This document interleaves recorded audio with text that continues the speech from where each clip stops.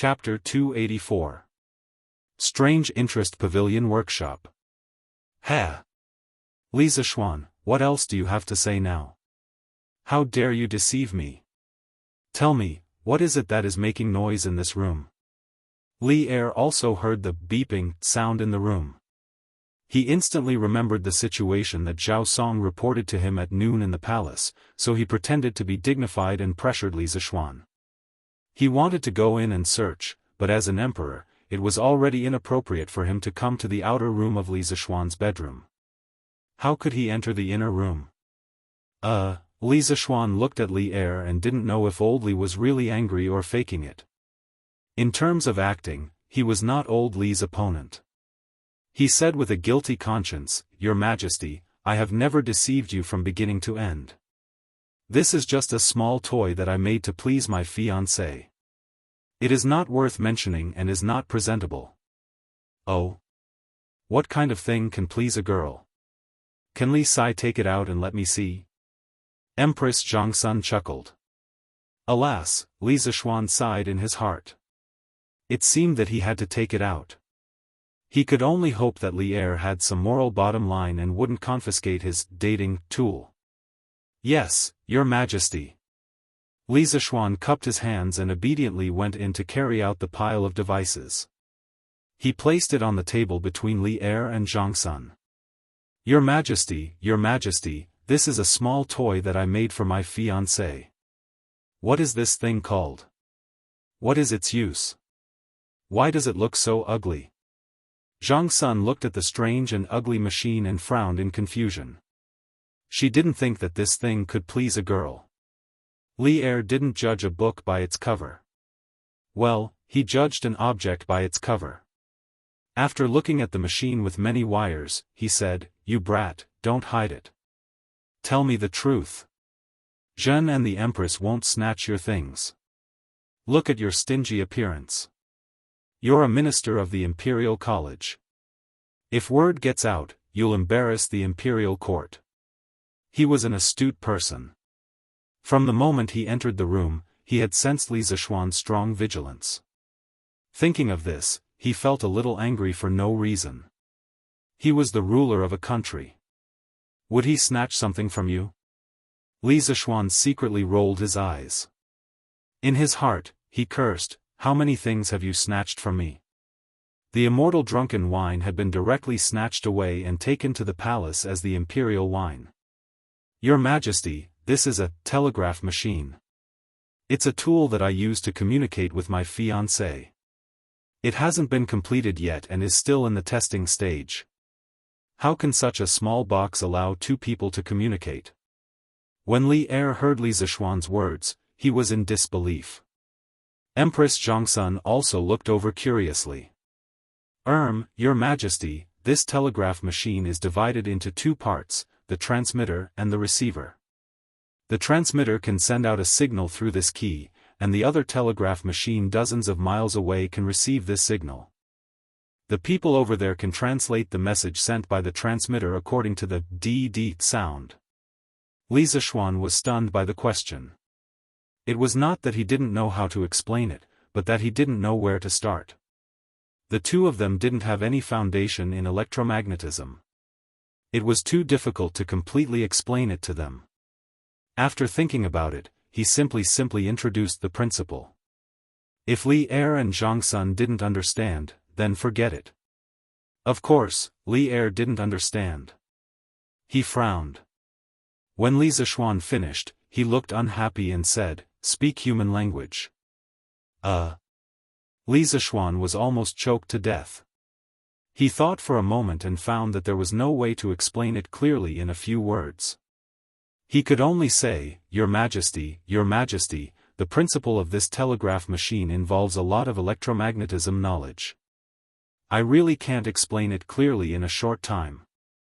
However, Your Majesty and Your Majesty only need to know that when I send a beep beep beep sound here, another telegraph machine dozens of miles away can also receive the same sound.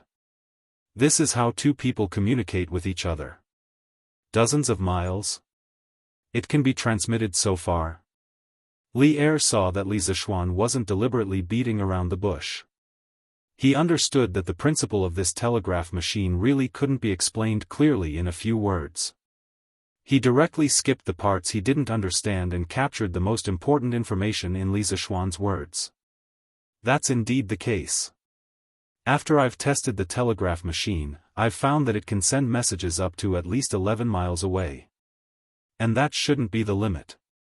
Theoretically speaking, if this telegraph machine is perfected to the limit, it can allow two people in any corner of the world to send messages to each other. The process of sending messages can be completed in the blink of an eye. Since the telegraph machine had been taken out, Li Zishuan didn't intend to hide anything. He could also show off in front of Li Er. Wasn't it great? If his parents in his previous life knew that he had once shown off in front of the Emperor Tang Taizong, they would definitely be very pleased. People anywhere can communicate with each other in the blink of an eye. Hiss. Li Er carefully recalled what Li Zishuan had just said a few times and couldn't help but have a toothache. It was really too shocking. Compared to the methods of communication that people often used in this era, such as relay stations, carrier pigeons, and fire beacons, Li Zishuan's telegraph transmission had completely subverted everyone's understanding. This empress has one thing that I don't understand. Can Li Xiannan solve this problem for this empress? Empress Zhongsun always looked as calm as water. At this time, she looked at Li Zishuan and asked with a smile. Empress, please speak. This small official will definitely tell you everything he knows.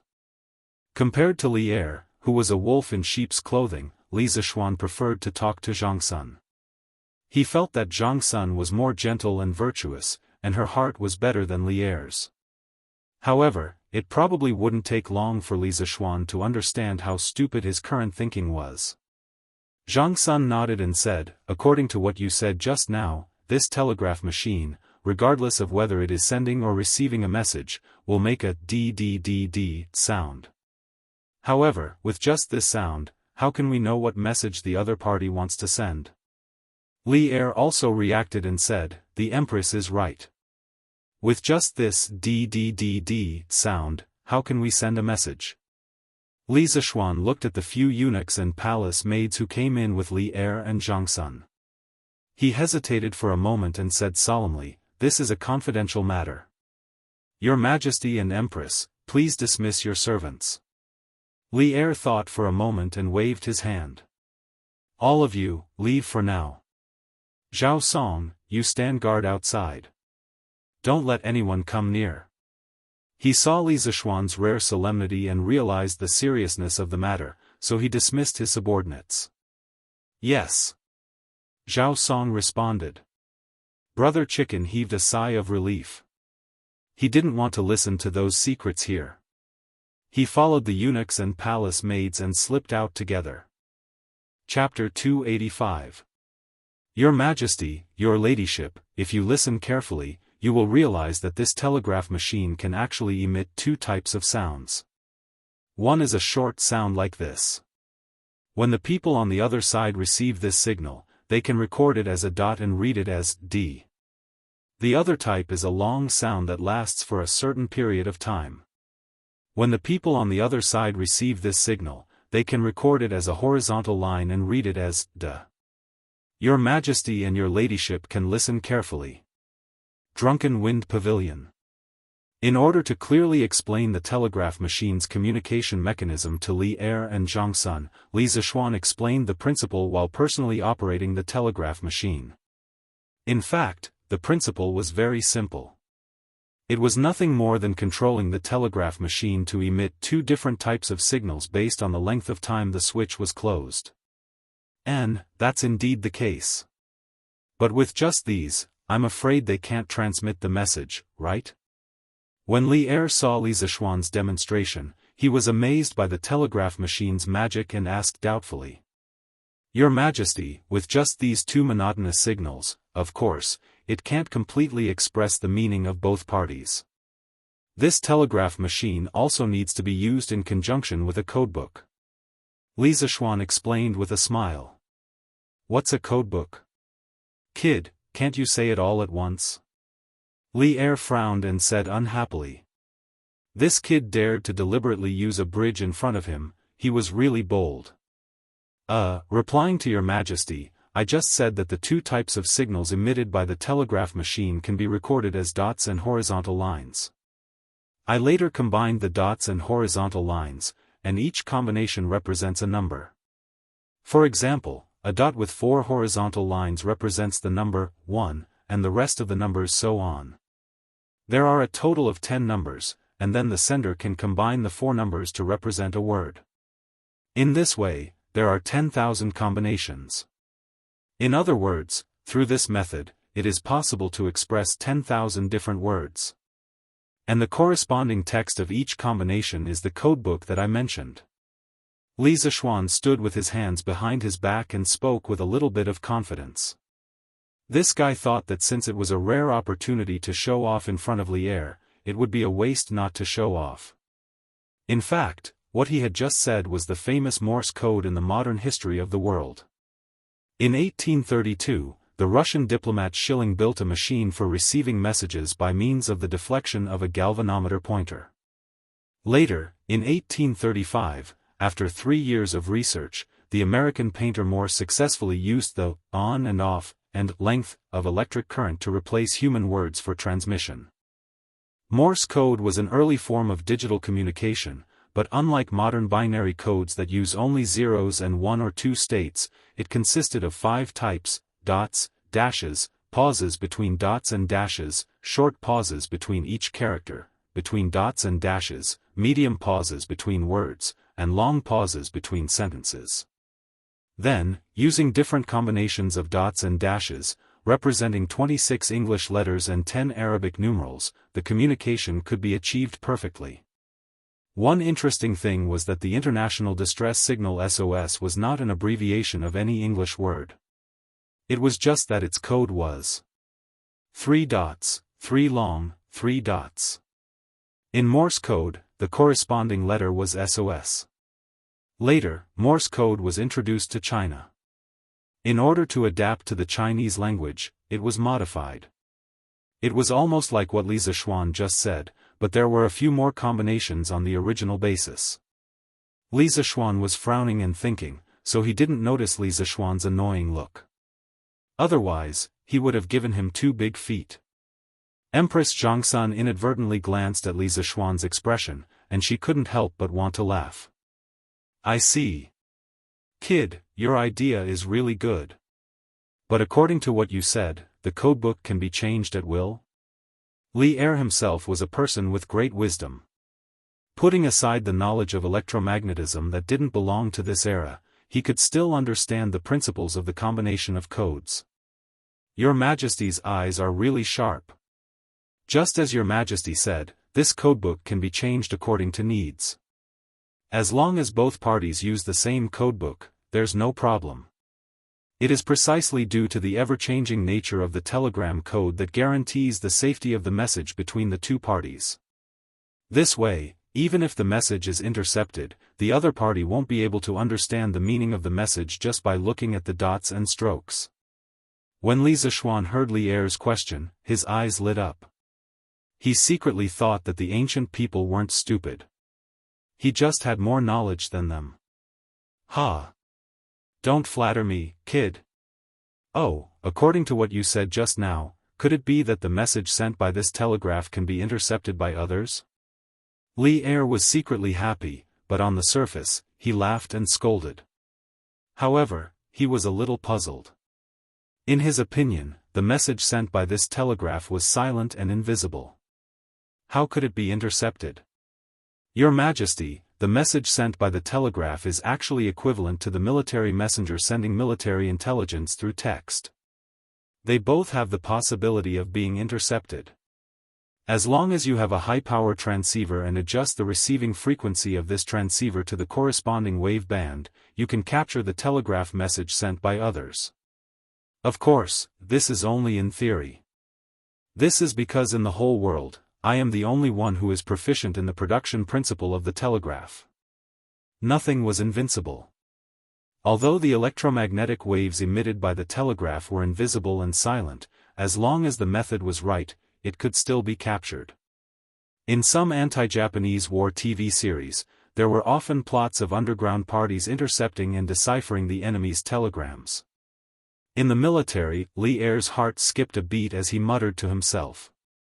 Although he didn't know what power, frequency, and wave band were, this didn't prevent him from obtaining other key information. At this time, he looked at the telegraph on the table again, and his eyes slowly became more and more passionate. This was the divine weapon of the country. With this telegraph, wouldn't the Tang Empire be in an invincible position in future wars? He had fought in wars all his life, and he immediately thought of the huge role this telegraph would play in the military. You just said that in the whole world, you are the only one who is proficient in the production principle of the telegraph? Li Er narrowed his eyes and looked at Li Zishuan as he spoke. Li Zishuan's heart tightened. He felt a trace of danger. Did he just show off too much? Your Majesty, it should be like this. Li Zishuan couldn't hear anything wrong from Li Er's tone, so he could only bite the bullet and answer. Can this telegraph be mass-produced? Can it be used for the transmission of intelligence in the military? Li Er's face didn't have any special expression, but there was a trace of hope in his heart. This, Li Zishuan wanted to curse in his heart. Sure enough, old Li wanted all the good things that he saw. What a robber! Your Majesty, the telegraph is currently only in the experimental stage. Its transmission distance and working time are not stable. I can use it to chat with Yushi, but if it is used for the transmission of intelligence in the military, we first need to solve the problem of its power supply, and then the problem of its signal transmission distance. Chat? You're actually planning to use this telegraph to chat? Before Li Zishuan could finish, Li Er couldn't help but interrupt. Li Er's eyes were wide open, and he looked like he wanted to eat someone.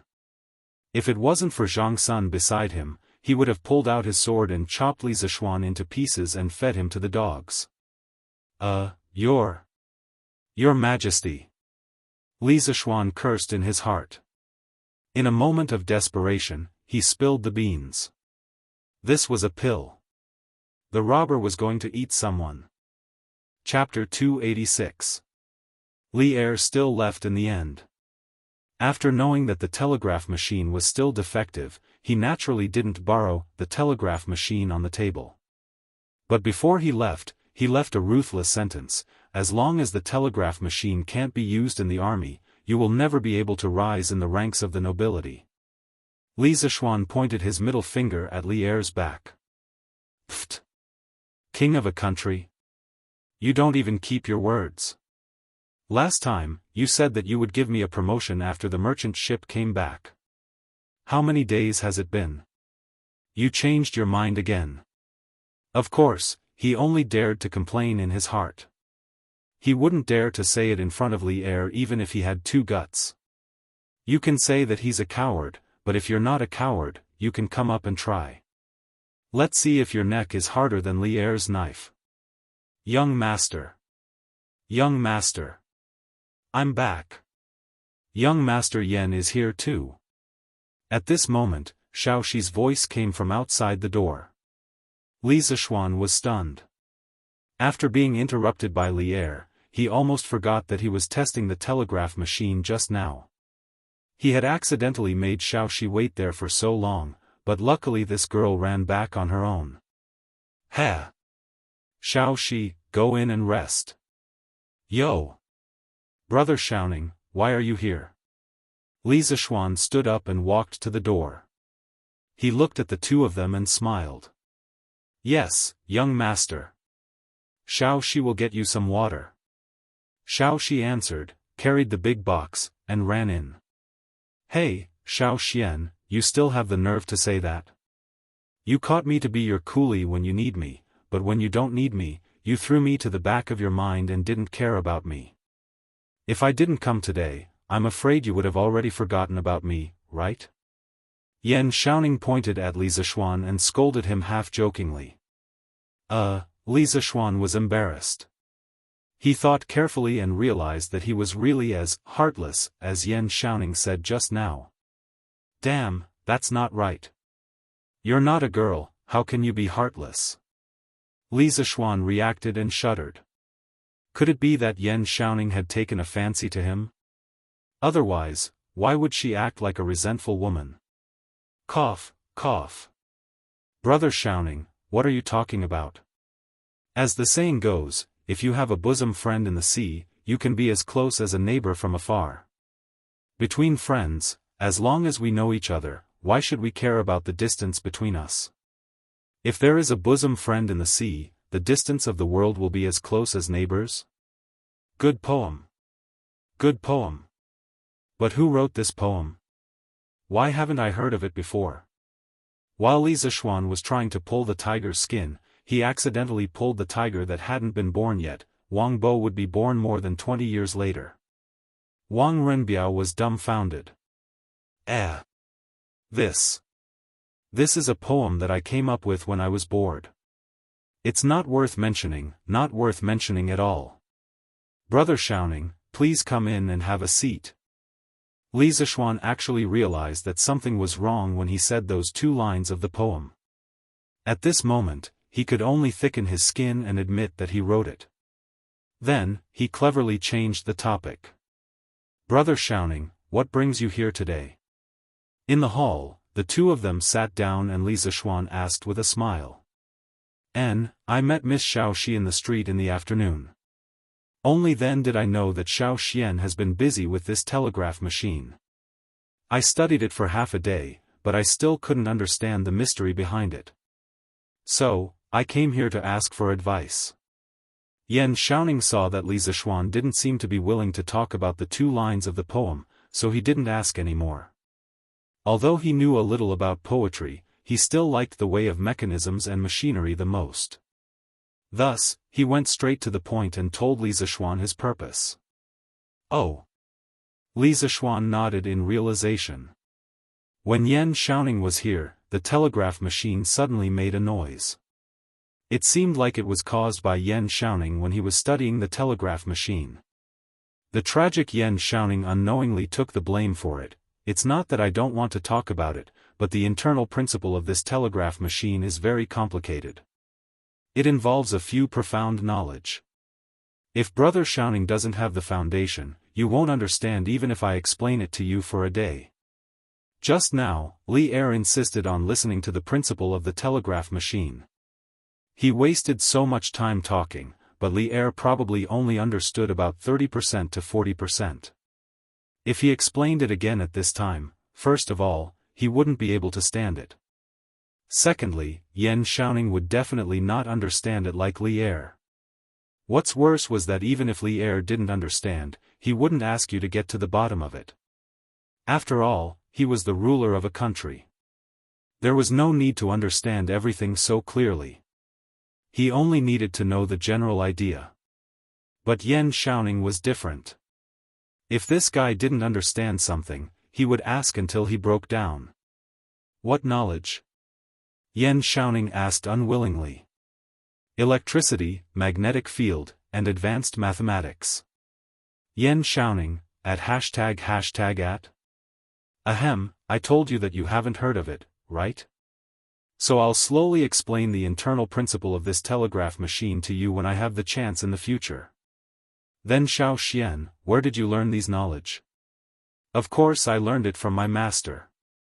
Brother Xiaoning, you should know that my master learned a lot when he was alive. The 3 knowledge that I just mentioned are just a drop in the ocean of the knowledge that my master was good at. Yan Xiaoning was a little annoyed in his heart. I know? What the hell do I know? Your master used to be so mysterious. How many people in the world know about him? However, when he heard the second half of Li Zishuan's words, he couldn't help but be slightly shocked. Sure enough, there's always someone better than you. Yan Xiaoning sat on the stool and hesitated for a long time. Finally, he gritted his teeth, stood up, and bowed deeply to Li Zishuan. Xiao Xian, to tell you the truth, I'm very interested in the telegraph machine that you made. I always feel that this thing is full of mysteries, as if it doesn't belong to the human world. I feel that a door of new knowledge is opening for me. Only by stepping into it can I experience a more wonderful world. If I don't understand the principle of this telegraph machine, I'm afraid that I won't be able to eat or sleep in peace. Xiao Xian, if your master's knowledge can't be spread to outsiders, I, Yan Xiaoning, am willing to treat you as my master. I only hope that you can peek into this door. Don't. Li Zishuan was shocked and quickly went forward to help Yan Xiaoning up. He underestimated Yan Xiaoning's dedication to new knowledge. If this guy was in the modern world, he would be an engineering expert. He was already addicted to new technology and couldn't extricate himself. Brother Xiaoning, you misunderstood me. My master doesn't have any rule that knowledge can't be spread to outsiders. On the contrary, my master is very willing to spread his knowledge to the world. It's just that he doesn't care about fame and fortune, so he doesn't want to do it. If Brother Xiaoning wants to learn these knowledge, I'll take some time to sort out a few books and give them to you in the future. Thank you very much. Yan Xiaoning heaved a sigh of relief. He had no choice just now. He also felt a little embarrassed to have his brother as his master. Oh right, Xiao Xian, aren't you working at the Imperial College now? Why didn't you think of teaching your knowledge to the students? When the time comes, I can also go and listen to it. Yan Xiaoning suddenly remembered Li Zishuan's current identity and asked doubtfully. About that, I'm only teaching mathematics at the Imperial College now. How can I teach other knowledge? If other professors see it, I'm afraid it won't be good. If you ask me, I'll say it. Xiao Xian, you can totally start your own school.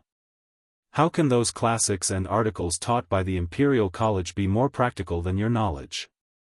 Li Zishuan rolled his eyes and thought to himself, brother, you really think highly of me. Chapter 287. Sigh, it seems like I can only continue testing this telegraph machine tomorrow. But it shouldn't be a big problem. I will be able to have a good chat with Yushi by then. After sending Yan Xiaoning off, Li Zishuan looked at the sky and thought regretfully. Young master, are you still staying in the workshop today? I heard that old madam misses you. She asked Li Zishuan after cleaning up the teacups on the table. Actually, she didn't want her young master to return home so soon because she spent more time alone with Li Zishuan here. However, Shi had always been by Madame Li's side, so she didn't want to see Madame Li unhappy. Oh, my mother. Li Zishuan was stunned. He thought for a while and said, all right, since the telegraph machine is almost done, let's pack up and go back today. Judging from today's test results, this first telegraph machine should be able to satisfy the communication needs between him and Han Yushi. This was because the distance between the Li residence and the Han village was about 20 miles. However, that was only the distance. In terms of the straight-line distance, it was only about 15 miles. The furthest effective distance in today's test was 11 miles.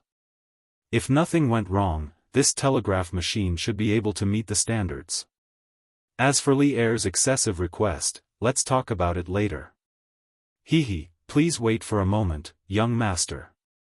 She will go pack up now. Okay, go ahead. I will move the telegraph machine to the carriage. Li Zishuan responded and quickly went into the house to move the telegraph machine. After the two of them finished packing, Li Zishuan asked Song Xiaoxi to drive the carriage to Yongla Lane. As for San Bao, she had already been sent back to the Li residence. After a while, they reached home. The servants came to help them move the things.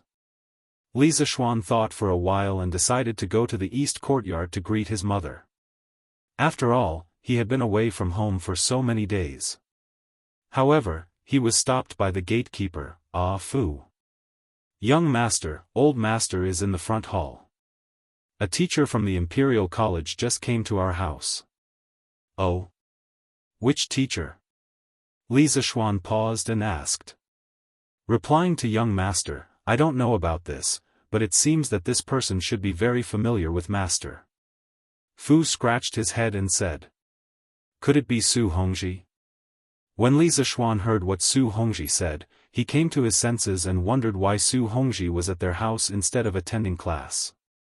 "Oh, okay, I got it. You can leave now." Li Zishuan waved his hand and rushed to the front hall. Walking into the main hall, Li Zishuan took a closer look and saw that it was indeed Su Hongji. "Dad, your son is back." "Hey, Mr. Su, you're here too." Li Zishuan greeted the two of them with a smile. "Ha! You brat, you still know to come back. Remember to talk to your mother later. She misses you a lot." Li Jingma's eyes flashed with a hint of pleasant surprise. He pointed at Li Zishuan and scolded with a smile. "Yes, father. I'll go in a while."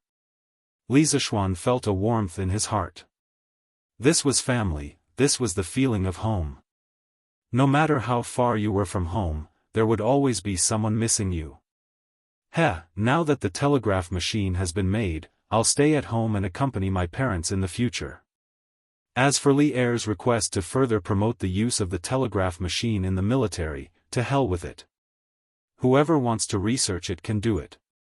If they don't give me a promotion, I don't care. Almost instantly, Li Zishuan made a decision. "Li Sai, I'm here to look for you today, but when I arrived at the Li residence, I found out that you weren't at home.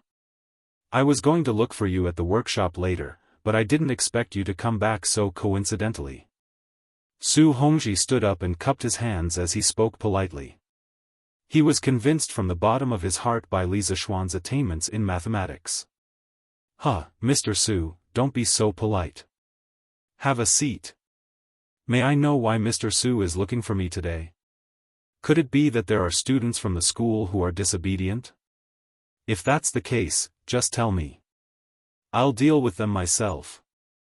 Li Zishuan's first reaction was that there were mischievous people in the school who were causing trouble when he wasn't around. After all, the children of the officials weren't easy to deal with. No. Su Hongji's face darkened.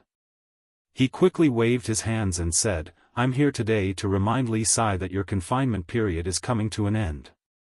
You have to remember to return to the Imperial College in time to give a lecture." Su Hongji wasn't in the Imperial Court, so he didn't know that Li Zishuan's confinement order had been temporarily lifted a few days ago. Otherwise, he would have come over long ago.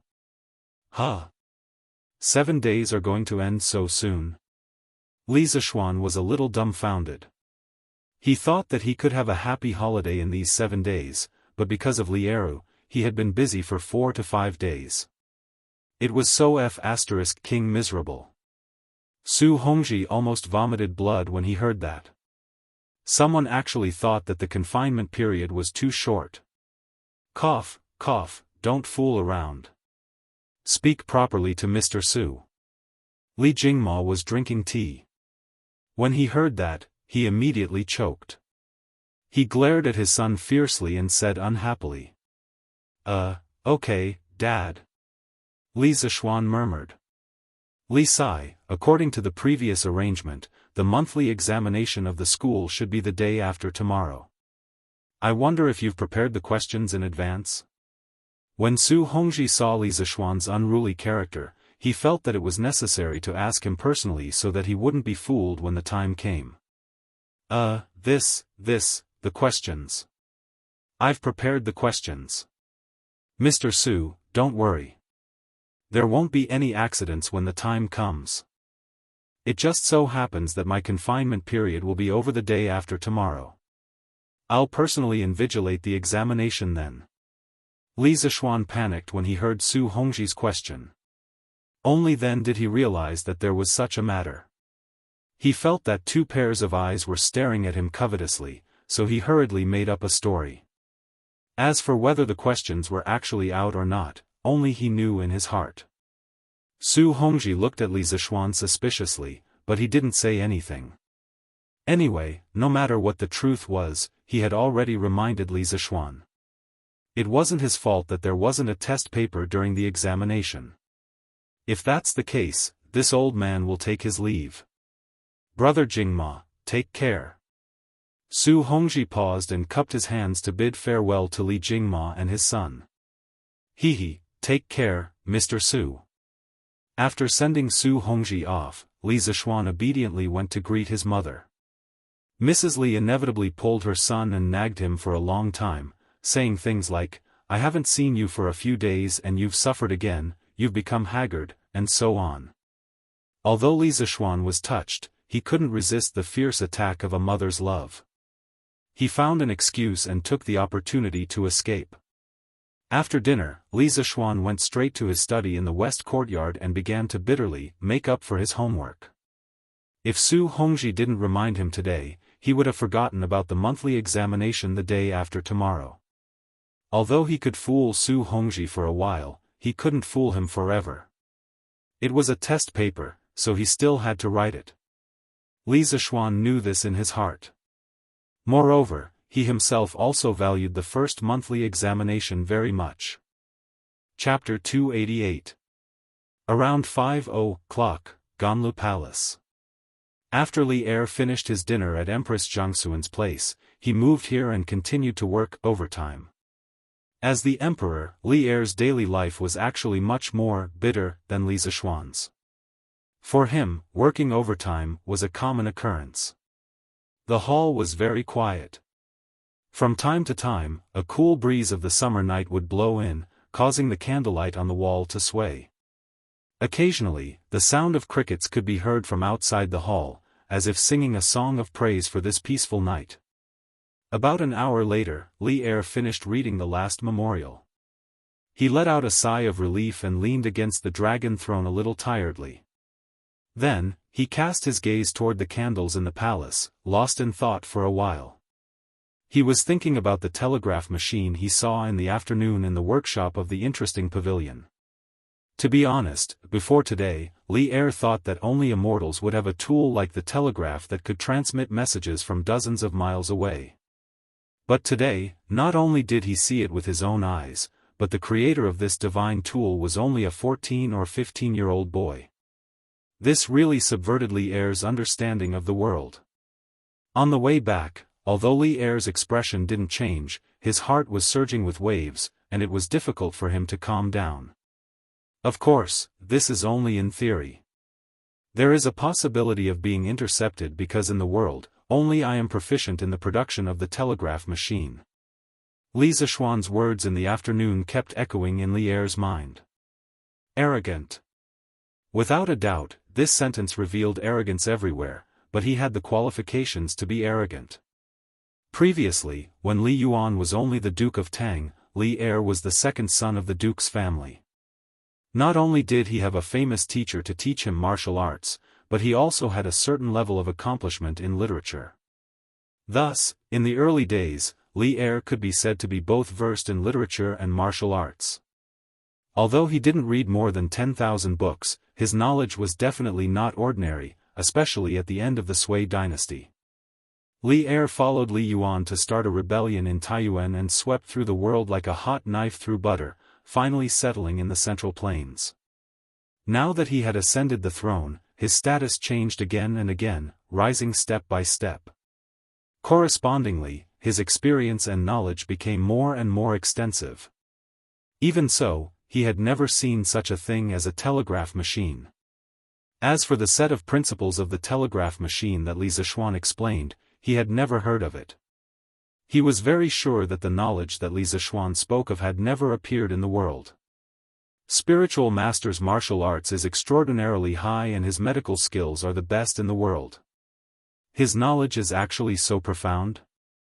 Does such a person really exist in the world?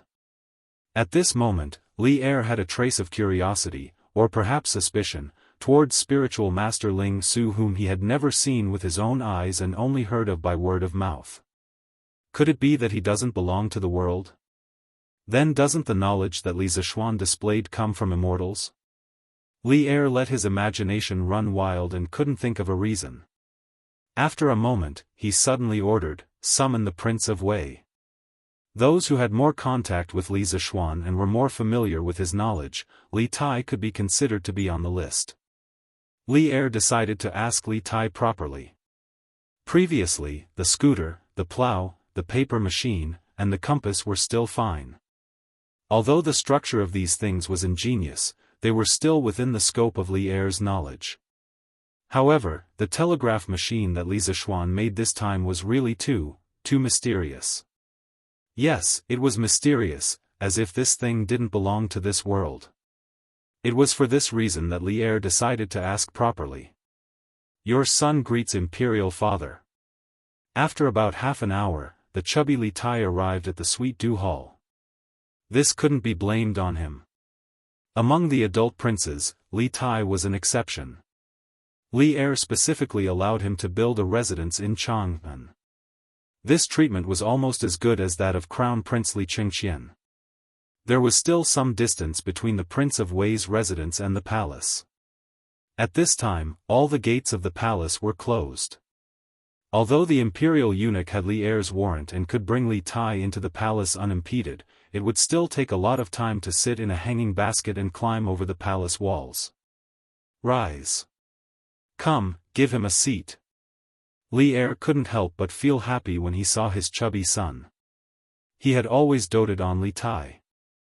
Apart from Li Tai's intelligence, it might also have something to do with Li Tai's comical body shape. Thank you, Imperial Father. Although Li Tai didn't know why Li Er had called him over so late at night, he was confident that he hadn't done anything out of line recently, so he naturally didn't feel guilty. Qingke, we called you here so late at night because we have a matter to ask you. Li Er waved his hand, indicating for the palace maids and eunuchs to withdraw. The father and son exchanged conventional greetings for a while before Li Er got straight to the point. Imperial Father, please speak. Your son will definitely tell you everything he knows. Qingke, counting the days, it's almost been a month since you started attending classes at the Imperial College. We also heard that your results in the School of Mathematics have always been among the best. We are very comforted. Today, we want to ask you, Qingke, how much do you know about Li Zishuan? When speaking of Li Tai's results, Li Er's face glowed with pride. When his son's results were good, his father would indeed be happy. Even as the emperor, Li Er was no exception. Hearing Li Er's question, Li Tai couldn't help but frown. He didn't know the deeper meaning behind Li Er's question, so he thought for a long time before replying. Imperial Father, the more time this son has spent with Sir Li, the more I feel that Sir's knowledge is as vast as the sea. Just speaking of mathematics, this son dares to say that no one in the world can beat him in this aspect. The concepts and methods he proposed are things that this son couldn't find even after searching through all the ancient books. In terms of mathematics, Sir Li should be a school of his own. Moreover, using his theories, one can often solve problems faster and more accurately. At this point, even the proud Li Tai couldn't help but reveal a trace of admiration on his face. This subtle expression was naturally caught by Li Er, and he couldn't help but feel a trace of surprise in his heart. Then what about outside of mathematics? Have you ever heard of Qingke? Outside of mathematics? Li Tai looked curiously at Li Er, seeming to understand something. If we were to talk about Sir Li's knowledge outside of mathematics, this son's deepest impression would be the hypothesis of the nature of the earth that Sir Li explained to us when we were making the compass. Oh? The nature of the earth? What is the nature of the earth? Qingke, tell me quickly. Li Er couldn't help but ask curiously. Replying to father, in order to explain to us why the compass can point us in the right direction, Mr. Li once said that the ground under our feet is a sphere, and this sphere itself is a huge magnet. Li Tai slowly recounted the scene of that day. Li Er listened attentively to this magical theory that was like a fantasy story, and the shock in his heart grew stronger and stronger. Chapter 289. The Earth is actually a sphere? And it's magnetic? In the Sweet Nectar Hall, Li Tai finished recounting everything that had happened when he made the compass. Li Er's expression became somewhat complicated, and after a long time, he couldn't help but mutter to himself. These novel theories might sound absurd at first, but behind each theory, there was a strong argument supporting it, making it impossible to refute. It was precisely because of this that Li Er was silent for a long time after listening to it. Qingke, it seems that you already believe in Li Zishuan's theories? Li Er turned around and asked softly. Li Tai had been sitting quietly below. Even though Li Er had been deep in thought for a long time, he didn't show any impatience, nor did he make any sound. Now that he heard Li Er's question, he hurriedly replied, "Indeed, Mr. Li's theories are not empty words. There is a strong evidence behind them. Your son also participated in one of the small experiments that day. The facts are right in front of your son's eyes. Your son has no choice but to believe it." Li Tai paused, then continued, "Your son used to be conceited about his innate intelligence and erudite knowledge. Unavoidably, your son was a little arrogant because of his talents. Ever since I met Mr. Li, your son has learned that there is always someone better than you." In front of the curious pavilion, Mr. Li's inexplicable 10 questions completely destroyed your son. Later on, your son entered the school of mathematics. Originally, your son had some thoughts of competing with you, but as your son's understanding deepened, I was convinced by Mr.'s vast and profound knowledge. A new door opened to your son. After your son entered, your son discovered that mathematics could actually be so exciting, interesting, and novel. It wasn't until a few days ago that your son understood that mathematics was only the tip of the iceberg of Mr. Li's expertise. Physics, chemistry, these are things that your son had never heard of before, but Mr. Li was able to easily grasp them. Your son's previous thoughts of competing with you have long disappeared without a trace. Compared to 2 months ago, Li Tai was indeed much more stable and sunny. He, who was focused on his studies, had even faintly forgotten that he had to compete with Li Qingxian for favor. Li Tai looked at his son. In such a short period of time, he had changed so much. For a moment, he felt a little emotional. After mulling over what Li Tai had just said, he suddenly asked, "Chemistry? What is chemistry?" "Qingke, you haven't mentioned chemistry before, have you?" Li Tai was a little dumbfounded. He accidentally spilled the beans. He had promised Li Zishuan that he would not spread the principle of making glass. What should he do now? What? Is there something else you need to hide from me? Li Tai was shrewd. He immediately saw the hesitation in Li Tai's eyes. Hesitation at this time was equivalent to preparing to lie. Li Er was a little dissatisfied. Among his sons, Li Tai was the one he doted on the most. He did not expect that his favorite son would want to lie to him now. No, no. Replying to Imperial Father, the teacher said before that the so-called chemistry is the study of changes. It is a knowledge that studies the changes of substances. Under certain conditions, several substances can react with each other and form a new substance. This is the definition of chemistry and also the use of chemistry. When Li Tai saw Li Er's gaze, he panicked and hurriedly blurted out. The study of changes? This sounds interesting. Li Er held his chin and smiled, then asked, "Why did Li Zishuan mention this knowledge to you? Could it be that this kid has created something new?" Li Tai's heart sank. Sure enough, things were developing in the direction he did not want to see the most. However, in this situation, there was no time for him to think. The little fatty could only bite the bullet and say, replying to Imperial Father, previously the teacher felt that the Hu merchant's glass was turbid and expensive, so he made his own glass. The knowledge he used was chemistry. What? Li Er suddenly stood up. He was shocked and angry. How could he not be shocked that Li Zishuan could make something like glass that was so profitable? Previously, the imperial court had commissioned the workshop of the curious pavilion to make compasses.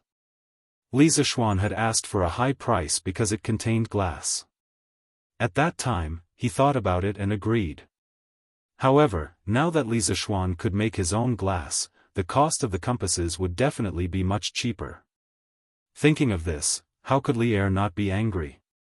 2 days ago, Li Shaogong had excitedly ran into the palace to tell him that the compasses bought from the workshop of the curious pavilion were of better quality, especially the glass that was clearer. At that time, Li Er was still wondering if Li Zishuan had found his conscience and specially used good glass for this batch of compasses for the imperial court. In the end, he and Li Shaogong had been teased by this kid. Then Qingke, do you know how much the glass Li Zishuan made cost? How exactly was it made? Li Er calmed himself down and asked. Replying to Imperial Father, at that time, Mr. only told us the general principle of the process of making colored glaze. He didn't talk about the details. I'm afraid that only a few core members of the workshop know the specific process of making colored glaze. As for the cost of the glass they make, your son does not know, but it should be somewhat cheaper than the glass sold by the Hu merchants, and the quality should be even higher. Li Tai considered his words as he spoke. He knew what Li Er was thinking. He was just a little unhappy, so he intentionally did not mention the materials used to make glass. Otherwise, Li Er would definitely be even angrier. I didn't think that this kid would be so erudite and talented. He could even make glass. Li Er did not hear that the glass was very cheap, so he felt a little better. But after thinking about it for a while, he relaxed. Li Zishuan being able to make glass was only beneficial to the Great Tang. The ones who should be worried were the Hu merchants. Li Zishuan earned money with his own ability. As the emperor, why should he care about such details? Imperial Father is right. The longer I stay with teacher, the more I can feel teacher's erudition. Li Tai heaved a sigh of relief and nodded in agreement. That kid has been up to something recently. Qingke, you probably don't know, right? Li Er took a sip of tea and smiled. Oh? Did teacher invent something again? Your son has been busy preparing for the monthly examination and did not see teacher. Can Imperial Father tell me a little? Little Fatty's eyes lit up as he hurriedly said. Other than the mathematics, physics, and chemistry that you mentioned just now, that kid is also proficient in electricity, magnetic fields, and advanced mathematics. The thing he made recently was made based on these few fields of knowledge. Chapter 290. It was already late at night, but the father and son in the Sweet Nectar Palace were chatting more and more happily. Li Er described the telegraph machine that he saw in the workshop that afternoon to Li Tai. As for the inner workings, he could only pick the parts that he understood to explain. This way, Li Tai was even more confused as he listened. Correspondingly, he felt that the telegraph machine was even more mysterious. There's actually such a divine item in this world that can allow communication from dozens of miles away. In that case, what's the difference between this telegraph machine and those celestial artifacts? Previously, Li Er was amazed by Li Zishuan's theory of the Earth's magnetic field. Now, it was Li Tai's turn to be amazed by the powerful functions of the telegraph machine. The little fatty opened his mouth in shock, his face full of disbelief. Seeing his expression, Li Er wanted to laugh. He estimated the time and said, "All right, it's getting late. Qingke, you should go back and rest. As for the telegraph machine, you can slowly study it in the future." "All right, then I'll take my leave. Father, you should also rest early."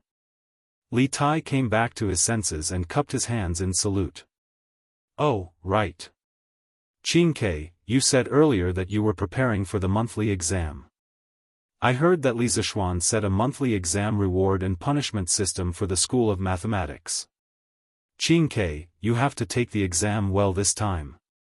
Although I'm the emperor, I've never been to the Drunken Immortal restaurant. If you get first place this time, I'll take your mother, a few concubines, Chengqian, and your brothers and sisters to the Drunken Immortal restaurant for a meal. This way, even Wei Zheng won't have anything to say." Li Er stopped Li Tai and laughed. Li Tai was speechless.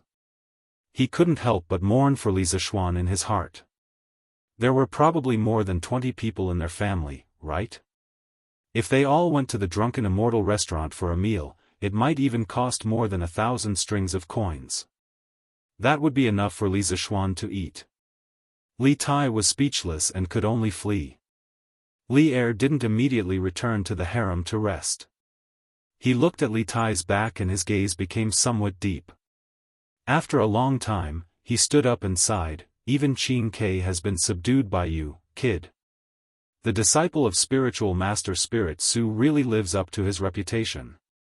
Mathematics, physics, chemistry, electricity, magnetic fields, advanced mathematics. How many more skills do you have that you haven't shown? Was he planning to establish his own sect and establish his own sect? It seems like a mere directorate is no longer enough for you. Li Er paced back and forth as he pondered for a moment. Suddenly, he burst into laughter and said, since you have this ability, I will give you the chance to display it to your heart's content. We would like to see what the Great Tang will become 10 years later because of you.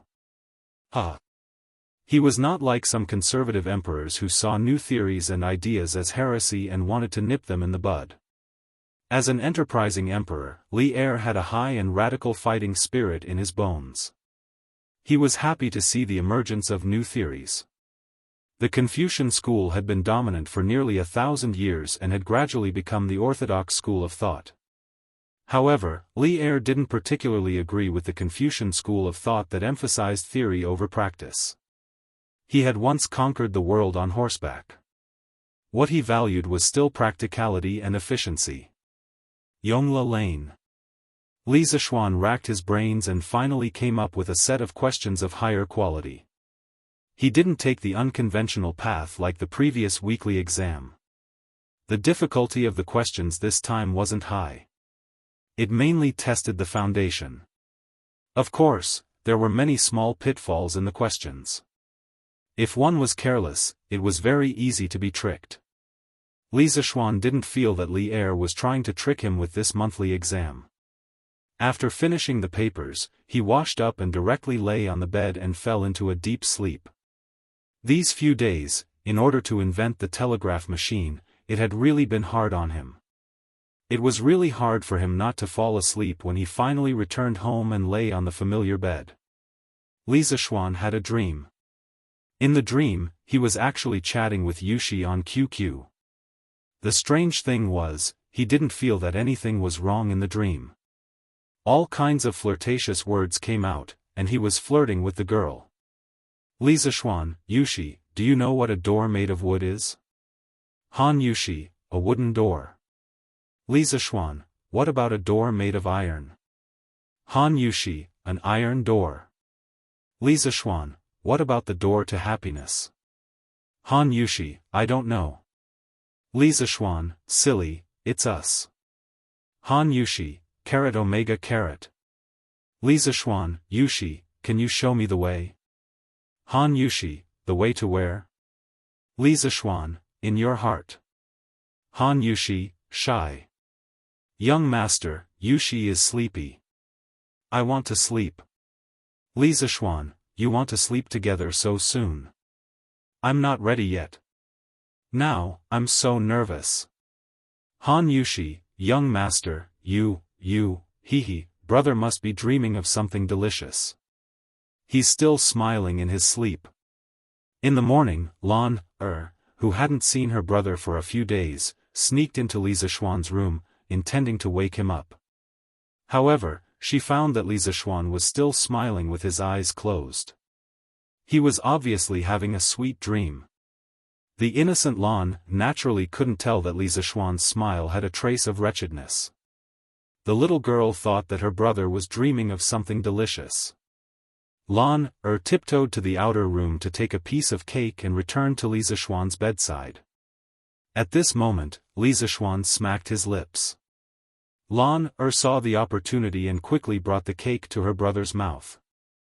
Li Zishuan smelled a fragrance in his sleep. He couldn't help but open his mouth and move closer to the source of the fragrance. Lan looked at Li Zishuan's silly appearance as he slept and ate the cake at the same time.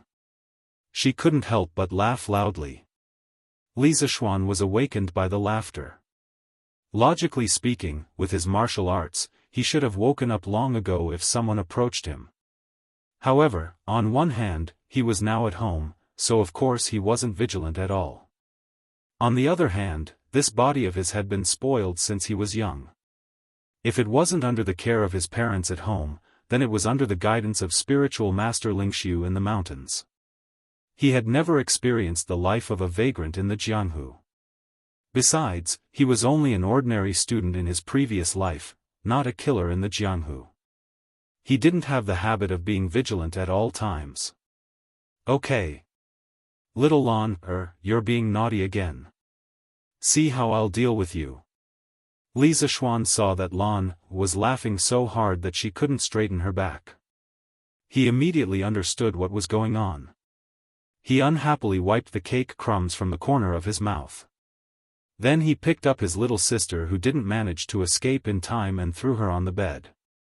He took off the little girl's shoes and scratched the soles of her feet. He said fiercely, Do you still dare to tease your brother? He. Don't scratch. Brother, Lan, was wrong.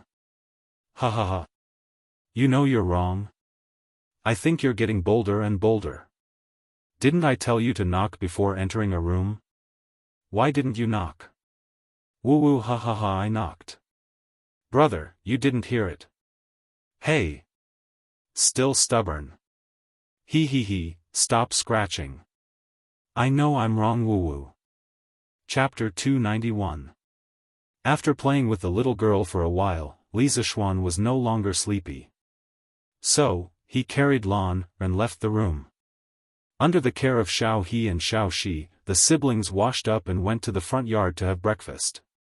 However, they bumped into San Bao. Hey, San Bao. Are you feeling better? Yes, young master. My body is very strong. I've almost recovered since last night. San Bao quickly scratched his head and said with a silly smile. Hey, look at what you're capable of. Later, go to Butler Wang to get 3 strings of money as a tip. Thank you for your hard work yesterday. Li Zishuan took a closer look and realized that San Bao was really fine. He waved his hand and brought Lan to the front hall. Thank you, young master. Thank you, young master. San Bao was very surprised and thanked him profusely. When the other servants saw this, they looked at San Bao enviously. This tip was equivalent to a few months of their salary. In the front hall, the family of 4 was having breakfast happily. Mrs. Li hadn't seen her son for 3 days. Yesterday's dinner and today's breakfast were very sumptuous. They were all Li Zishuan's favorite dishes. Li Zishuan couldn't help but sigh in his heart. If he ate like this every day, it wouldn't take long for him to become a big fat man. By then, Chang An would have one less handsome man. Tsk. Xian, come and drink some mushroom pheasant soup. This pheasant was sent over by your in-laws yesterday. Mrs. Li scooped some soup for her son with a smile. Li Jingma, who was sitting at the side, was naturally left out. Not only that, because Mrs. Li stood up to scoop some soup for him, Mr. Li couldn't even pick up any food. He could only eat the white rice in his bowl silently. Okay, Mom, you shouldn't eat too much for breakfast. Li Zishuan quickly said. Who said that I shouldn't eat too much for breakfast? That's nonsense. Mrs. Li rolled her eyes at her son. Although she said that, she still put down the spoon and sat back down. That's right. Mother, you just said that this pheasant was sent by Han Lijing, but why didn't he come in person? Li Zishuan asked as he ate. Isn't this all because of you? Old man Li, who had been eating silently at the side, said, I heard that Han Li has been busy preparing for your marriage with Han girl these past few days. At the same time, he often goes to the neighboring plum village to check on the situation of the chicken farm there. He's so busy, how could he have the time to come over and deliver pheasants to you? This pheasant was hunted by the Han village's farmer. After he gave it to Han Lijing, he couldn't bear to eat it, so he asked someone to send it over. Oh, I see. Brat, what have you been doing in the workshop recently? Li Jingma took a bite and asked. In the past, the Li family had always been particular about not talking while eating. Ever since Li Zishuan returned, he had led the entire Li residence astray. Hee, it's nothing. I was just bored and made some small things to play with. Li Zishuan explained casually. Brother, what's so fun about it? Lan wants to play with it too. Okay, I'll teach you later. After breakfast, Li Zishuan didn't forget that he had something important to do today. He called San Bao, Xiao He, Xiao Shi, and Lan over, then took out a telegraph and a few spare batteries. He said to them, send these things to the Han family. I've already put the instructions and code book of the telegraph inside.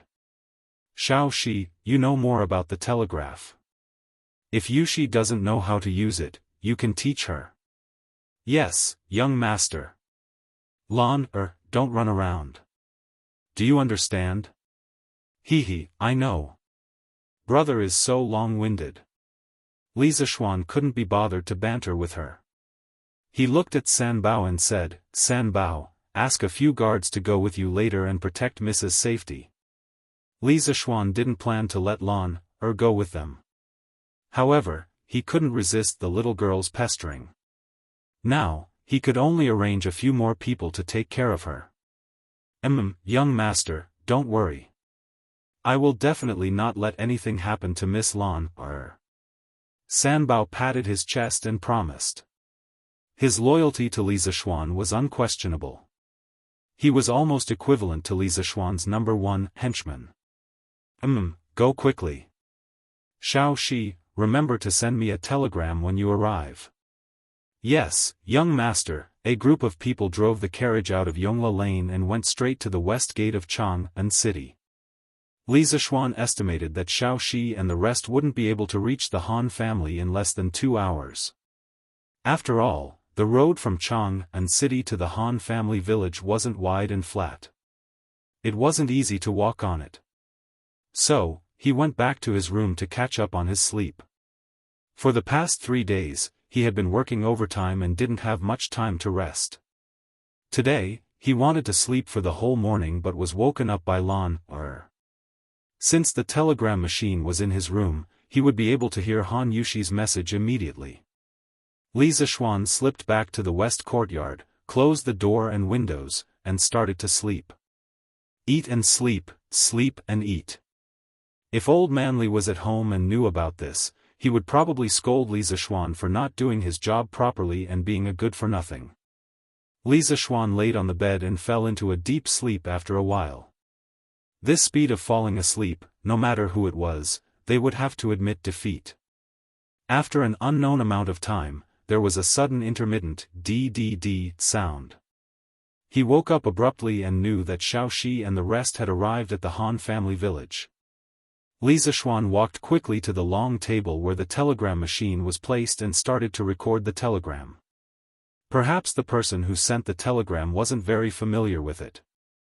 So, it took almost 15 minutes for the short message to be sent. Luckily, Han Yushi's side was slow. Li Zishuan had come into contact with telegrams in his previous life, but this was his first time making one. His speed of recording the code was also very slow. After he finished recording the code, Li Zishuan flipped open the code book and started to translate the telegram. His speed was faster because he was the one who wrote the code book. He couldn't say that he remembered everything, but at least he was very familiar with it. After a while, Li Zishuan translated the contents of the telegram. Young master, I am Xiao Shi. We have a safe journey and have arrived at young madam's house. Young madam is learning how to use the telegram machine. Just a short 30 words, but there were almost 700 codes. Li Zishuan sighed in his heart. This telegram machine was still not as convenient as a phone. This is really greedy. You already have a telegram machine, why do you still need a bicycle? Li Zishuan laughed and shook his head. He thought for a while, then looked at the code book and sent a telegram. N, take care of Lan Er. Don't let her run around. Also, tell Yushi not to rush and learn slowly. I can wait. Chapter 292. Young madam, young master is talking to you. He wants you to learn slowly. Don't be anxious. Han family's courtyard. After Xiaoxi finished translating the code, she ran to the side and said to Han Yushi, who was reading the telegraph machine manual. Xiaoxi, I haven't married him yet. Don't call him that. Although Han Yushi was happy in her heart, she still looked embarrassed. Hee, Sister Yushi will be Lan Er's sister-in-law in a few days. It's okay to call him that now. Lan Er followed behind Xiaoxi and giggled. Lan Er. You're talking nonsense too. Hee, I'm not. Xiaoxi, can you help me send a telegram? I want to talk to brother too. It was only today that Lan found out that Li Zishuan had come up with such a fun thing recently. The magic of the telegraph had already surpassed her understanding of this world. The little girl was now very fond of this efficient and fast method of communication. She saw Xiaoxi's operation just now, but she did not learn it. That was why she said that. Okay. What do you want to say to young master? Xiaoxi will help you send it. Xiaoxi smiled faintly. Hee, let's talk about it over there.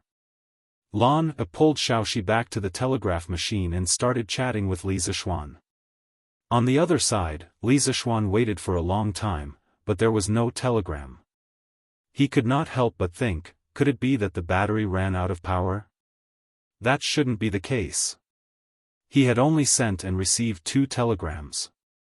DDD. At this moment, the telegraph machine finally rang again. Li Zishuan was energized and started recording the telegram. This time, the telegram was shorter.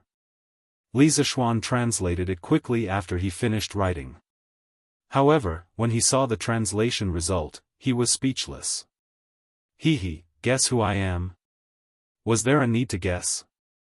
Other than the mischievous Lan Er, who else would speak to him in such a tone? He suddenly had a thought and replied mischievously, Ah. Isn't this the silly girl from Blacksmith Wang's family? How did you know how to use the telegraph machine? Pfft. Han family's courtyard, Han Yushi's room. Xiaoxi looked at the telegram she just received and couldn't help but laugh. Xiaoxi, what did my brother say? Did you guess it was me? Lan Er was not as tall as Xiaoxi. She tiptoed and looked up, but she could not see the contents of the note in Xiaoxi's hand. She could only ask anxiously. Miss, you should see for yourself. Xiaoxi held back her laughter and handed the translated telegram to Lan Er. Lan couldn't wait to take a look. A moment later, her smiling face turned red with anger. Humph, smelly brother, he must have done it on purpose. Lan Er stomped her feet, crumpled the paper ball in her hand into a ball, and threw it out angrily. Xiaoxi, help me send another telegram to my brother. Yes, miss. Beep. Beep. Beep. Beep. Li Zishuan didn't wait for long before the telegraph rang again. Lan Er, bah. Smelly brother, you're the silly girl. Hee, this little girl. Li Zishuan smiled and shook his head. He suddenly felt that chatting like this was quite interesting. Oh. So it's Lan Er. Lan Er, you know how to use the telegraph so quickly? Li Zishuan replied with a sudden realization. Lan Er, humph, smelly brother, you're still trying to lie to me. You obviously did it on purpose just now. Also, Xiaoxi is helping me send another telegram. Lan Er still doesn't know how to use this thing. Li Zishuan, hee. Lan Er, brother, Lan Er also wants a telegraph to be placed in the room. Li Zishuan, why do you want a telegraph for? Who are you sending it to? Li Zishuan asked curiously. Lan Er, for brother. Lan realized that using this thing to talk is very interesting. Li Zishuan, he was speechless. The backyard where Lan lived was only a few hundred meters away from his west courtyard. Why would she need a telegraph? In the afternoon, Lan, Xiaoxi, and the rest finally returned. After witnessing the magical power of the telegraph at the Han residence, Lan came back and found Li Zishuan. She cried and begged for a telegraph. Li Zishuan was helpless. He really didn't have the time and energy to build another telegraph. He would be returning to the Imperial College tomorrow. Now that he thought about it, the position of Imperial College was really a kind of restraint. Li Zishuan planned to find an opportunity in the future to resign with Li Er and return to their hometown. He only wanted to keep his title of nobility. After promising countless benefits, Li Zishuan finally got rid of Lan, this annoying little tail. He called Xiaoxi and asked, "How's Yushi's learning of the telegraph?" Xiaoxi replied, "Well, young madam already knows how to use it, but she's not very familiar with it yet. She said that she'll contact you when she's familiar with it." "Young master, don't be anxious." "Ahem, I'm not anxious, I'm not anxious." Li Zishuan touched his nose awkwardly and said. At night, Li Zishuan returned to his room early after dinner and waited for Han Yushi to send a message. At this time, he realized that there was a very obvious flaw in the telegraph. That was that it could not record the received code by itself. It needed someone to be by its side 24 hours a day.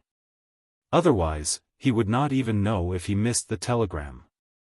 In fact, the early wired telegraph had a device that automatically recorded the code. It mainly used the electromagnet inside the transceiver to drive the pen on the iron plate to make a mark on the paper tape. If it was a short time, it would be a dot.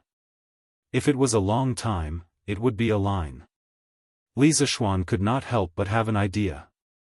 Should he add such an automatic code recording device to his own wireless telegraph? However, this way, the telegraph would be very power-hungry. Why hasn't Yushi sent a telegram yet? Could it be that she has to be very familiar with it before she sends it? Does she have to be so professional? Li Zishuan let his imagination run wild for a while. Then, he looked at the time and could not help but mutter to himself. Beep, beep, beep. Just as he was getting a little impatient from waiting, the telegraph finally rang. In fact, Li Zishuan's guess was right. Han Yushi had been familiarizing herself with the operation of the telegraph over and over again. She had translated what she might say next into the code. Only then did she send the first telegram in her life with some apprehension. "Young master, are you asleep?" Li Zishuan smiled and replied, "No. Yushi, we're going to get married soon. Why are you still calling me young master?" Han Yushi, then what should I call you? Li Zishuan, husband. Han Yushi, ah. That won't do. Yushi can't call me that now. Li Zishuan, then just call me brother Xiaoxian like everyone else. Calling me young master sounds too distant. Han Yushi, alright. Brother Xiaoxian. Li Zishuan, hee, Yushi, how is it? This telegraph machine I made is not bad, right? Before we get married, you can't go out. I specially made this telegraph machine to talk to you and relieve your boredom. This is not considered a violation of etiquette. So this magical iron box was specially made for me. Han Yushi felt a little sweet in her heart and said, "Yes, this telegraph machine is very good. Yushi likes it very much." Chapter 293. Everyone, do your best. Regarding the monthly exams reward and punishment system, I believe all of you are very clear about it. I don't need to repeat it, right? If you do well, you will gain both fame and fortune. If you don't do well, the next morning, Li Zishuan held the exam papers and stood on the podium. He was trying to motivate the students before the exam. But his words did not sound like he was trying to motivate them. The students, especially Cheng Chumo, Sun Zifan, Yu Dongkai, Kong Chuansuan and the others, who were aiming to get out of the last 5 places, heard Li Zishuan sneer and felt their buttocks tighten. Ah no, their hearts tightened. If they were unlucky enough to get into the last 5 places, they would not have a good time next month. Ku Shiqing, Zheng Ziren, Meng Wenhao and the others, who were in the front, were all eager to try. The reward for getting first place in the monthly exam was very tempting. Especially Meng Wenhao, who was determined to get first place in this monthly exam. This was because the fleet that was going south would set sail the day after tomorrow. He wanted to get first place and give it to his father. Li Tai was very indifferent. What Li Er said to him yesterday, of course, he took it as a joke. The royal family was not so poor that they could not afford to eat. Okay. Put away your textbooks and start the exam. At this time, there was the sound of the drum and bell from the directorate. Li Zishuan patted the podium and signaled everyone to be quiet. He began to distribute the exam papers. After handing out the papers, Li Zishuan returned to the podium and brought over a stool. He sat in front of the podium and gloated as he looked at the group of miserable children who were being ravaged by the exam. The questions this time, why? After experiencing the previous weekly exams, the students were already immune to those strange questions. However, when they received the test paper and opened it, they were not used to it. The style of these questions was not quite right. It was so simple. Hee, you all can be proud over there. The questions are simple, but it does not mean they are easy. Li Zishuan was sitting on the podium. The expressions of the students naturally fell into his eyes. He couldn't help but snicker in his heart. Compared to the previous questions, this set of questions was indeed very basic. But who said that basic questions were easy to do? For those who had gone through exam-oriented education, the basic questions were the most difficult. In his previous life, Li Zishuan would rather do some extremely difficult questions than basic questions. Some basic questions were especially easy to lose points. What's more, there were more or less traps in these questions. As for who would fall into the traps, it would depend on their own luck. F***CK. Sir, you're giving me free marks with these questions. Huh. Sun Zifan continued to do a few questions as if he had the help of God. In an instant, he felt very good about himself. He couldn't help but feel very proud. He secretly thought that he wouldn't be beaten when he went home this time, right?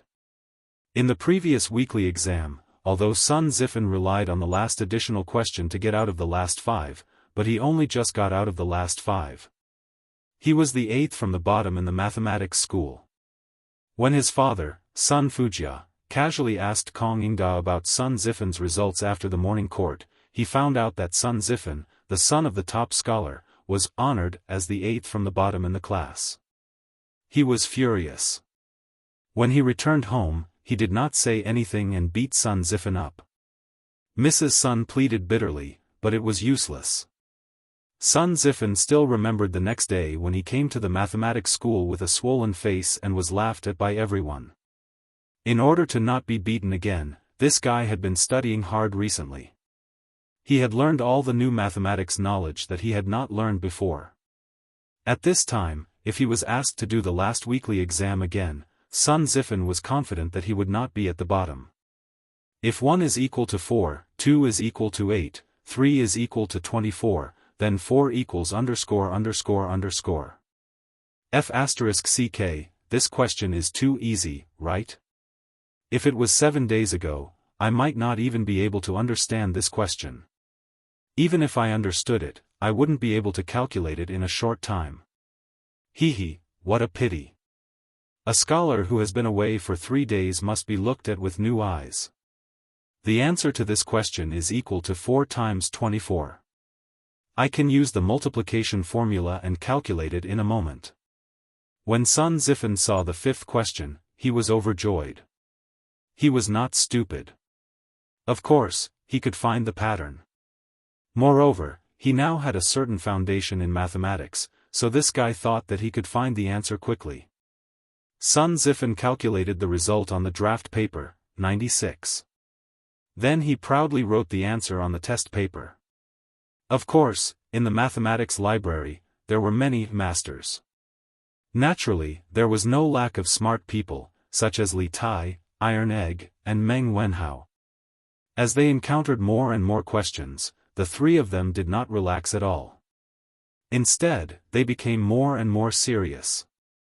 Their eyebrows were tighter and tighter. They looked as if they were facing a great enemy. It was as if the question in front of them was a scourge. It's not easy. This question is definitely not as simple as it looks on the surface. Just like the previous 4 questions, there must be a trap in the question. Meng Wenhao kept reminding himself to not be careless and not fall into the trap. In the previous 4 questions, he almost got it wrong.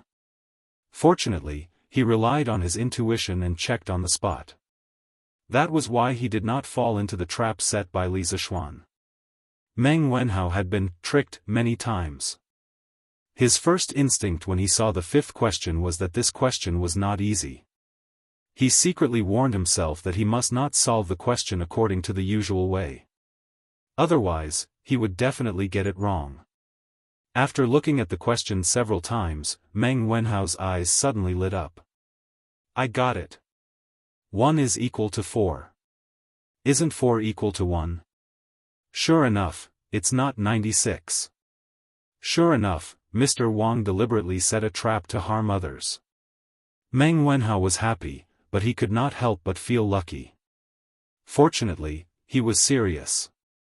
Otherwise, he was afraid that he would lose points for such a simple question. If he could not get the first place because of this, wouldn't he cry to death?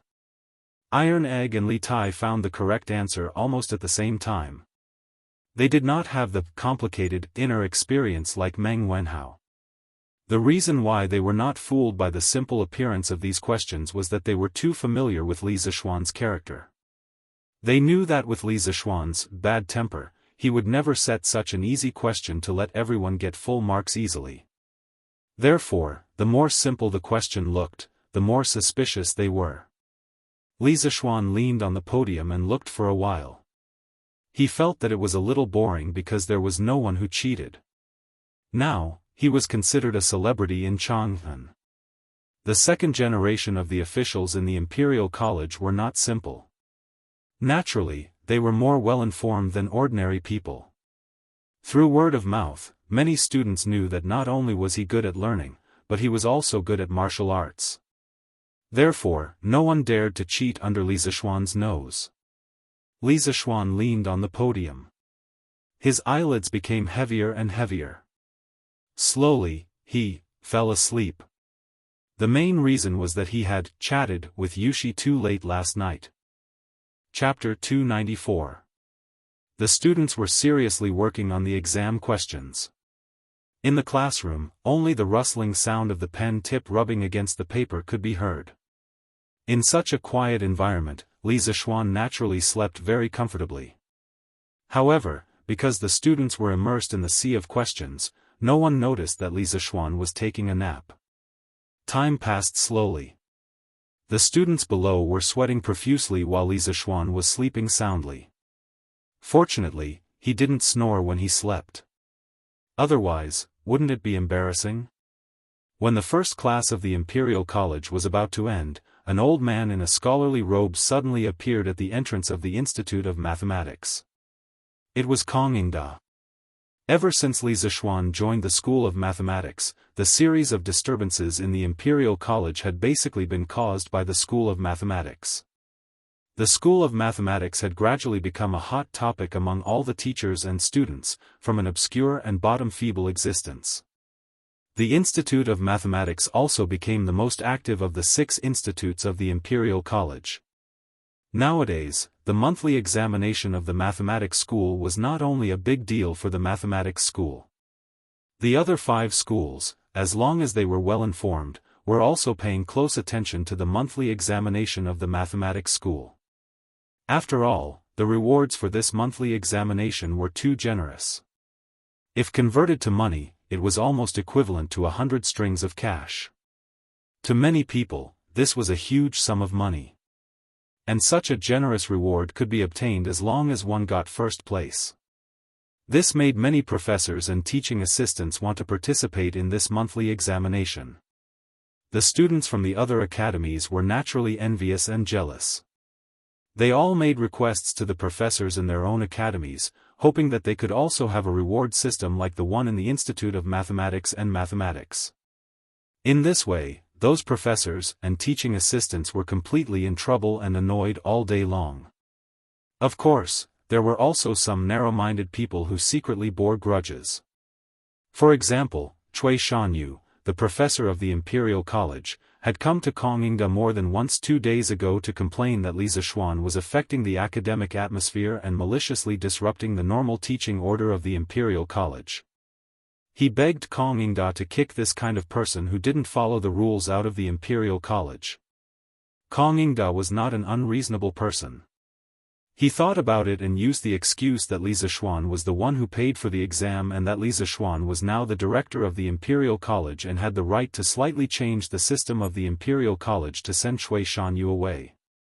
Of course, Wuxia Xianxia was unwilling, but Kongyingda's path was no longer feasible.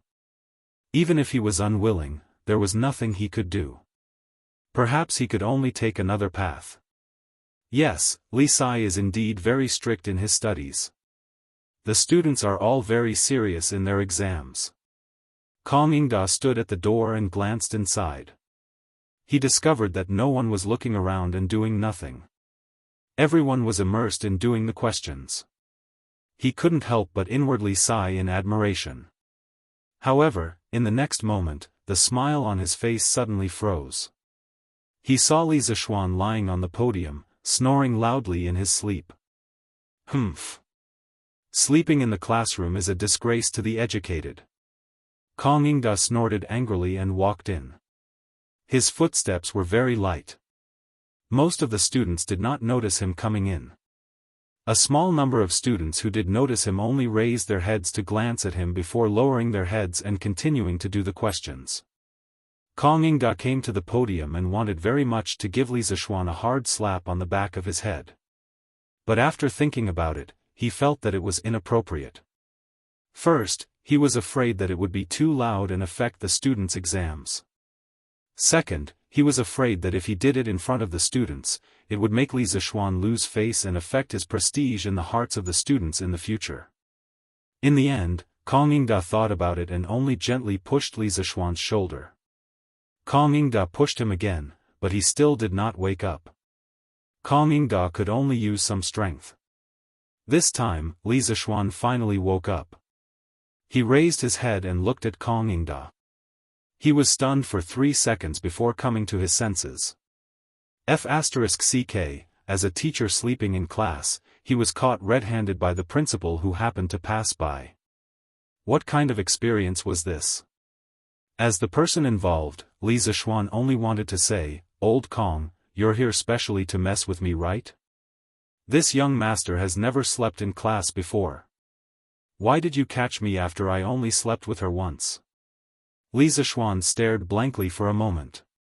Just as he wanted to say something, he was stopped by Kongyingda's gaze. "Come out with me," Kongyingda said in a low voice. He then turned around and walked out of the classroom with a gloomy face. "Oh!" Li Zishuan responded and followed him out. "Cough, Chancellor Kong, why have you come here?" "I was just meditating on an extremely difficult math problem and got lost in thought. My mind wandered and I almost thought of an idea. I didn't notice Chancellor's arrival. My apologies." Arriving under the ginkgo tree in front of the School of Mathematics, Li Zishuan did not wait for Kongyingda to speak and took the initiative to explain. This was called taking the initiative. Otherwise, if Kongyingda spoke first and took the lead in the conversation, Li Zishuan was sure that he would die a horrible death. The corner of Kongyingda's mouth twitched. He wanted to kick this shameless person but was afraid that it would affect his image as a dignified chancellor. He could only say in a muffled voice, "Whether you were meditating or sleeping, I'm sure Li Sai knows better than me. I'm here today to remind you that the school of mathematics is flourishing and your hard work is obvious to all. However, you can't be complacent just because of a small achievement. You have to know that there are many people who are watching you from behind. What do you mean? Li Zishuan stared and asked in puzzlement. Humph. That's all I have to say. You're on your own. Kong Yingda originally wanted to have a good talk with Li Zishuan. However, he couldn't help but recall the scene he saw in the classroom. He was furious and left in a huff. Hey! This old man, why is he so angry today? Could it be that his wife is having an affair? Bah bah bah. What are you talking about? Li Zishuan muttered to himself and returned to the classroom. The students were still very obedient and didn't dare to cause any trouble. Li Zishuan sat on the podium and sighed. It was lonely to be a master. At this time, he really wished that a troublemaker would appear in the school. Then, he would have some fun. He was bored and didn't have a cell phone to pass the time. In his previous life, he had experienced many exams. At that time, there were many invigilators who would comfortably play with their cell phones to pass the time while watching the students being tortured. What a pity. He was a time traveler. Although his family was rich, he couldn't afford a cell phone. Li Zishuan could only lean over the podium and take out the pencil he had asked someone to make for him. He started to write The Legend of a Mortal's Journey to Immortality. Recently, he had used up too much of the manuscript for The Mortal. Ma Zhou had already asked him for a few manuscripts. It was not a bad idea to take the opportunity to write a novel. Anyway, he had kung fu now and his writing speed was very fast. Therefore, a very strange scene appeared in the School of Mathematics. The students were crazily doing the test papers while Li Zishuan, the unreliable teacher, was holding a wooden stick on the podium and writing a novel like crazy. Chapter 295. Clang. Clang. Clang. Let's go and take a look at the monthly exam at Clang. It's just a monthly exam. What's so interesting about it? The student named Yuan Shua shook his head and refused. What do you mean it's not interesting? If it's not interesting, why would there be so many people in the first two classes? Let's go. TSK, I heard that the first place in the monthly exam can bring their whole family to Zuaxian for free. You can order whatever you want as long as you can finish it. Yanfu, although your family isn't rich, you can't afford to eat at Zuaxian, right? Your father is the owner of the Hongwen school. His calligraphy is priceless. Any one of his calligraphy pieces would be enough for your family to spend for several years, right? So the young man in front of him was Chu Suiliang's eldest son, Chu Yanfu. Sigh, it's not as exaggerated as you say. But even so, my father won't agree. My father thinks that his calligraphy can't be compared to those filthy things. So, even if I have the money to eat at Zuaxian, I won't be so extravagant as to order whatever I want. Hehe, Yanfu, there's no point in being envious. You're not a student of Clang. Yuan Shua chuckled and struck a blow with his words. Although I'm not a student of Clang, I can still go and take a look. Yuan Shua, let's go. Don't you admire Li Sai's new mathematics? Let's go and take a look. After Chu Yanfu finished speaking, he pulled Yuan Shua's arm and walked out of the classroom without any explanation. Hey, I didn't say I was going, ahem, where are you guys going? The two poor kids bumped into one of the 5 professors of Clang. Cui Shanyu. Sir. Let's go. We're going to the toilet. Sir. When Chu Yanfu heard that Yuan Shua was about to tell the truth, he quickly cut in and made up a lie. Oh. Then go quickly. Don't be late for class later. Cui Shanyu carefully examined their expressions for a while, but didn't see anything strange, so he said coldly. All right, sir, we'll be off then. Chu Yanfu pulled Yuan Shuo and ran away. Hey, Yanfu, isn't the School of Mathematics in the south? How can we run east? Yuan Shuo asked suspiciously after running for a while. Yuan Shuo, are you stupid? Just now, we told Dr. Cui that we were going to the toilet. If you don't run here, won't you be exposed? It's the same if we take a detour to the School of Mathematics and Mathematics. Oh, right, Yanfu, why did you lie to Dr. Cui just now? Haven't you heard? Recently, Professor Cui has always found Li Sai to be an eyesore, believing that he has led the directorate astray. He has already complained to the Chancellor more than once. There was actually such a thing? But Li Sai didn't lead astray? On the contrary, ever since he came to the directorate, we all used blackboard chalk, enjoyed the start and end of class system, and even learned pinyin. Why would Dr. Cui slander Dr. Li like this? Sigh. Who said it wasn't? But Yuan Shuo, you don't have to worry. Dr. Li has now become the directorate CE, and Dr. Cui doesn't have the ability to destroy him. In the School of Mathematics and Mathematics, the teachers and students inside were all immersed in their writing and didn't pay attention to the students outside. Li Zishuan was writing a novel and couldn't help but be immersed in the story, so he didn't pay attention to the outside. The students in the School of Mathematics and Mathematics had too many questions, so they didn't have time to look around. After a while, the bell and drum for class rang, and the students outside scattered like birds and beasts, rushing to their respective classrooms. The School of Mathematics and Mathematics regained its silence. Gradually, this monthly examination entered the countdown to the end. Many students had also reached the last question. In this monthly examination, Li Zishuan didn't set any additional questions, so this last question was a compulsory question for the students. However, after everyone read the question, they were all dumbfounded. One day, a young man came to Boss Wang's shop to buy a gift. The cost of this gift was 180 copper coins, and the price was 210 copper coins. In the end, this young man took out a golden bean worth 1,000 copper coins to buy this gift. Boss Wang didn't have so many copper coins at that time, so he used the golden bean worth 1,000 copper coins to exchange with the neighbor for 1,000 copper coins and gave the young man 790 copper coins. However, the neighbor later found out that the golden bean was fake, so Boss Wang had no choice but to return the neighbor a golden bean of the same size. The question is, how much money did Boss Wang lose in this transaction? After reading the question, Sun Zifan felt a little confused. He read the question twice again and felt that he had some ideas. He began to calculate on the draft paper.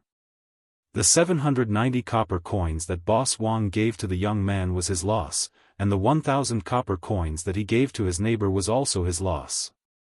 His income was 210 copper coins, but 180 copper coins were his cost, so his total loss was 790 plus 1,000 plus 180 minus 210 is equal to 1,760 copper coins.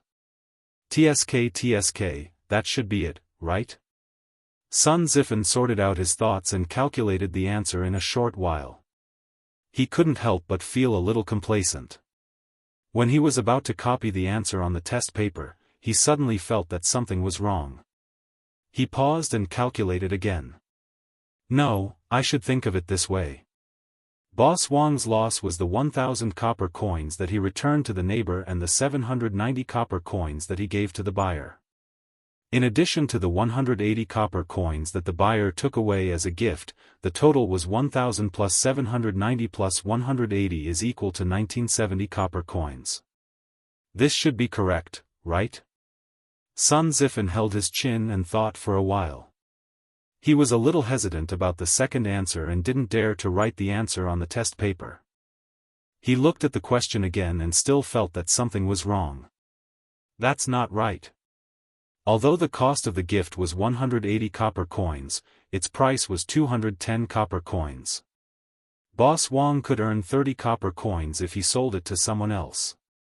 After selling it to the young man, other than the money he lost, shouldn't the 30 copper coins be included as well? In this way, Boss Wang's loss would be 1000 plus 790 plus 210 is equal to 2000 copper coins. F***ck, how did he come up with 3 answers in such a short time? Which one is the correct answer? Sun Zifen looked at the 3 different answers on the draft paper and was completely dumbfounded. If this guy had transmigrated, he would definitely vomit blood and say, F***ck. This question is poisonous. Is it 1760 copper coins? Or 1970 copper coins? Or 2000 copper coins? Which one should I choose? Sun Zifen's eyes darted between the 3 answers. After a while, he felt a little dizzy. He shook his head and said angrily in his heart, F***ck, draw lots. I'll take whichever one I get. My luck has always been good. I don't believe that I won't get it. If Li Zishuan knew what this guy was thinking, he would definitely give him 2 big slaps. Do you F***king think you're doing a multiple choice question? Why don't you throw dice instead of drawing lots? In modern times, when students were unable to make a decision on a multiple choice question, many people would choose to draw lots or throw coins. In a way, this silly guy was a pioneer. Chapter 296.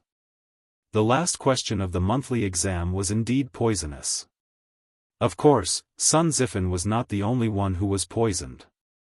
Everyone was dumbfounded, and 80% of the students got at least 2 answers.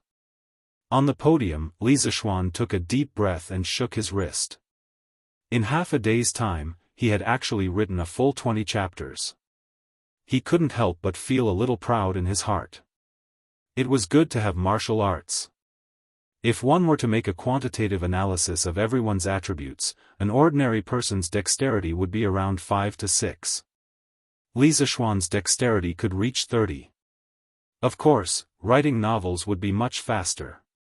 Hey, look at them scratching their heads and frowning. Could it be that they have already reached the last question? Li Zishuan looked up at the student's current situation. After thinking for a while, he immediately understood the reason. He laughed in his heart. This last question was a second-grade math problem in the modern era. However, it was not to be underestimated. It was said that even if it was done by adults, 9 out of 10 people would get it wrong. Basically, the wrong answers were also varied and varied. Meng Wenhao was the most miserable because he had given 5 different answers to this question: 1760 copper, 1970 copper, 2000 copper, 970 copper, and 1000 copper. However, after careful consideration, he had already eliminated the first 3 answers. This question was deliberately set up by the teacher. You have to find another way to get the correct answer clearly and methodically. You can use the most basic relationship to analyze how much money Boss Wang lost in the end. First, I will analyze Boss Wang and his neighbor. Boss Wang first gave the neighbor a fake golden bean in exchange for 1000 copper coins. The value of the fake golden bean was 0, so Boss Wang made a profit of 1000 copper coins from the neighbor. Later, the neighbor found out that the golden bean was fake, so Boss Wang compensated the neighbor with a real golden bean. Now, Boss Wang paid 1000 copper coins. In addition to the 1000 copper coins he made before, Boss Wang did not lose any money from the neighbor. Then, he was only left with the money he lost from the young man. Then, between Boss Wang and the young man, Boss Wang gave the young man the change and lost 790 copper coins. After selling the gift, Boss Wang lost 180 copper coins. So, the question is, after selling the gift, did he lose 180 copper coins or 210 copper coins? After all, if this transaction was a normal transaction, Boss Wang could earn 30 copper coins. This was originally Boss Wang's labor. Now that it was gone, should it be counted as a loss? If that's included, then Boss Wang has lost 1000 copper coins. Meng Wenhao was struggling fiercely in his mind. He hesitated and hesitated. Finally, when he saw that time was almost up, he gritted his teeth and did something that left everyone dumbfounded. Clang! Clang! Clang! The bell and drum signaling the end of the Imperial College finally rang, signifying the end of the monthly examination. Stop writing! Stop writing! Everyone stop writing! The last student in each row, please stand up and collect your papers. Li Zishuan stood up and shouted. All the students, whether they were done or not, put down their pens. There was no other way. They didn't want to be caught with a 0 score because of this. If that was really the case, he would definitely suffer when he returned home. After a while, Li Zishuan checked the test papers and nodded with satisfaction. Done. Class was over. No, it's a holiday. Also, pray that you don't end up in the last 5.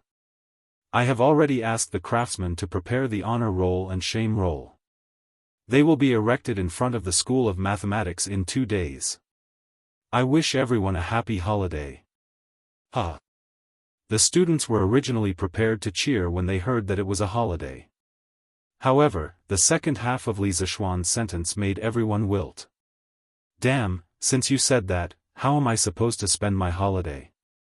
Happy holiday? Happy my ass. Cheng Chumo rolled his eyes and complained in his heart. This guy had been hanging out with Li Zishuan for the longest time. He had learned a lot of the modern words that Li Zishuan often said and could use them well. Cheng Chumo's grades were not good, but he was a fast learner. Sir, how can you do this? Yeah, how am I supposed to spend my holiday? Damn, it's over. I just checked the answers with Meng Wenhao. Only 40% of the answers are the same. Damn, if I end up in the shame roll, I will be skinned alive by my old man when I return home. Wang Meng, good job. Now that you said that, I feel a little more confident. Bullshit. Sun Zifen, how good do you think you will be? You might not even score as high as me. Li Zishuan smiled and did not bother about this bunch of cute idiots. He carried the test papers and got into the carriage to go home. He was actually very happy. He had just finished his confinement period and returned to the Imperial College to work for half a day. Then, he would be able to enjoy the wonderful weekend break. Life was still pretty good. Most importantly, now that he had a telegraph machine, he could chat with pretty girls anytime. He would not be bored anymore. After lunch, Li Zishuan was about to start marking the test papers. After all, he did not like to drag things out until the end. At this moment, a servant came to report that Ma Zhou had arrived. Li Zishuan hurried to the main hall in the front yard. Lord Zhu. Ma Zhou, who was sitting on a chair, stood up and cupped his hands in greeting. It was worth mentioning that Li Zishuan could not stand the stools at home. At first, he only made himself a reclining chair. Later on, he simply asked the craftsman to replace all the benches at home with chairs with backs. Brother Ma, why are you here? Take a seat, don't stand on ceremony. Li Zishuan laughed and sat beside Ma Zhou. Ma Zhou obeyed and sat down. He replied, Lord Zhu, I am here today for 3 matters. First, the shopkeeper of Chang'an's No. 1 bookstore, Mingda Bookstore, has sent someone to contact us. He said that he wants us to give them a batch of goods to sell on his behalf. Li Zishuan nodded. Didn't I mention this before? If they are willing to cooperate with us, they can do so if the conditions permit. Brother Ma, you can decide for yourself. Ma Zhou shook his head. Lord Zhu, this bookstore is different. Mingda Bookstore's quantity is larger. Moreover, this bookstore's background is not small. Their shopkeeper came with a letter from the current minister of the Ministry of Appointments. A few days ago, they came a few times. However, at that time, I saw that Lord Zhu was in seclusion researching new things, so I sent them away. I did not expect them to come again today. This is a serious matter. I do not dare to act on my own. I am here to ask for Lord Ju's opinion. Zhangsun Wuji? Li Zishuan frowned deeply. When he went to the imperial court for the first time, Zhangsun Wuji spoke up for him. He still remembered this incident. Logically speaking, he should have a good impression of Zhangsun Wuji. However, he did not. This was because from some history books, novels, and television dramas, Zhangsun Wuji was a scheming old fox. He was not easy to get along with. Give it to them. Satisfy them as much as possible. I owed Zhangsun Wuji a favor last time. This time, I will return it all. However, Brother Ma, you have to tell them that even if the price of the books they purchase from us is slightly more expensive than our Chi-Chu culture, it will only be 10% more expensive than our books. Otherwise, we will not cooperate with them in the future. Li Zishuan thought for a while and said to Ma Zhou. Yes, Lord Ju. Ma Zhou nodded in satisfaction. Li Zishuan was very considerate.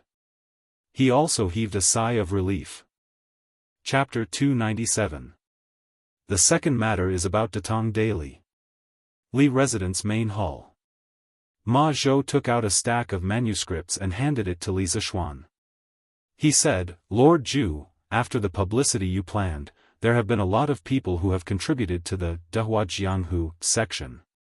The themes of these people's novels are similar to A Legend of a Mortal's Journey to Immortality. I've picked out 2 of the most outstanding ones. What do you think, Lord Ju? Li Zishuan smiled knowingly.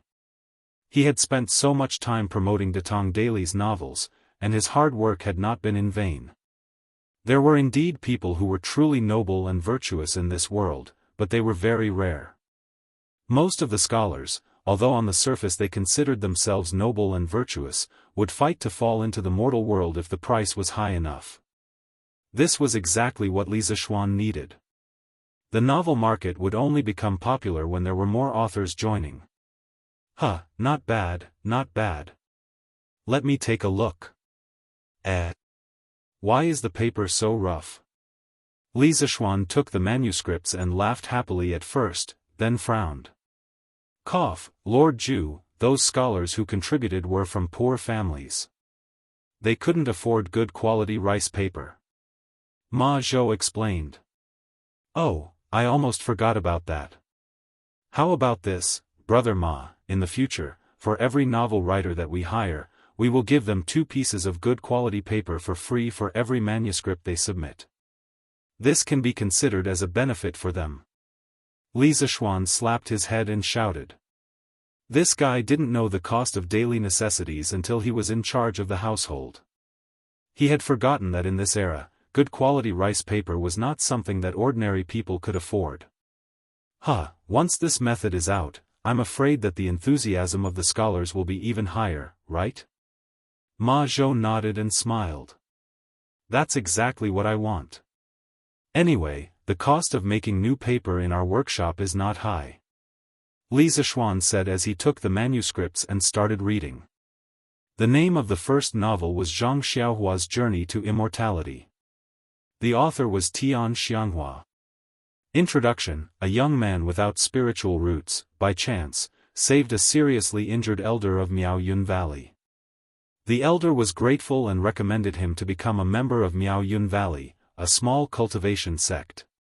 By chance, he obtained the ability to turn waste into treasure. Since then, he has embarked on the path of cultivation. Li Zishuan's expression was a little strange. Why does the introduction look so familiar? Just by looking at the introduction, he knew that it was full of tricks. Chapter 1, Zhang Xiaohua. The enormous mountain range that was shrouded in clouds was like a primordial beast that was about to awaken. Low rumbling sounds came from the sky above the mountain range. Accompanying the loud sounds was a vast amount of energy that covered the sky. Sigh. A disappointed sigh came from an ordinary-looking youth with a wooden expression. He had failed again. This was the 69th time he had failed in the past 5 months. No matter how tough Zhang Xiaohua's mind was, he was still surrounded by depression and despair. The corner of the young man's mouth revealed a trace of a bitter smile. He shook his head and looked at his hand. Was his aptitude really that bad? Zhang Xiaohua clenched his fist tightly. His nails had already pierced deep into his flesh, but he didn't seem to feel any pain. He was 17 years old this year and had already been a disciple of Miaoyun Valley for 3 years. Miaoyun Valley was a small sect in the cultivation world. They had nearly 1,000 disciples, and Zhang Xiaohua was one of the low-level disciples. In 3 years, his fellow apprentices had already entered the middle stage of spirit formation. A few of them had even entered the late stage of the 5th layer, but he was still lingering in the 1st layer. Li Zishuan read a few paragraphs and lost interest. He felt that he could more or less guess the plot after reading this. He guessed that wherever the pig trotters went, it would be the start of the auction. Wherever he went, it would be best if the person's cultivation was only 1 level higher than him. Wherever he went, it would be a treasure hunt, but in the end, he would be the only one to obtain the inheritance treasure. No matter which world he went to, the first few pages were destined to be encounters. F***ck, this was basically an old story from cultivation novels. In the modern era, when The Legend of Immortal's Journey to Immortality came out, it quickly ignited the popularity of the mortal genre. A large number of books that followed the trend, such as 100 Refinements to Immortality, Search for the Immortal Path, Limitless Demonic Path, etc., appeared out of nowhere. Fighting monsters, leveling up, treasure hunting, auctions, these were all used over and over again. Modern people like to follow the trend, but I didn't expect the ancient people to follow the trend even more. What should I do? I originally thought that someone would write a novel for me to read. But now, it seems that there is still a long way to go. Li Zishuan's heart was filled with regret. Lord Zhu, is this novel not good? When Ma Zhou saw Li Zishuan's expression, his heart skipped a beat and he asked in puzzlement. This was a novel that he had picked out from dozens of novels. Oh, no, it's not bad. Although this story is similar to The Legend of Immortal's Journey to Immortality, this person can be considered to have imitated his own style. In the next issue of the newspaper, let's publish this novel as well. In the future, The Legend of Immortal will be set at 3 p.m. every day, so that we can copy some pages for other novels. Li Zishuan came back to his senses and said. In his previous life, he had experienced the bombardment of all kinds of novels and was already a proper bookworm. His taste was definitely higher. In this era, people did not read many novels.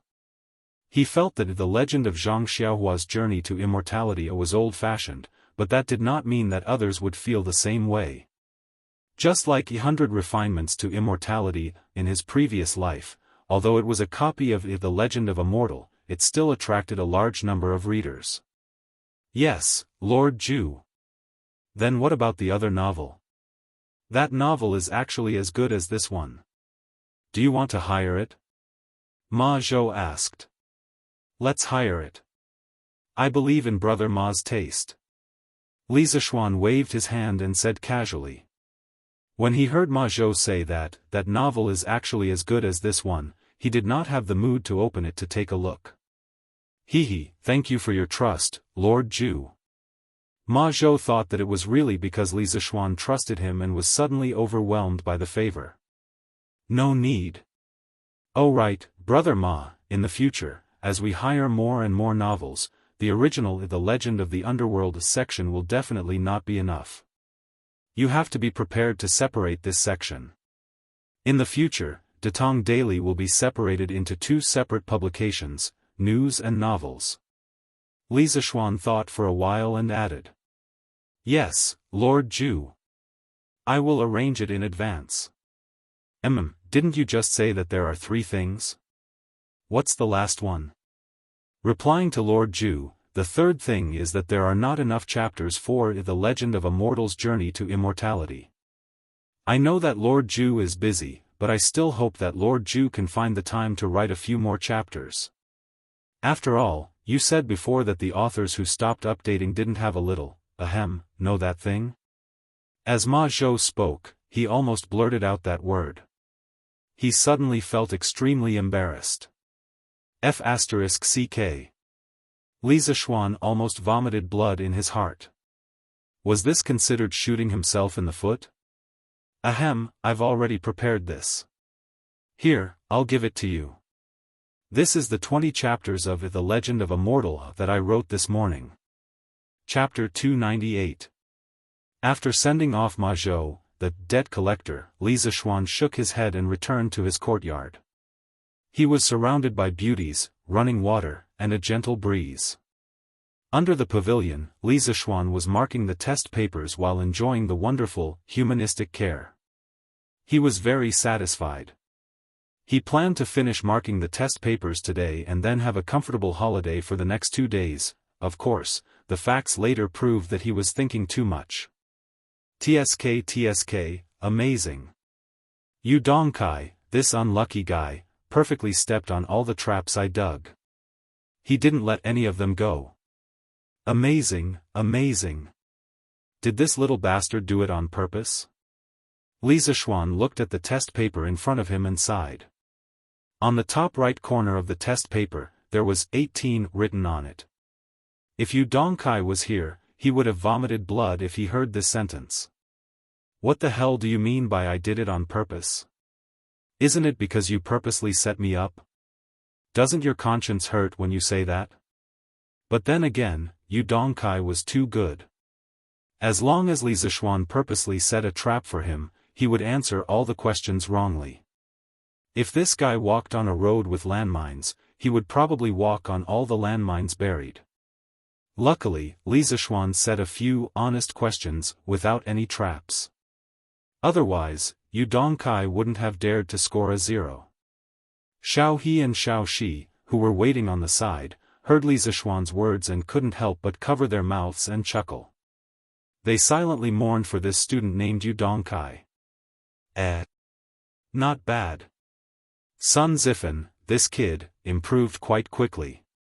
From 20 points last time to 58 points this time, although he still didn't pass, although this guy gave 3 answers to the last question, although all 3 answers he gave were wrong, this rapid progress is still worthy of praise. Li Zishuan held Sun Zifan's test paper and sighed. Xiao He and Xiao Shi looked at each other and were speechless. This sentence sounded strange to them. The first half of the sentence was fine, but the second half of the sentence was used 3 times in a row. Was this a compliment to Sun Zifan? Or was it mockery? Brother Hua, my novel has been accepted by Datong Daily. Furthermore, their editorial department had offered a high price of 20 copper coins per 1,000 words. That's great. Jianghu Academy, under the pine forest. Chen Tianhua laughed heartily with an excited expression. Oh? Why was the price so high? Didn't they say that 1,000 characters were worth 5 copper coins?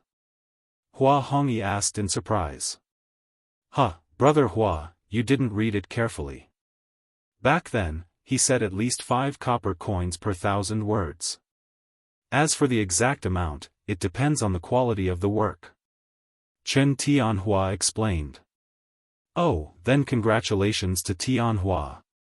This way, you'll be able to earn 3 or 4 strings of cash every month. Although Hua Hongyi couldn't help but feel a little disappointed, he still sincerely congratulated his good brother. Tianhua, you're really amazing. Although my novel was accepted, I only received a price of 10 copper coins for 1,000 words. Liao Feichen couldn't help but say. Hehe, Feichen, don't think like that. It's a good thing to be accepted. A few days ago, both of you didn't think that you would be accepted, right? Now that your wish has been fulfilled, don't be discontent. I heard that there are at least 50 scholars who have submitted to Datong Daily these few days, if not 100. It's not easy for both of you to stand out. Hua Hongyi analyzed with a smile. Yes, Hongyi is right. It's not easy to be accepted. Feichen, you write first. I believe that you'll write better and better later. Chen Tianhua interrupted. Yes, that makes sense. I was a little greedy. Liao Feichen thought for a moment and nodded in agreement. It turned out that the two novels that Faubert had picked out were both from Jianghu Academy. Oh, right, Hong Yi, didn't you say that you wanted to write your own novel? How's the preparation going? Feichen and I are looking forward to it. Chen Tianhua looked at Hua Hongyi and asked. Hua Hongyi thought for a while and said, my novel isn't imitating A Legend of a Mortal's Journey to Immortality.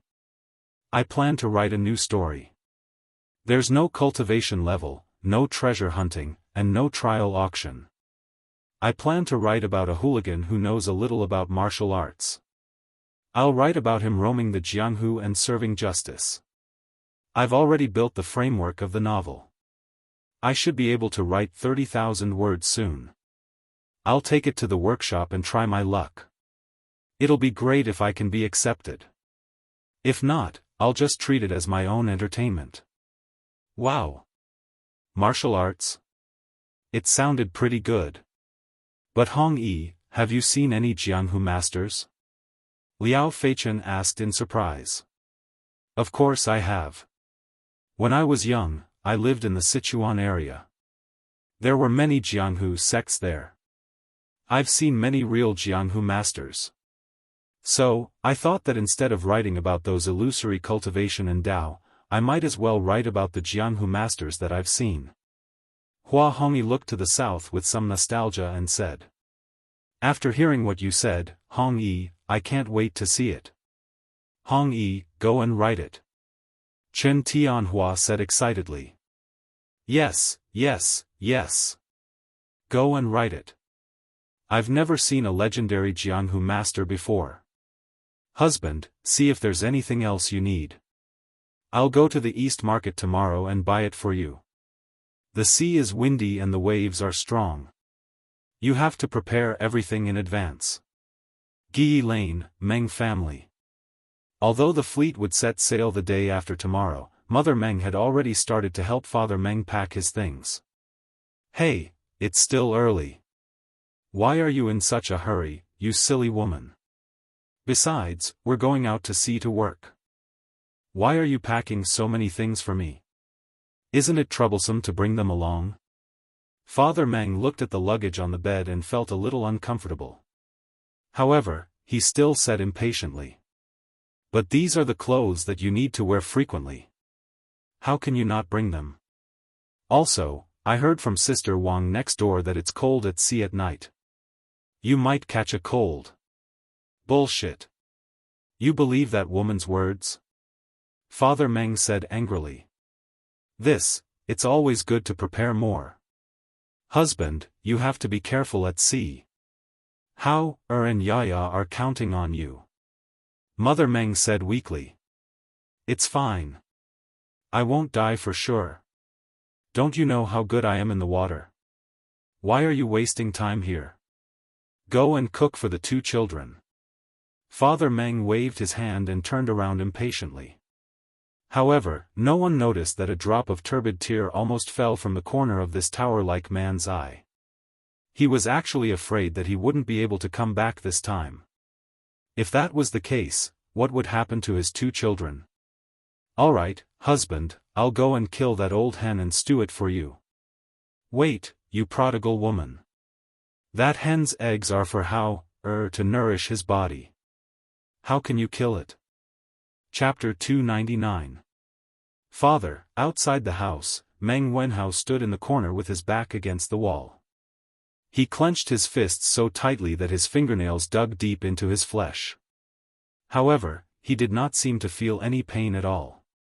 His eyes were slightly red at this moment. Obviously, he had heard the conversation just now. At this point, no one could stop Father Meng's journey to the south. Meng Wenhao and Mother Meng had tried, but in the end, they returned without success. Meng Wenhao's heart was extremely heavy. He sighed, shook his head, and went to the front hall dejectedly. In the hall, the thin and weak Yaya also felt that the atmosphere in the house was not right. A child's heart was always very sensitive. Big brother, is Daddy leaving soon? Yaya looked up and asked in a crisp voice. Yes. Father will leave the day after tomorrow. Yaya, you have to be obedient and not distract father. Meng Wenhao's heart ached. He rubbed his little sister's braids and said softly. Yaya will definitely be obedient. But brother, where is father going? When will he be back? To the south. He should be back in 2 or 3 months. Meng Wenhao replied with uncertainty.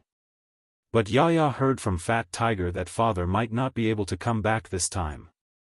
He said that Yaya will be a child without a father in the future.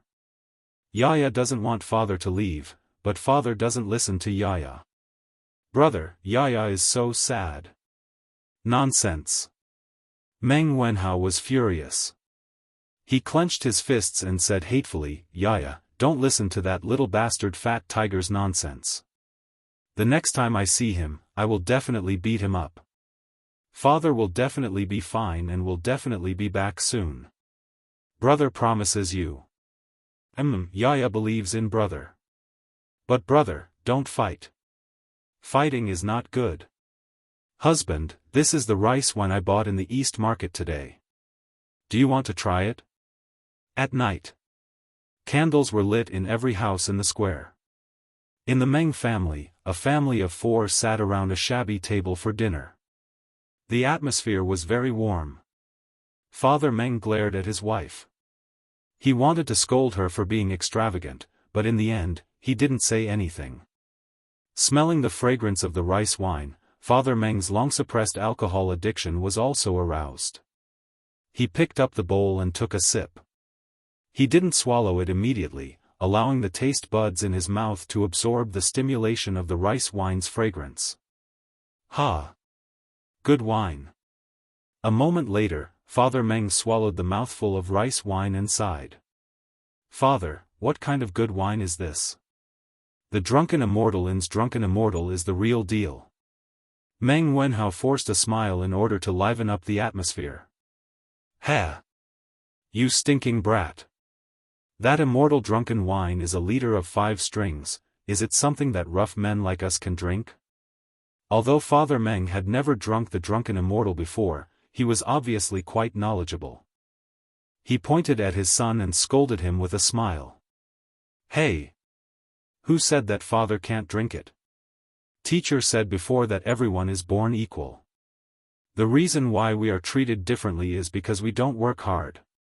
One day, I will let you drink the Drunken Immortal every day. You can drink as much as you want. Meng Wenhao said firmly. My son is ambitious. The proudest thing in father's life is to have a son like you. So what if Squire whose family is rich? His son is not as capable as my Hao. When Father Meng heard this, he didn't criticize his son for bragging. Instead, he was filled with pride and laughed heartily. How did you do in the monthly exam this time? I heard from Squire whose son that your school of mathematics is getting higher and higher in the Directorate of Education. Many students from other schools are paying attention to the monthly exam this time. Mother Meng smiled and asked with a hint of joy on her face. It was not easy for Meng Wenhao to enter the Imperial College of Mathematics and Mathematics from the provincial capital school. His mother was very satisfied, but people were greedy. After Meng Wenhao entered the Imperial College of Mathematics and Mathematics, Meng Wenhao's mother thought that it would be good if her son could continue to enter the Four Gates School of Mathematics and Mathematics.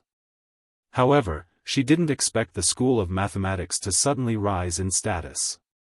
It seemed like it was going to surpass the other schools.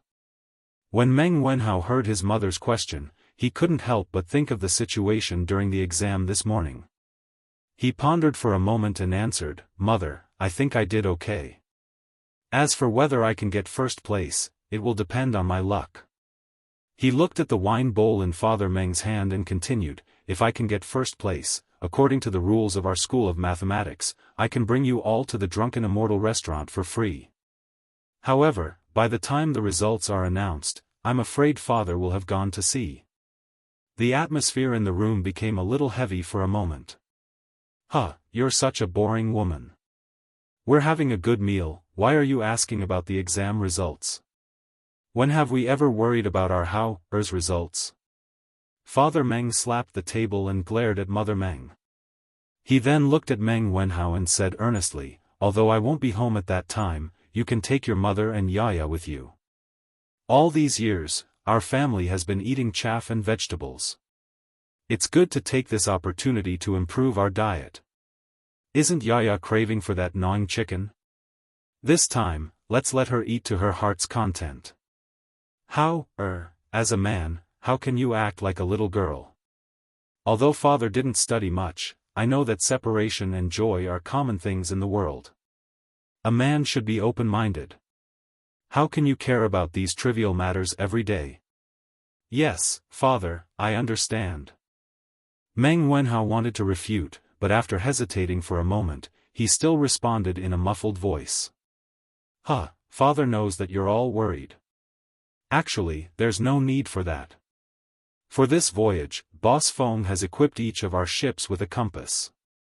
Even if we're separated from the team due to strong winds and waves, we can still use the compass to find the direction. As Father Meng spoke, he took out an exquisite compass from his arms. It was a product of the Curious Pavilion workshop. Meng Wenhao was very familiar with this thing. When the first generation of compasses was released, he was still at the scene.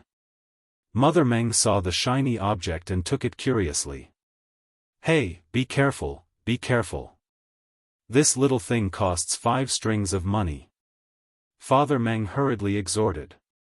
Mother Meng was so shocked that her wrist trembled and she almost dropped the compass to the ground. Fortunately, Meng Wenhao's hand was quick enough to catch it. Mother Meng said with lingering fear, "Thank goodness. Why is this thing so expensive? Bring it over."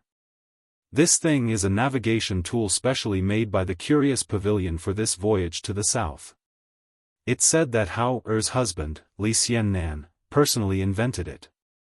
This thing is light and can give accurate directions. How can it not be expensive? I heard that the bosses of the other fleets only equip 1 compass for every 5 ships. It's rare to see someone as generous as Boss Feng.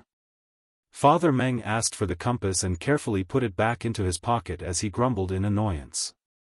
Oh, then Boss Feng is really a good person. Mother Meng said happily. Father, Yaya doesn't want to eat the gnawing chicken. I only want father to stay, Yaya, who was chewing on her cornbread, said meekly. Father Meng. Chapter 300. Your Highness, you've come. The next morning. Li Zishuan had just finished his breakfast when he received a report from a servant that Li Xiaogong had arrived. He hurried to the main hall to receive him. With Li Xiaogong's status, there was naturally no need to report his arrival to the Li residence. Thus, he was directly welcomed into the main hall by the steward, where he was served tea while waiting for Li Zishuan to arrive. Sit. Li Xiaogong gave a bold smile. It was clear that he had been living a very comfortable life recently. Yes. Li Zishuan felt somewhat awkward. Damn, this is my house.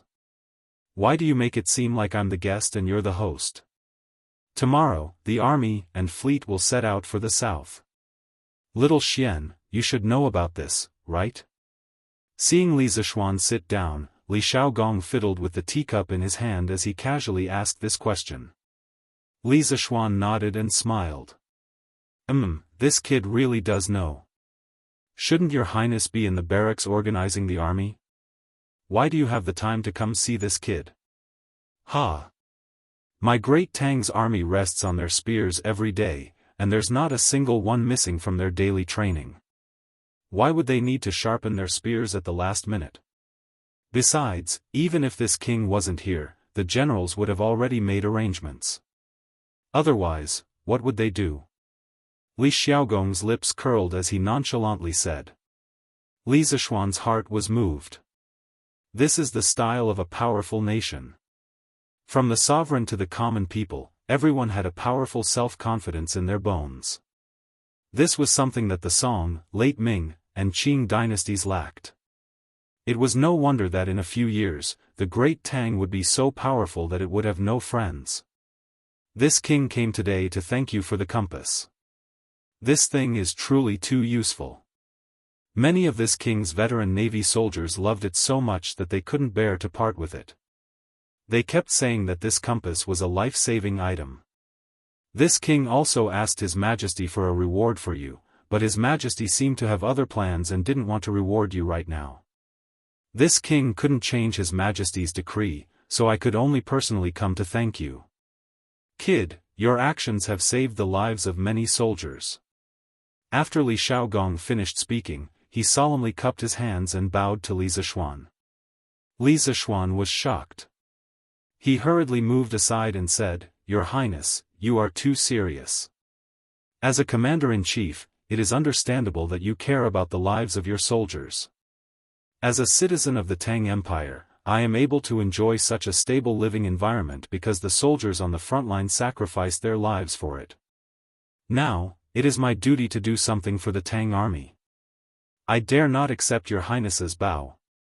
In fact, he knew in his heart that the reason why Li Er did not take the opportunity to reward him was probably because he was still concerned about the wireless telegram. Previously, he did want to get his title promoted as soon as possible, but he did not want to be led by the nose by Li Er all the time. Therefore, this time, he directly gave up. If he did not get promoted, then so be it. Anyway, he was quite happy now. "Ha! You brat, you sure know how to say things. But what you said is very reasonable. It's rare for you to have such a high level of awareness." Seeing that Li Zishuan did not accept his bow, Li Shaogong did not force him. He returned to his seat and smiled. "Hee, your Highness is overpraising me." Li Zishuan gave a dry laugh. In his heart, he was criticizing Li Shaogong for being insincere. Since he was here to thank him, why didn't he bring any gifts when he came? For example, the few luminous pearls that Wang Yu had given him previously were not bad.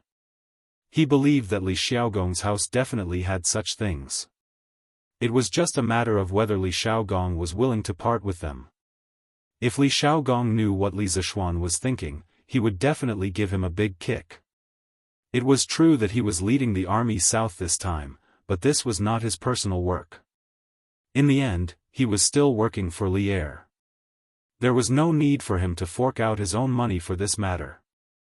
As for the second matter, Shao Xian, this prince had specially found some seafarers to verify the nautical chart that you gave me. The result was that your nautical chart was flawless and perfect. With this detailed map and the compass, this king is even more confident about going out to sea this time. This is all thanks to you, brat. How about this, if you have any difficulties in the future, come and tell this prince. If this prince can help, this prince will definitely do his best to help. Li Shaogong stroked his half-inch beard and said straightforwardly. Li Zishuan was overjoyed. This was more like it. After working so hard for so long, he finally received some returns. Then this little one would like to thank your Highness. I wish your Highness a triumphant return in advance. Li Zishuan cupped his hands and said with a smile. It was not easy to gain the friendship of a prince. It was equivalent to gaining another backing. Should I go in or not? But what should I say when I go in? Yongla Lane. Meng Wenhao stood opposite the Li residence. Looking at the tall walls, he was somewhat hesitant. In the morning, he felt too depressed at home. He originally planned to go to an Lane to see how little Yu was doing. On the way, he passed by Yongla Lane.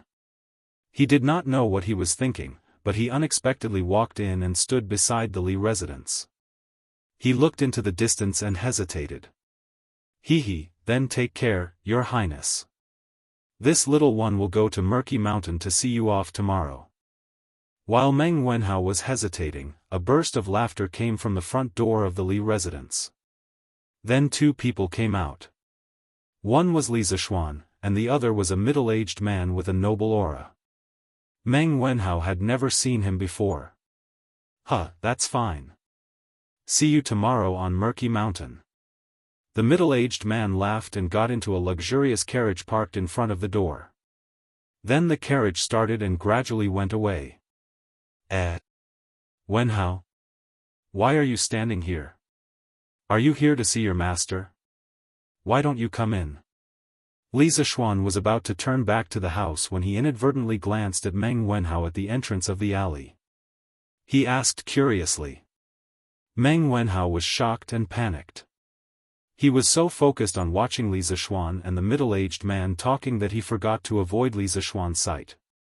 Now that he was discovered, he could only bite the bullet and go over to reply. But the strange thing was that he clearly saw Li Zishuan and didn't shout, but his voice traveled so far. It was really strange. "Yes, sir. This student is just passing by." Meng Wenhao came in front of Li Zishuan and stammered. The corners of Li Zishuan's mouth curled into a meaningful smile, and then he looked at Meng Wenhao and said with a smile, "Hee, since you're just passing by and I've coincidentally bumped into you, then why don't you go in and have a seat? This isn't a dragon's pool or a tiger's den." "Wenhao, why are you so afraid?" "No, this student isn't afraid.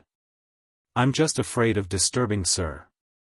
Meng Wenhao hurriedly explained. "Ha! It's good that you aren't afraid. Come in, I also have something to tell you." Li Zishuan didn't wait for Meng Wenhao's reply. He flicked his sleeves and turned to enter the courtyard. Meng Wenhao opened his mouth but didn't have time to say anything. He could only obediently follow in. He was also very curious about what Li Zishuan wanted to tell him. Chapter 301.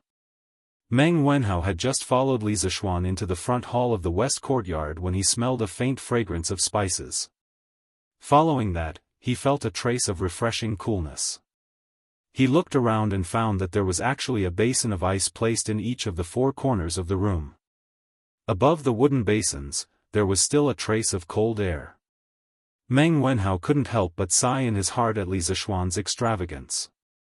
This was the first time he entered the Li residence's interior. When he came to the Li residence before, Li Zishuan received him in the pavilion in the courtyard. He couldn't help but take a few more glances. There was a large chair made of lacquered red peach wood, a few seats that were relatively simple but still couldn't hide the magnificence of the carved materials, a small square table with a porcelain pot decorated with flowers and birds, and a few small porcelain cups with the same flower decorations. A table, a chair, a table, and a stool, the furnishings were ingenious. The entire room revealed a sense of luxury and nobility. Sit. Sit. Although Li Zishuan didn't stare at Meng Wenhao, he had been paying attention to him from the corner of his eyes. He came to the vermilion chair at the head of the hall, sat down, and laughed. "Thank you very much, sir." Stimulated by the fragrance of the spices and the coolness of the ice, Meng Wenhao's heart gradually calmed down and wasn't as flustered as before. "Here, let me tell you a piece of good news first. Congratulations on getting 101 points in this month's examination, first place in the entire academy." Li Zishuan didn't beat around the bush at all and directly said. The main reason Meng Wenhao came today was to inquire about the results of this examination. Although he felt that this examination was not bad, and he was lucky enough to get first place, but when it really came down to it, he realized that he was not mentally prepared in this aspect at all. Hearing this, he could not help but be stunned. Immediately after, he was hit by such a huge surprise that he almost fainted. His lips trembled a little. He wanted to say something, but nothing came out. His young heart was like a pot of fire that was burning up, hot and warm. Li Zishuan smiled and didn't say anything to interrupt. He just leisurely drank his wine while waiting for Meng Wenhao to wake up from the surprise. Meng Wenhao took a few deep breaths and suppressed the fanatical excitement in his heart. He looked at Li Zishuan and asked, "Sir, when you were outside the door, you said that you had something to do with me. Is it about this?" "Yes," Li Zishuan said casually. Meng Wenhao choked for a moment and then asked, then asked, "Sir, if I remember correctly, this is the total score of the monthly examination, should be 100 points. But why did I get 101 points? Could it be that you have remembered wrongly?" Of course." Li Zishuan smiled and then went to the back room to take out Meng Wenhao's test paper. He said, "I think that you answered the last question very well. Your thinking is very comprehensive. Of course, you wrote 2 answers in the end, which also shows that you are very courageous. In the last question, in the whole school, there are only 5 people who can consider the cost of labor. Not only did they consider the cost of labor, but you were also the only one who came up with the correct answer. I calculated that there are a total of 10 people who answered the last question correctly. Except for you, the other 9 people all answered 197, and your answer was 197 or 200. Wenhao, your thinking is very comprehensive. What's commendable is that not only can you ask questions, but you also have the courage to put it into practice. I admire you very much, so I gave you an extra point. Anyway, I'm not afraid of you being proud." In his previous life, there were 2 correct answers to the last question of the monthly exam. The only point of contention between the 2 answers was whether or not the 30 copper coins that Boss Wang should have received from this transaction should be included in the loss. The various experts on the internet all had their own opinions, each saying that they were right, while the other saying that they were right. In order to avoid a debate, when Li Zishuan set the question, he simply decided on 2 answers. He didn't expect Meng Wenhao to be so daring as to write down both answers. Li Zishuan admired this courage from the bottom of his heart. After all, if he were in Meng Wenhao's shoes, he wouldn't have dared to play around like this. "So that's how it is," Meng Wenhao suddenly understood and muttered to himself. After he handed in the test paper yesterday, he regretted it for a while. He was afraid that because of his meddling, he wouldn't get a point for the last question. He didn't expect that in the end, he would get an extra point. Li Zishuan laughed and said, Wenhao, don't be so agitated. Since you were lucky enough to get first place in this monthly examination, what I said before still counts. After classes officially start in 2 days, I will announce this time's results to the public. At that time, you can bring your family to the Drunken Immortal restaurant. Feel free to order whatever you want to eat. I'll treat you. Wow! Little Xian, you're treating. Then I want to go too. At this moment, Cheng Chumo's voice came from outside the room. Following that, they saw this fool swagger in, followed by San Bao, who had a bitter expression on her face. San Bao pointed at herself and was about to explain something when Li Zishuan waved his hand and laughed. Alright, you don't have to explain. I know. You can leave now. How could he not know Cheng Chumo's personality? Other than the first few times he came to the Li residence and had someone announce his arrival, which other time didn't he swagger in directly? This personality that didn't know how to be polite was very similar to that little fatty Li Tai. Yes, young master.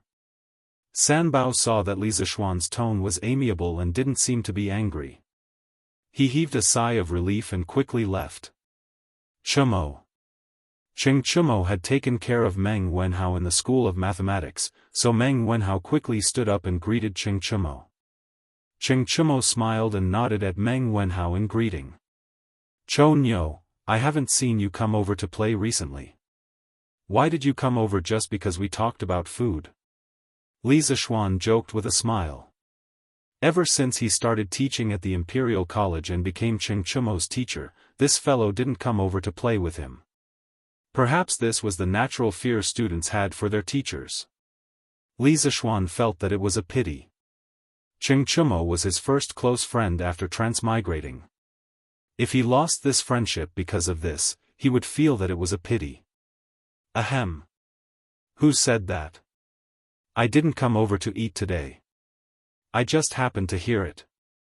Cheng Chumo explained awkwardly, then sat down on a chair beside Li Zishuan. TSK, Xiao Xian, the chairs in your house are still the most comfortable. It's a pity that they aren't sold outside. Otherwise, I would have asked my father to buy a set. This fellow leaned against the back of the chair and didn't forget to exclaim. Hee, if Uncle Cheng really likes this chair, I can ask the workshop to make another batch. It won't take much effort.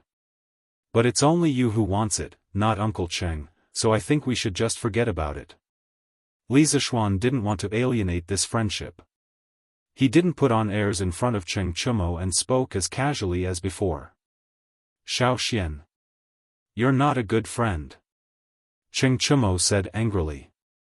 All right, let's get down to business.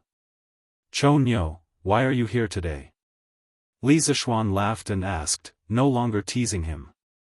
What else can I be here for? I'm just here to ask old Sheng how he did in the exam and whether he would enter the roll of shame.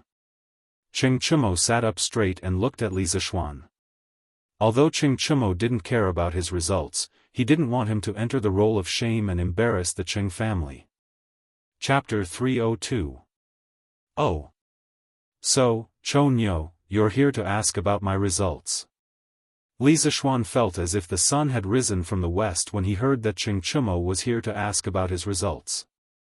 The son of the devil incarnate actually cared about his results? Yeah, Xiao Xian, tell me, did I get out of the roll of shame? Cheng Chumo asked anxiously.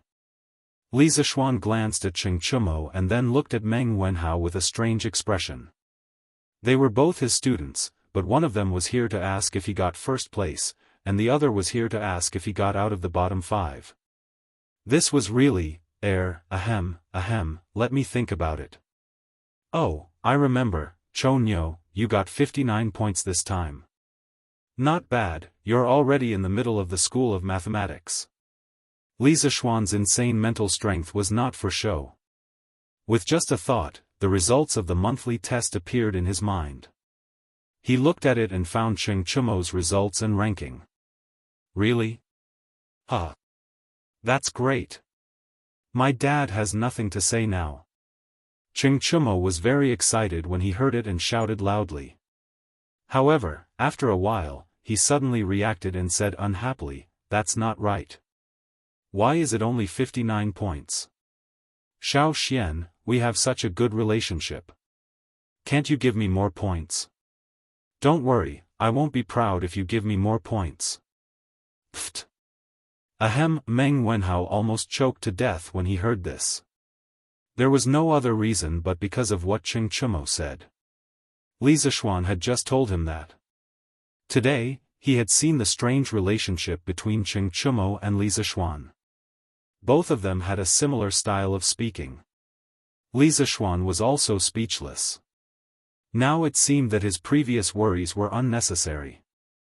Cheng Chumo, this idiot, did not alienate this friendship because of the teacher-student relationship. This joker was still as shameless as before when he played with treasures. Oh. Now that I think about it, ugly bull, you forgot to deduct a few points from your test paper.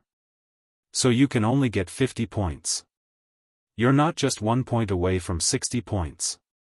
You can't expect me to give you another 10 points, right? Li Zishuan shrugged, pretending to be helpless. Ciao, little Xian. I've never seen someone as shameless as you. Cheng Chumo stomped his feet and said angrily. Bang! You still have the guts to call others shameless? Li Zishuan casually tossed a teacup to Cheng Chumo, who was already prepared.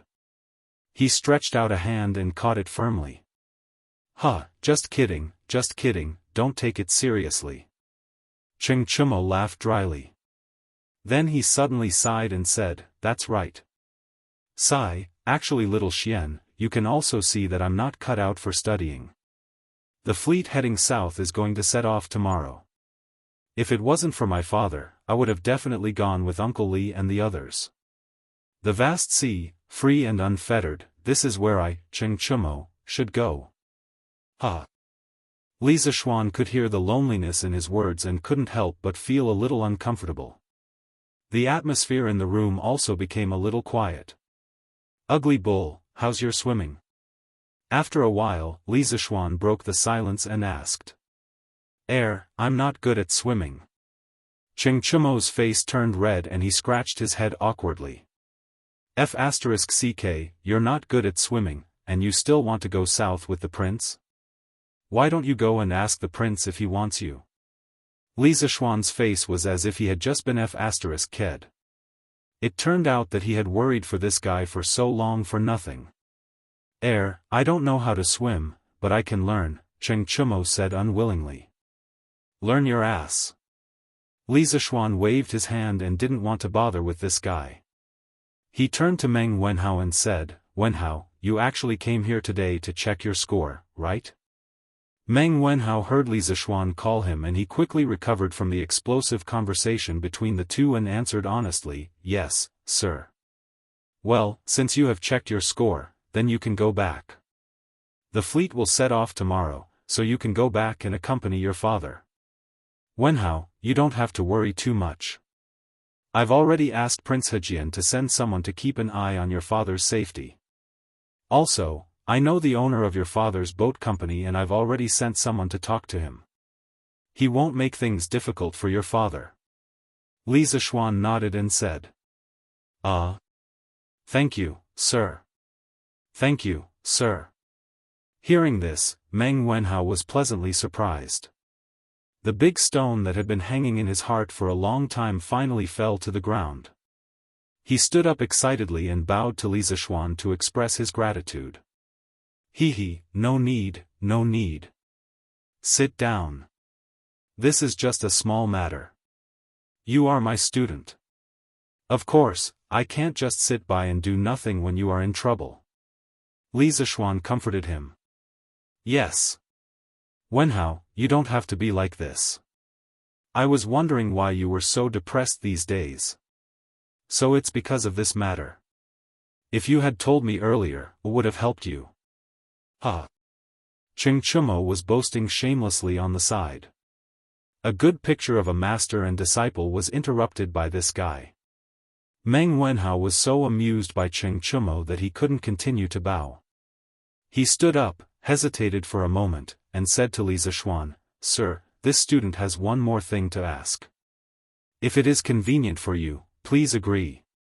Li Zishuan nodded and said, Say it first. Meng Wenhao said awkwardly, This student wants you to advance the reward for the first place in this monthly exam. After saying that, Meng Wenhao was a little ashamed. Li Zishuan had helped him a lot before, and now he was still making these requests. He felt that he was pushing his luck. Oh? Could it be that Wenhao is afraid that I will renege on my debt? Li Zishuan asked with a smile. No, Meng Wenhao quickly explained, but before he finished, he was interrupted by Chengchumo. Damn, Wenhao, you got first place again this time. That's awesome. In Xiaoshuan's words, you are so awesome. Chengchumo's focus was always different from others. His first reaction was to marvel at Meng Wenhao's results. Shut up, you have the nerve to say that. Look at Wenhao, he always pursues first place. What about you? You always pursue to get out of the bottom. Look at you. Li Zishuan said angrily. So what? Wenhao is going to be the top scorer. I don't expect to be the top scorer. Chengchumo curled his lips and said indifferently. Li Zishuan saw that this guy was like a dead pig that wasn't afraid of boiling water, so he didn't bother to say anything more. He looked at Meng Wenhao and said, Wenhao, continue. What are you thinking? Meng Wenhao continued to explain, Teacher, it's like this. I have always had a dream. I hope that one day, I can take my parents and sister to the best restaurant in Chang'an City for a meal. I came from a small place and entered the Imperial College. In fact, my parents worked harder than me. I want to repay them, but they never let me work for them. I can only study hard. Now that I finally have the chance to realize that dream, my father is going to go to sea. Therefore, I hope that I can redeem the reward for the first place in the monthly exam in advance. I can let my father drink the wine of his dreams before he goes to sea. Please grant my wish, teacher. After saying that, he bowed deeply to Li Zishuan. Li Zishuan was silent. Cheng Chumo also stopped joking and became silent. I promise you. Wenhao, get up. These are what you deserve. You don't have to beg me. Chapter 303. Meng Wenhao, why are you looking for me? Li Yu, who was in the editorial department of Datong Daily, was racking her brains to write the news. When she heard that someone was looking for her, she came out and saw that it was Meng Wenhao. She couldn't help but be surprised. No. Nothing. I'm just here to see how you've been recently. Compared to the first time they met, when her clothes were tattered and her face was dirty, the current Li Yu could only be described as stunning. Her eyebrows were picturesque, her lips were red, her small face was like a goose egg, her thin body, and her fiery red clothes fluttered in the wind. She was like a fairy that had descended from the heavens, elegant and otherworldly. She was completely different from the little beggar a few days ago. Meng Wenhao couldn't help but stare blankly at her, stuttering a little. Li Yu was the treasure in the hearts of his adoptive parents. She was afraid that she would melt in their mouths, fall in their hands, and touch in their arms. She had been doted on since she was young. Even though their family fled to Chuyun village and their lives weren't as rich as before, Fu Lingyan and Lu Yixuan never stopped providing for Li Yu's daily necessities. It could be said that in the first 10 years of Li Yu's life, she didn't understand the suffering of the world at all. It wasn't until her adoptive parents passed away that she stumbled to Chang'an alone and tasted the hardships along the way. At that time, she was thankful to be able to get food to eat, so how could she have the time to dress up? Therefore, when Meng Wenhao met her for the first time, she was in such a terrible state. But now, the little girl had a high-paying job that countless people envied. Li Zishuan even gave her an advance of 5 strings of money. After deducting the rent and household expenses, she was left with a large sum of money. Li Yu directly turned from a little beggar to a little rich woman. Now that she had money in her pocket, she naturally wouldn't treat herself unfairly. She dressed up and walked around, buying beautiful clothes and hair accessories whenever she saw something she liked. It was as if she had returned to her days as a little princess in Chuyun village. Me? I've been doing well recently. Meng Wenhao, why are you blushing? Hehe, are you mesmerized by my beauty? Li Yu immediately noticed the unnatural expression on Meng Wenhao's face. She proudly spun around on the spot. Her fiery red dress was like a ball of fire, dancing in the wind, passionate and unrestrained. Cough, cough, of course not. Meng Wenhao coughed dryly, took 2 steps back, and flatly denied. Hehe, your face is getting redder and redder, and you're still denying it? That day, this lady said that the robber didn't have good eyesight. He only wanted to rob money and not women. At that time, you didn't believe me. Hehe, do you believe me now? Li Yu pointed at Meng Wenhao's red face and giggled. Meng Wenhao was speechless. He thought to himself that it was a good thing that the robber didn't have a good eye. If he did, you would have been in big trouble that day. Alright, I won't tease you anymore. Tell me, why are you looking for me? I don't believe that you came here just to see me. Li Yu twirled the hair in front of her chest with her fingers and said with an expression that said, I'm very smart, don't lie to me. Meng Wenhao scratched his head and said, also, I'm here to treat you to a meal. You treated me to Yangchun noodles before. Cough, although we didn't eat it, at least we became friends because of it. At this moment, he couldn't help but recall the frivolous words that Li Zishuan had said in the morning at the Li estate. Oh, that's right. Why don't you call Li Yu along as well? I think the two of you will be quite interesting together. Hehe, sure. It's rare for you to take the initiative to treat me to a meal. Tell me, where do you want to eat? Li Yu was quite surprised when she heard this. She thought for a while and agreed. Hehe, let's go to the Drunken Immortal restaurant. Wow. Drunken Immortal restaurant. Did I hear wrongly? Wenhao, did you get rich? Li Yu shouted excitedly. Although she had some assets now, she didn't dare to go to the Drunken Immortal restaurant. A meal there would cost at least 3 or 4 strings of money. No, no. It's because I got first place in this monthly exam. Sir gave me a reward. He said that I can bring my family and friends to the Drunken Immortal restaurant for free. We can order whatever we want to eat as long as it's not a waste. When Meng Wenhao said, "You can bring your family," he paused for a while. He was afraid that Li Yu would misunderstand, so he quickly added the words, "and friends." Li Yu didn't know the rules of the mathematics school, so she didn't suspect anything. She just exclaimed, "Wow! Wenhao, you're amazing.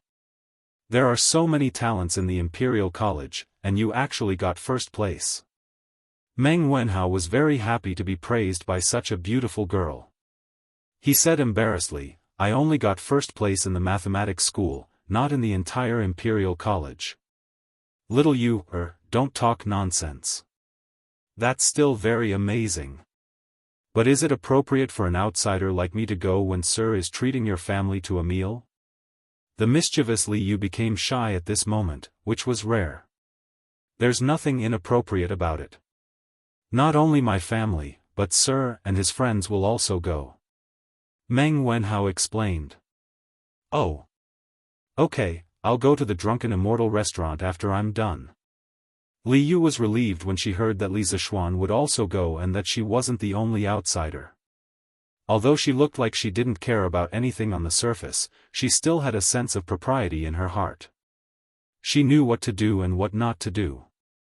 "Mom, you don't have to cook for lunch. I'll treat you to a big meal at the Drunken Immortal restaurant." Meng Wenhao came back from the workshop and saw his mother picking vegetables in the courtyard. He went up and said with a smile, How, do you have a fever? Why are you talking nonsense? How can our family afford to go to the Drunken Immortal restaurant?" Meng Wenhao's mother hurriedly put down the vegetables in her hands and got up to touch Meng Wenhao's forehead. Meng Wenhao didn't know whether to laugh or cry as he took away his mother's hand and said, "Mom, I don't have a fever, and I'm not talking nonsense. I went to Sir's house this morning and he said that I got first place in the monthly exam. According to the previous rules of the Institute of Mathematics, the top scorer can bring his family to the Drunken Immortal restaurant for free. I discussed it with Sir and decided to have this meal at noon today. So, Mom, you, Dad, and Yaya, quickly pack up and get ready to go." "Really?" Meng Wenhao's mother widened her eyes in surprise. She wasn't greedy, she just enjoyed the honor. "Really, Mom, quickly go," Meng Wenhao said again helplessly. "Ah. That's great. Darling, how, got first place in the exam. Quickly pack up, we're going to the Drunken Immortal restaurant for lunch." After getting confirmation, Meng Wenhao's mother reacted and ran into the house excitedly, shouting as she ran. Chapter 304. How, isn't it inappropriate for us to do this? Sir Li has taught you a lot, and we're here to ask him to treat us to a meal. Isn't that a little unreasonable? Meng Wenhao's family of 4 arrived at the Drunken Immortal restaurant in the East City. Seeing the bustling place, Father Meng was an honest man. Thinking that Li Zishuan was going to treat them to a meal out of his own pocket, he felt a little guilty, so he hesitated. Yaya didn't understand the ways of the world, but when she heard her father's words, she felt that her luxurious lunch was going to be ruined. The little girl raised her head and looked at Meng Wenhao, hoping that her brother could change her father's mind. Sure enough, Meng Wenhao didn't disappoint her. "Dad, this is the system set by our school of mathematics. Even if I don't go to the Drunken Immortal restaurant for this meal, Sir won't agree. Sir won't go back on his word for this little bit of money." How, you're right. Since that's the case, let's go in quickly. Don't let Sir Li wait too long.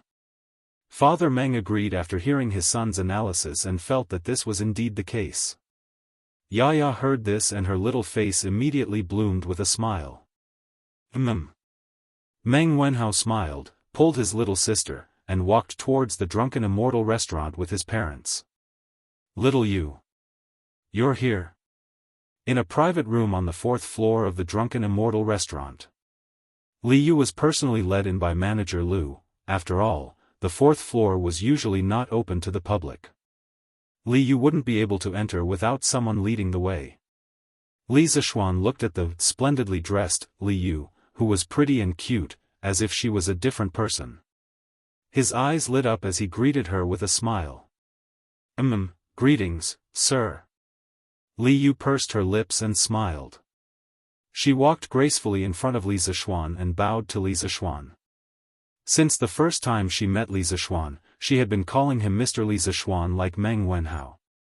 Even though she was working for Li Zishuan now, she couldn't change the way she addressed him. Come, little Yu, let me introduce you. This is Cheng Chumo, the eldest son of Duke Lu's family. This is Qin Huayu, the eldest son of Duke Yi's family. This is Yuqi Baolin, the eldest son of General Yuqi's family. They are also Wenhao's schoolmates. Now that someone was treating him to a meal, the thick-skinned Cheng Chumo naturally wanted to join in on the fun.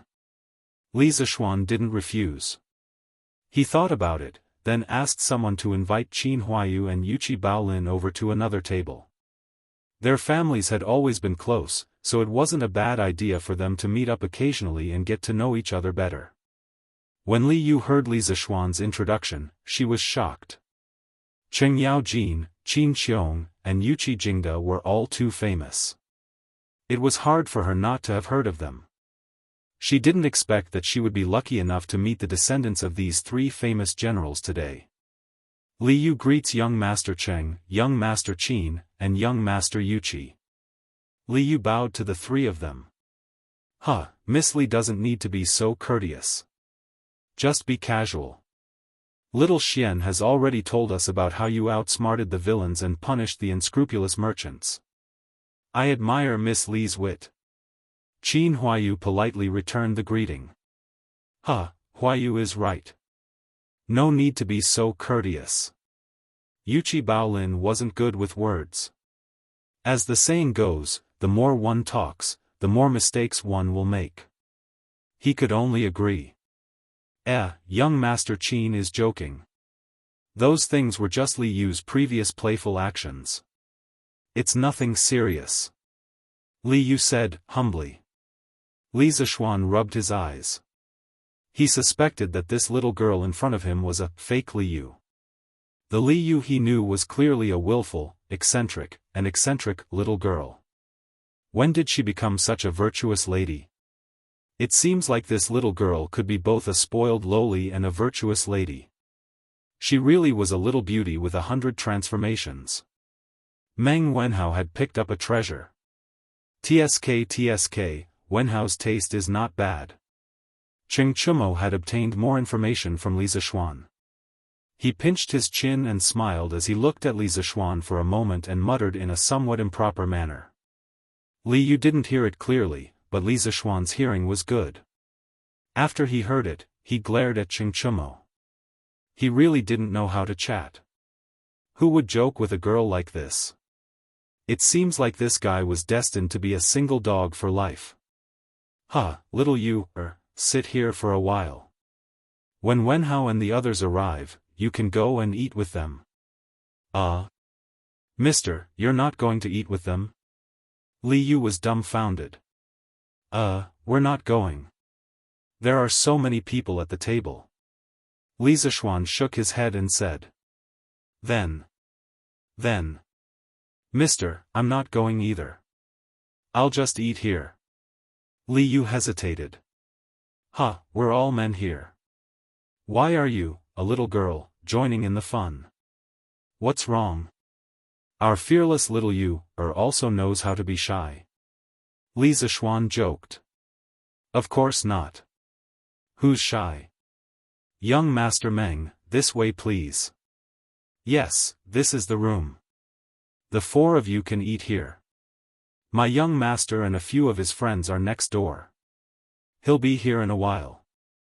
Meng Wenhao and the others arrived at the Drunken Immortal restaurant. After they explained their identities, Manager Lu personally led them to the room next to Li Zishuan's. "Thank you, Manager." Meng Wenhao politely cupped his hands and said. You're welcome, young Master Meng. You're an important guest that my young master specially instructed. Just tell him what you want to eat. I'll take my leave first." "Okay. Take care, Manager."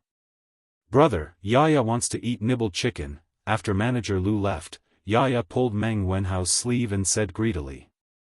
Nowadays, gnawed chicken was already a household name in Chang'an. In the past, Yaya could only listen to those rich kids describe how delicious gnawed chicken was, and then she would drool at the side.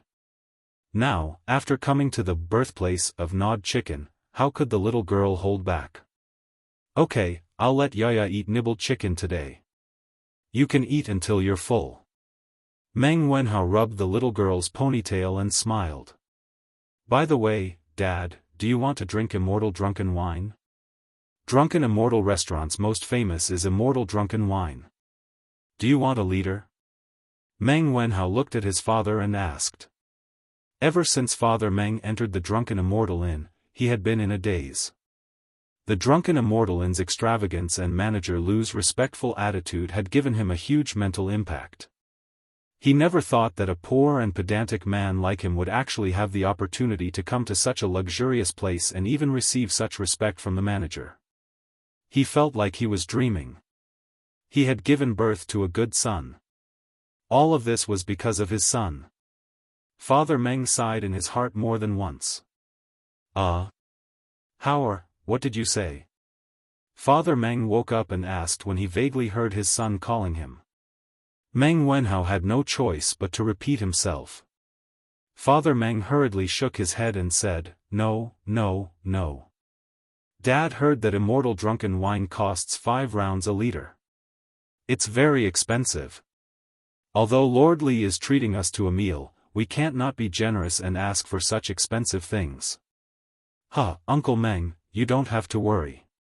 Just order if you want to drink. I don't care about this bit of money. Since we're here, we have to eat and drink well. Otherwise, wouldn't we be wasting the opportunity that Wenhao fought so hard for? At this moment, a burst of hearty laughter came from outside. Following that, Li Zishuan walked in with Li Yu. When Li Zishuan and Li Yu came in, Manager Lu personally served them while sending a servant to inform Li Zishuan. When Li Zishuan heard the news, he walked over with Li Yu and happened to hear Father Meng's declining words. Chapter 305. Sir. When Meng Wenhao saw Li Zishuan enter, he quickly stood up and bowed. Then, he turned to his parents and said, "Father, Mother, this is my teacher in the School of Mathematics." Meng Wenhao's father was shocked. He didn't expect his son's teacher to be so young. He secretly thought that the son of a rich family was indeed not someone his small family could compare with. He was so young and yet he had the ability to become a teacher in the Imperial College. Meng Duchuan greets Lord Zhu. Zhu Qing greets Lord Zhu. Meng Wenhao's father and mother quickly came over and bowed to Li Zishuan. As a commoner of the lower class, they had a natural fear of the upper-class aristocrats. They had never come into contact with such a high-ranking official, so they were even more reserved. You don't have to be so polite. Take a seat." Li Zishuan quickly walked over and helped the two of them up. He said in a warm voice, "You two gave birth to a good son. This banquet is an opportunity that Wenhao fought for himself. Since you are here, don't think about saving money for me. Eat and drink as much as you can. If you don't eat well, I will be unhappy. This is what you deserve." Meng Wenhao's father and mother heard this and were inexplicably excited. They stepped forward and said, "Thank you, Lord Zhu." No need. Wenhao, is this your little sister?" Li Zishuan smiled and waved his hand. Suddenly, he saw Yaya hiding behind Meng Wenhao and looking at him timidly. "Yes, sir. Come, Yaya, come and greet sir. Meng Wenhao quickly pulled Yaya out and said. Before Meng Wenhao's mother came, she had dressed the little girl up. At this moment, Yaya's hair was neatly combed. Although the clothes on her body weren't luxurious or expensive, they were still neat and tidy. At least there weren't too many patches. But even so, the little girl was too thin and looked malnourished. It was very distressing to look at her. Yaya greets Lord Ju. When the little girl saw that everyone was looking at her, she couldn't help but feel nervous, uneasy, and shy. She carefully took 2 steps forward and bowed to Li Zishuan and said weakly. Little sister is called Yaya. She's so cute. But Yaya still needs to eat more in the future. Right, what's Yaya's favorite food? Li Zishuan could see the wariness and restraint in the little girl's eyes. He squatted down and tried to use a gentle tone to look into Yaya's eyes. However, with his current appearance, it was unknown whether he would be misunderstood as a wretched uncle who was trying to kidnap a lowly. Oh, Yaya wants to eat the gnawed chicken. Perhaps Li Zishuan's appearance was very deceptive. Hearing this, Yaya tilted her head and thought for a moment before replying in a crisp voice. The drunken immortal restaurant has so many bites of chicken. How many bites of chicken can Yaya eat? 3 portions, no, 5 portions. Yaya looked at Li Zishuan gesturing there, and her mouth couldn't help but drool. She licked her lips and replied. Good. Yaya, you have to keep your word. You have to eat 5 servings, okay? Only by eating more can Yaya grow up to be as beautiful as this big sister. Do you understand? Li Zishuan waved his hand to stop Meng Dechuan, who wanted to come over and scold Yaya. He then pointed at Li Yu and said to Yaya. Yaya looked at Li Yu, who was dressed up like a little fairy. Her eyes revealed an envious gaze. She firmly nodded and said, Yaya must eat more. In the future, I must grow up to be as beautiful as this big sister. When Li Yu heard the 2 people praising her beauty, the corner of her mouth couldn't help but curl into a beautiful arc. It was obvious that she was very happy in her heart. Yaya is so obedient. Li Zishuan patted Yaya's head with satisfaction. He stood up and looked at Father Meng and Mother Meng and said, since that's the case, I won't disturb your family's meal. Oh, this lady is Li Yu. She can be considered as half a disciple of mine. She is also a very good friend of Wenhao. She hasn't seen Wenhao for a long time. Today, she came over to eat together and reminisce about the past. Li Zishuan almost forgot the purpose of this visit. He quickly pushed Li Yu out and introduced her. As for how much of his words were nonsense, only Meng Wenhao and Li Yu knew. Greetings to uncle and aunt. Li Yu knew that it was time for her to go on stage. She gracefully stepped forward and bowed. Good. No need to be so polite, no need to be so polite. Mother Meng's eyes lit up. She enthusiastically stepped forward and held Li Yu's hand with a smile. Li Zishuan gave Meng Wenhao and Li Yu a look that said, "This is all I can do for you too." Then he bid farewell to Father Meng and Mother Meng and left the room. Sigh. As a teacher, not only do I have to impart knowledge to my students, I also have to matchmake them. TSK. Li Zishuan thought to himself. How long has it been since the last time we gathered? Today, I, Old Cheng, am going to drink to my heart's content. In another room, Cheng Chumo poured a glass of drunken immortal for everyone, except for Li Zishuan, of course, and laughed heartily. Li Zishuan knew very well that the excuse of not gathering for a long time was just an excuse. Most importantly, he did not have to force them to pay for the food and drinks today. Chou Nyo is right. Huayu, Bao Lin, it's rare for us to gather together. Let's eat and drink to our heart's content. To Li Zishuan, money was just a bunch of numbers. He did not even know how much money he had. Of course, he had to be generous when it came to treating his friends to a meal. He. Thank you, little Xian, for your hospitality. Here's a toast to you. Qin Huayu raised his glass and laughed. Here's a toast to little Xian too. Yuqi Baolin also raised her glass and joined in the fun. In the School of Mathematics, they had a teacher-student relationship with Li Zixuan. But outside the School of Mathematics, they were good friends again. Alright then, here's a toast to you too. But little Xian, you're drinking a soft drink. It's not strong at all. Cheng Chumo grumbled unhappily. I didn't want to show my alcohol tolerance. I was afraid that it would hurt you, Chou Nyo. Come, cheers. Li Zixuan laughed heartily as he drained the cup in one gulp. Of course, what he said just now was not completely nonsense. The weather had been hot recently, and he was addicted to drinking cold soft drinks. Slowly, he figured out how to control the true qi in his body to burn the alcohol, so that it would evaporate and be expelled from the body. This thing sounded quite mysterious, but it was not difficult for martial artists who had entered the qi transformation realm. First, it was because their understanding of martial arts and the meridians of the human body had already surpassed the scope of ordinary people. Second, martial artists in the qi transformation realm had gone through the stage of refining energy into qi. The quantity and quality of true qi available in their bodies were far from what martial artists in the qi drawing realm and the body refining realm could compare with. Therefore, controlling true qi to burn alcohol was really easy for them.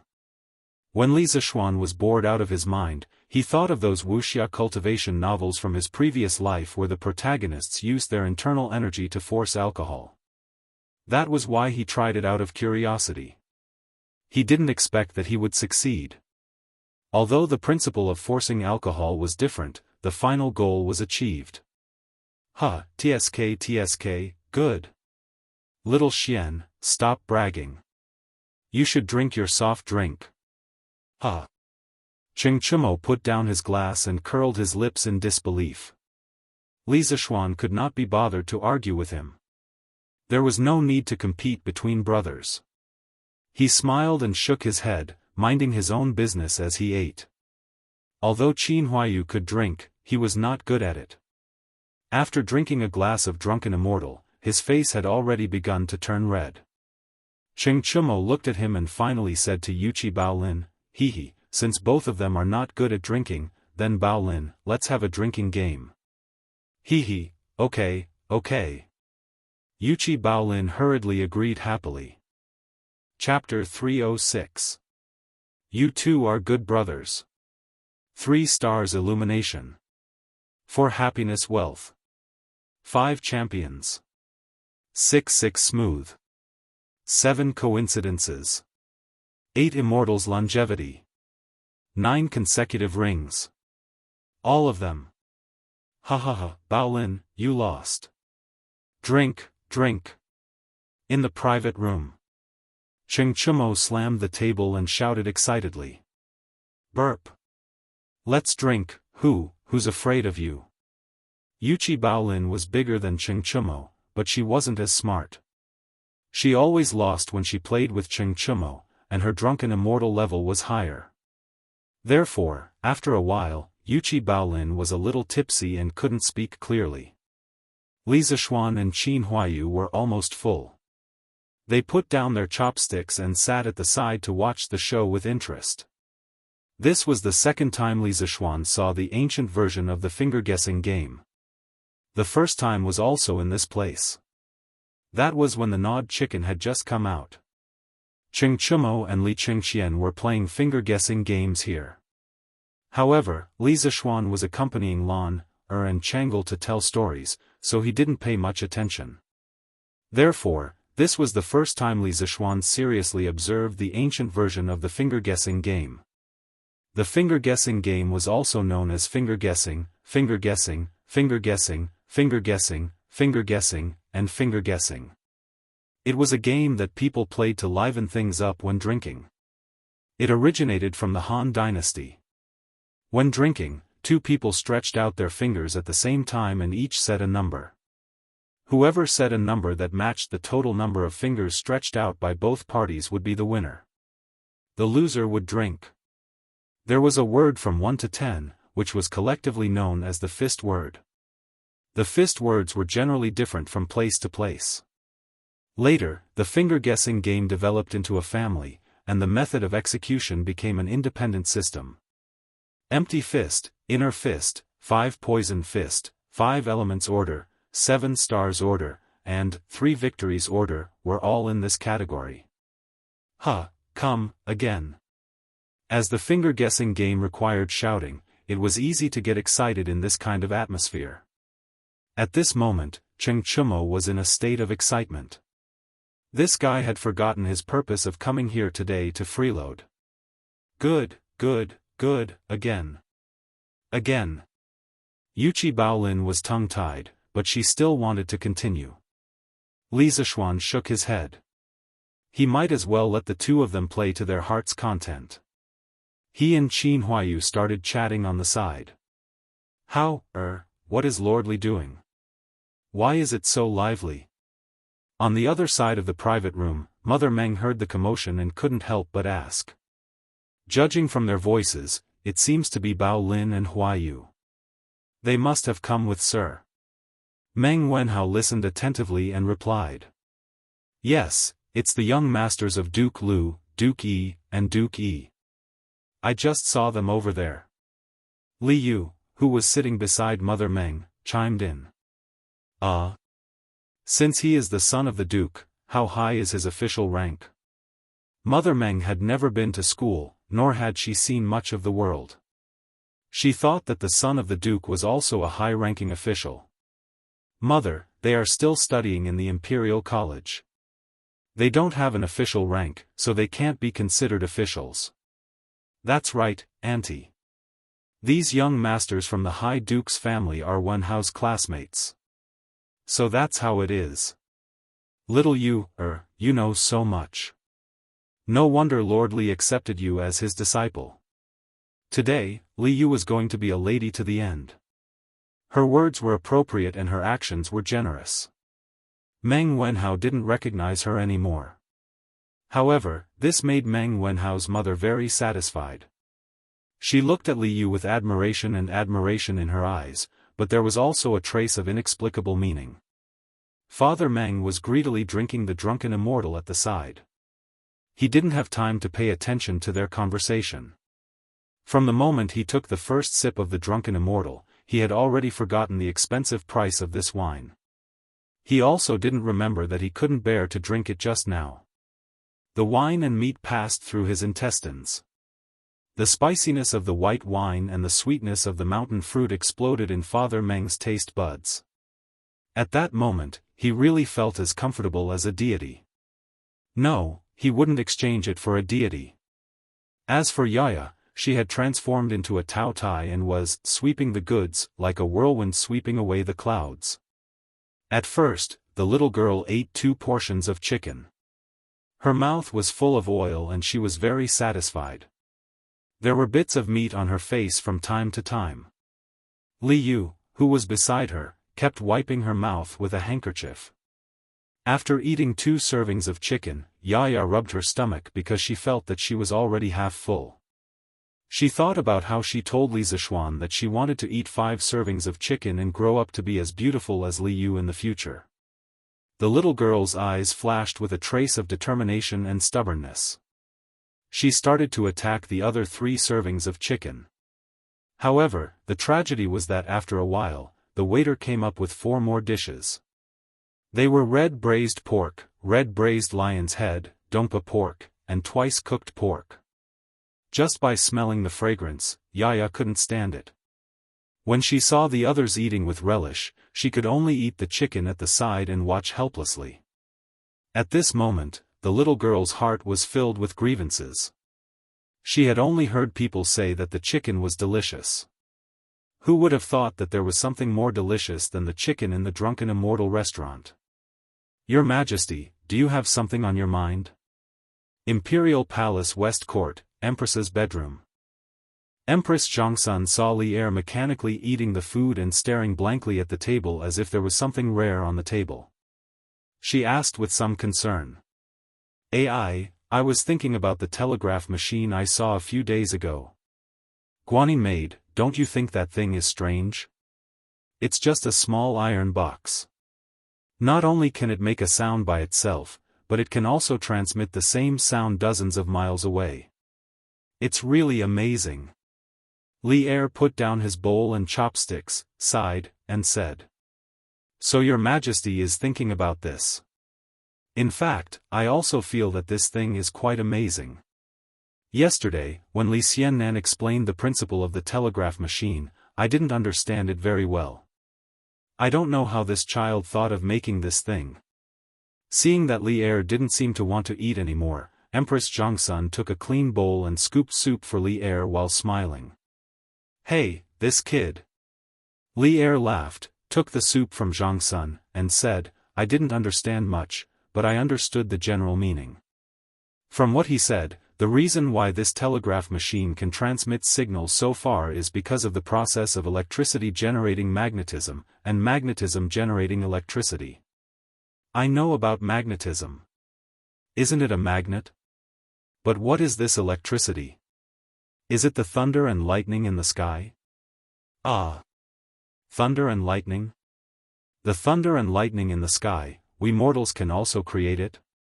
Jiangsun covered her mouth in surprise and said in surprise. Oh, who knows? This brat has too many secrets.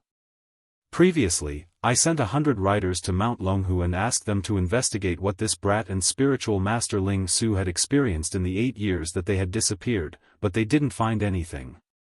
They seemed to have evaporated from the world in those 8 years. In short, this kid is too mysterious. If it weren't for the fact that his family background is clean and he has no ambition, and that Xu Bao and Jijia think highly of him, I would have already killed him. After all, such a person with divine skills and unknown intentions will bring a lot of unknown dangers to the Tang Empire. If his skills are used by the foreign race, then the Tang Empire's situation will be even worse. Li Er said lightly as he drank the soup. He had killed countless people in his life. When he said that he wanted to kill Li Zishuan, there was no change in his expression, as if he was talking about a trivial matter. Your Majesty. From what I see, this child isn't like those evil people. He definitely won't do that kind of thing. Your Majesty, don't do something that will hurt your loved ones and make your enemies happy. It is the blessing of our Tang Empire that this child has such abilities. Chapter 307. Is Maid Guanyin pleading for that kid? In the bedchamber. Li Er asked casually as he leisurely drank his soup after listening to Empress Jiangsun's words. Empress Jiangsun was stunned and said, This. I just don't want to see such a young talent die prematurely. My thoughts are all for the Tang Empire. Maid Guanyin, you don't have to be nervous. I just said it casually and don't mean anything else. You and I have been husband and wife for more than a decade. How can I not trust you? Before Empress Jiangsun finished speaking, Li Er saw that something was wrong. He quickly put down the spoon in his mouth and interrupted her. Empress Jiangsun saw that Li Er's words didn't seem to be fake. Her heart warmed as she smiled and said, Thank you for your trust, Your Majesty. Li Er smiled and shook his head. Suddenly, he sighed and said, Since I ascended the throne, I have always promoted talents.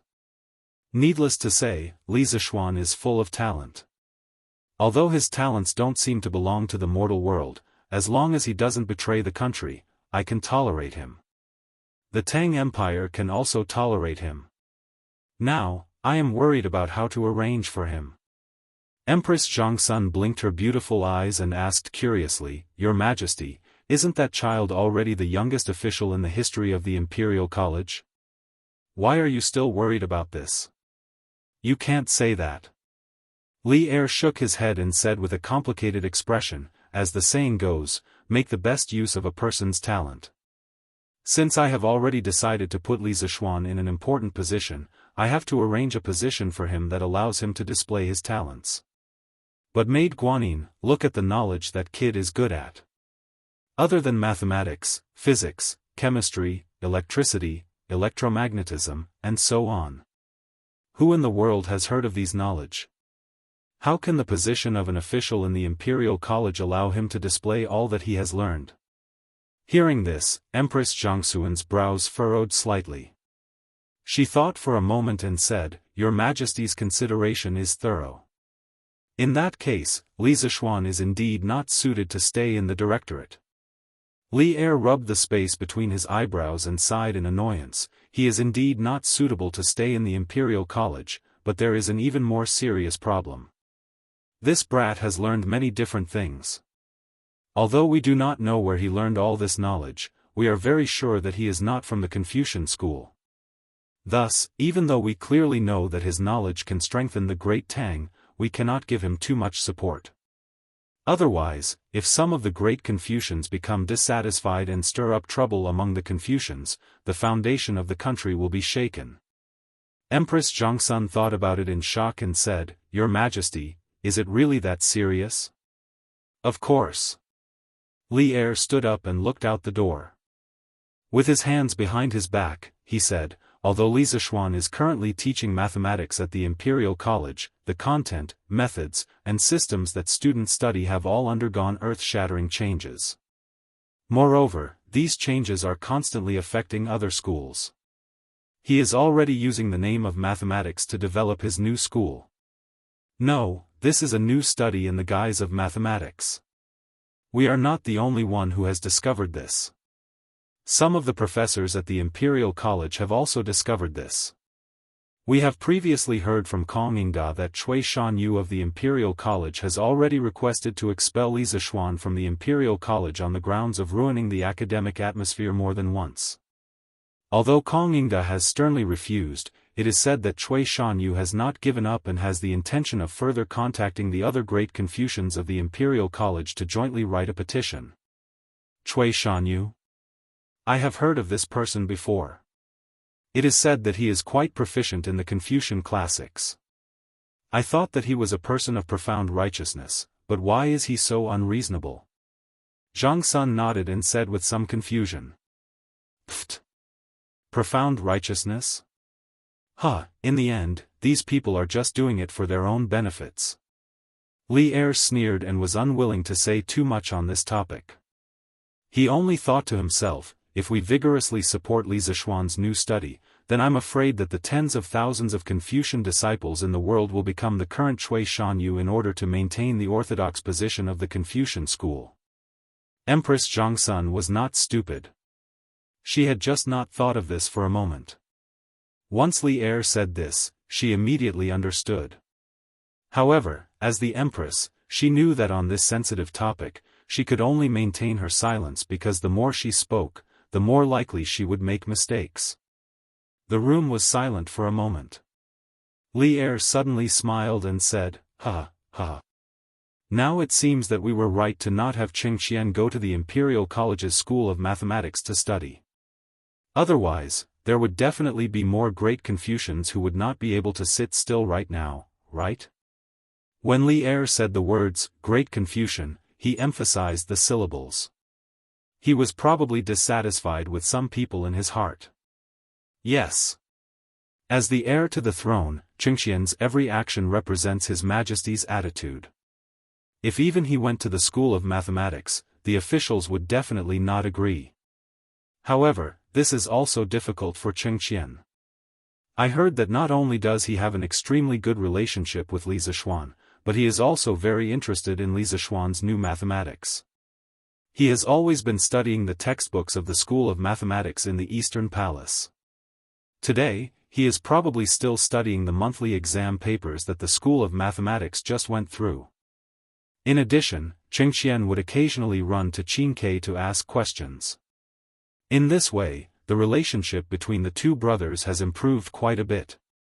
When Empress Zhongsun heard Li Er say this, she immediately began to feel sorry for her son. As the crown prince, he should sacrifice something for this. The problem now is, where should Li Zishuan be placed? Li Er first smiled as if it was a matter of course. Then, when he thought of Li Zishuan, he began to frown. Why not ask Li Zishuan for his thoughts, Your Majesty? This child has always had a lot of ideas. I think he will have some ideas. Empress Zhongsun stroked the hair in front of her forehead and said. Ha! This is a good idea. Guanin's servant is indeed more intelligent than others. Ha! Li Er's eyes flashed with a trace of brilliance as he said excitedly. Eastern Market. Chen's noodle shop. Yes, it was the noodle shop that almost cheated Li Yu and Meng Wenhao last time. Tianhua, aren't you too stingy? You're treating me and Fei Chen to a meal at this small noodle shop. In front of the noodle shop, the three only seedlings of Jianghu Academy were sitting on the stools and waiting for the boss to serve the dishes. Oh, no, it was the dishes. Then, Hua Hongyi looked at the terrible surroundings and couldn't help but complain. That's right. Tianhua, you're too unkind. This time, Datong Daily gave you such good conditions. How much money will you earn from writing this novel?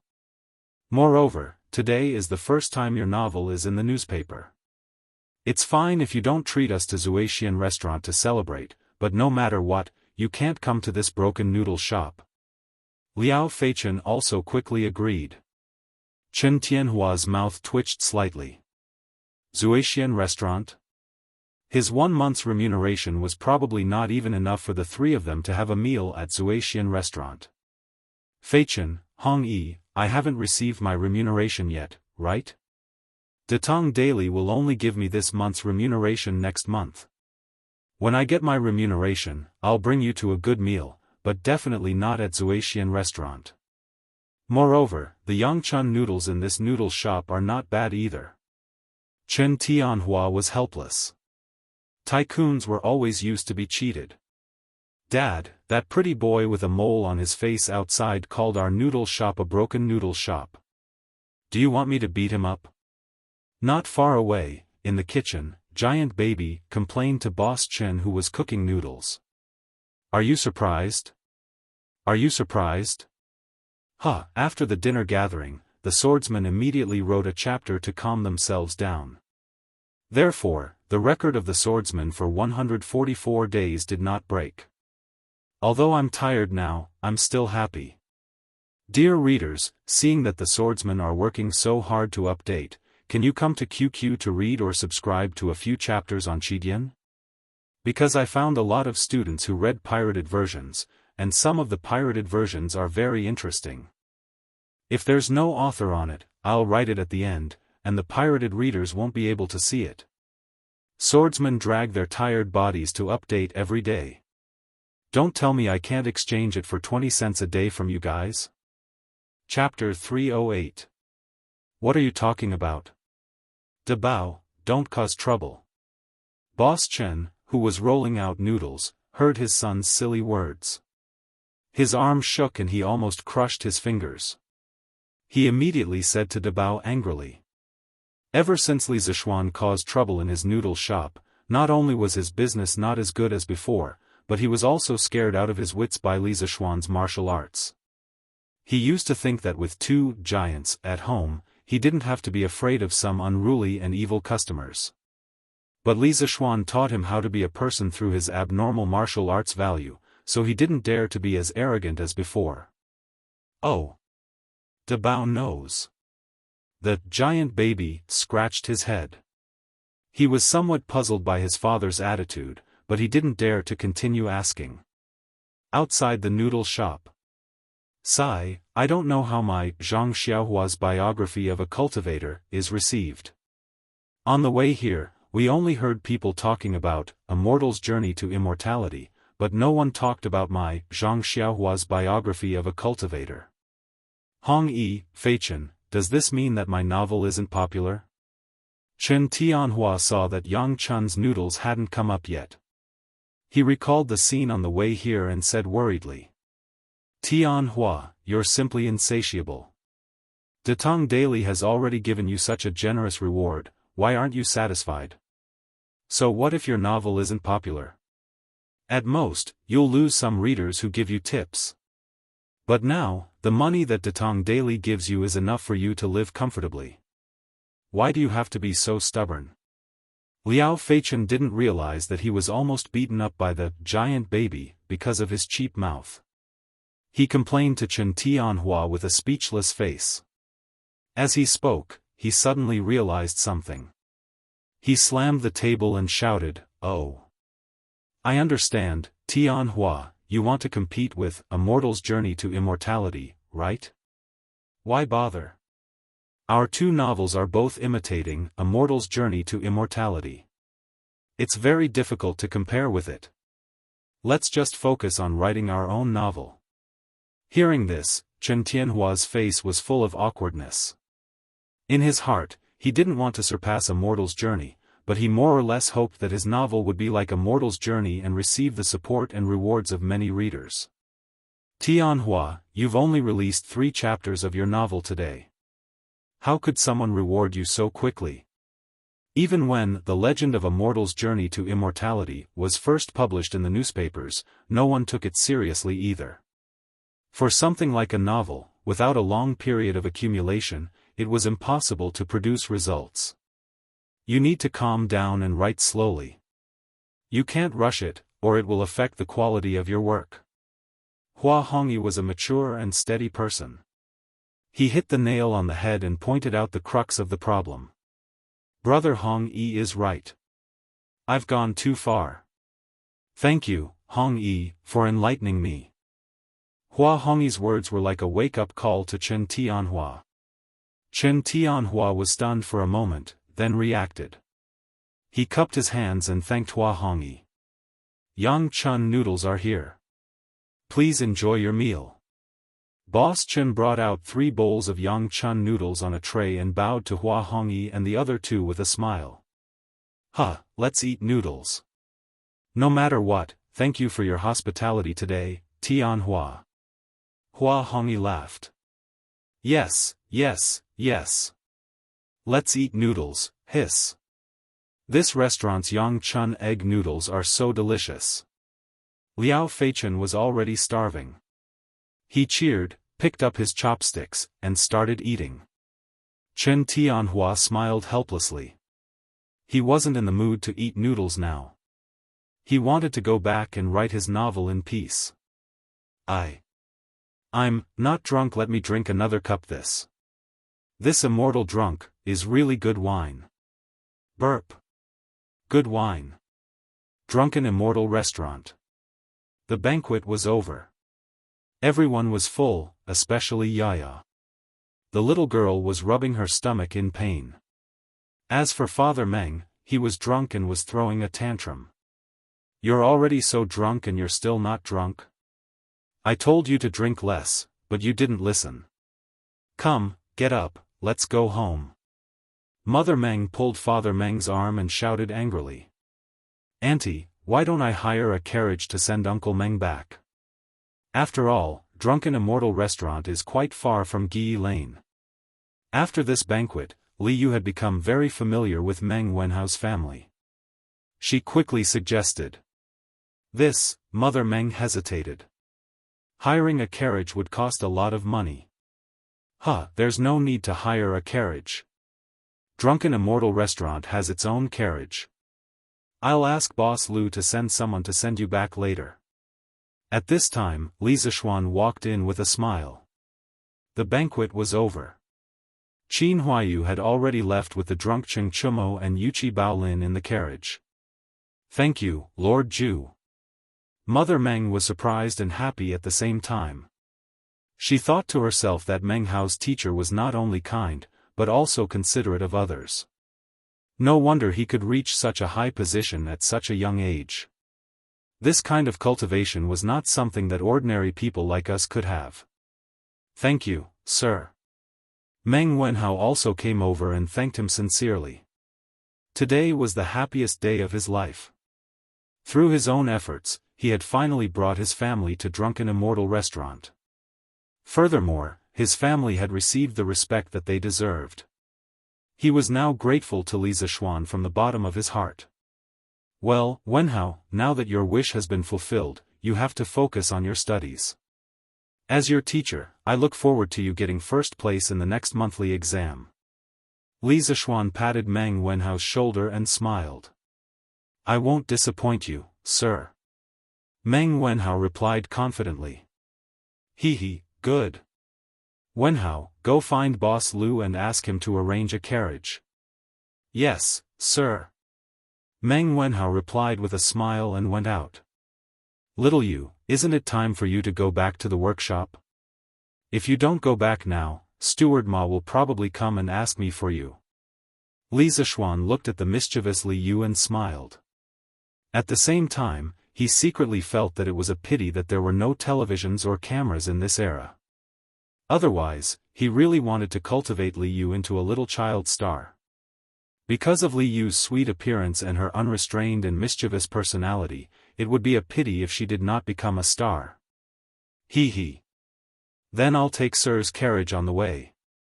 Li Yu stuck out her tongue and smiled mischievously. Drunken Immortal restaurant was in the northwest of Chang'an City. Strange Interest Pavilion was in the northeast of Chang'an City. If she did not borrow a carriage, she would probably have to walk for a long time. Anyway, there was a free ride, why not take it? Alright, let's go then. Li Zishuan smiled and turned to say goodbye to Mother Meng and Yaya. Then, he left with Li Yu. Chapter 309. Lord Zhu. Lord Zhu. His Majesty has decreed for you to enter the palace immediately for an audience. Li Zishuan's carriage had just entered Yongla Lane when a servant from the yellow door chased after him. San Bao, who was driving the carriage, hurriedly stopped Big White. Li Zishuan's heart skipped a beat. Could it be that Li Er had discovered that he had been idling around for the past 2 days? Was he here to settle scores with him? Old Li wouldn't be so petty, right? He lifted the curtains and jumped off the carriage. The servant from the yellow door also hurriedly got off his horse. Little eunuch, may I know why His Majesty is looking for me? Li Zishuan discreetly stuffed a few golden beans into the servant's mouth and asked with a smile. The earlier he knew Li Er's intentions, the earlier he could prepare. Lord Zhu, I don't dare to accept this. Please take it back. I'm only here to pass on a message. I don't know why His Majesty is summoning you. It seemed like this was the first time the imperial eunuch had been sent out. He didn't even dare to take advantage of the situation. Li Zishuan smiled and didn't force him. He said, then please wait for a moment. I'll go back and change into my official uniform. I'll follow you into the palace. He was here to dine with his good brother today. Of course, he wouldn't wear his official uniform like a lunatic. Besides, his light scarlet official uniform wasn't very nice. Why should he wear it? However, it was still necessary to wear it to meet Li Er in the palace. His Majesty specifically said that Lord Zhu can enter the palace immediately without changing into your official uniform. The servant from the yellow door added. Li Zishuan was speechless. Li Er was in a hurry to be reincarnated. Of course, he only dared to say that in his heart. He couldn't say it out loud. Then I'll follow you into the palace. Then, he turned to look at San Bao and instructed, San Bao, send little you, to the workshop and go straight home. Yes, young master. San Bao responded and hurried Big White toward an Lane. Let's go. Li Zishuan turned around and said a few words before following the small yellow door to the imperial palace. The distance between Yongla Lane and the Imperial Palace was not far, only about 3 to 4 li. Li Zishuan arrived outside the walls of the Imperial Palace in a short while. The little yellow gate led Li Zishuan through the Gate of Heaven. He passed through the Garter Gate, the Tai Chi Gate, the Zhu Ming Gate, the Yin and Yang Gate, and the Sweet Dew Gate. He went straight to the Sweet Dew Hall. Unlike the previous summons, Li Er chose to summon him at the Sweet Dew Hall. Li Zishuan was no longer a novice when he first entered the officialdom. He had crammed in a lot of basic knowledge about officialdom. Naturally, he knew that the emperor usually summoned his officials to the Taiji Palace or the Yin and Yang Palace. The Ganlu Palace was where Li Er studied in the inner palace and was rarely used to summon his officials. It seemed like Li Er wasn't looking for him for some trivial matter. The little yellow gate went in alone to announce the reply. Li Zishuan stood in the corridor outside the hall, waiting for the news. After a while, he heard a sharp voice from inside. Summon the Prince of Lantian County, Minister of the Imperial College, Li Zishuan for an audience. Hearing this, Li Zishuan anxiously walked in with small steps. The Sweet Dew Hall looked very simple, but every table, chair, table, and stool in the hall was decorated with ingenious ingenuity. The furnace in the room was burning with spices.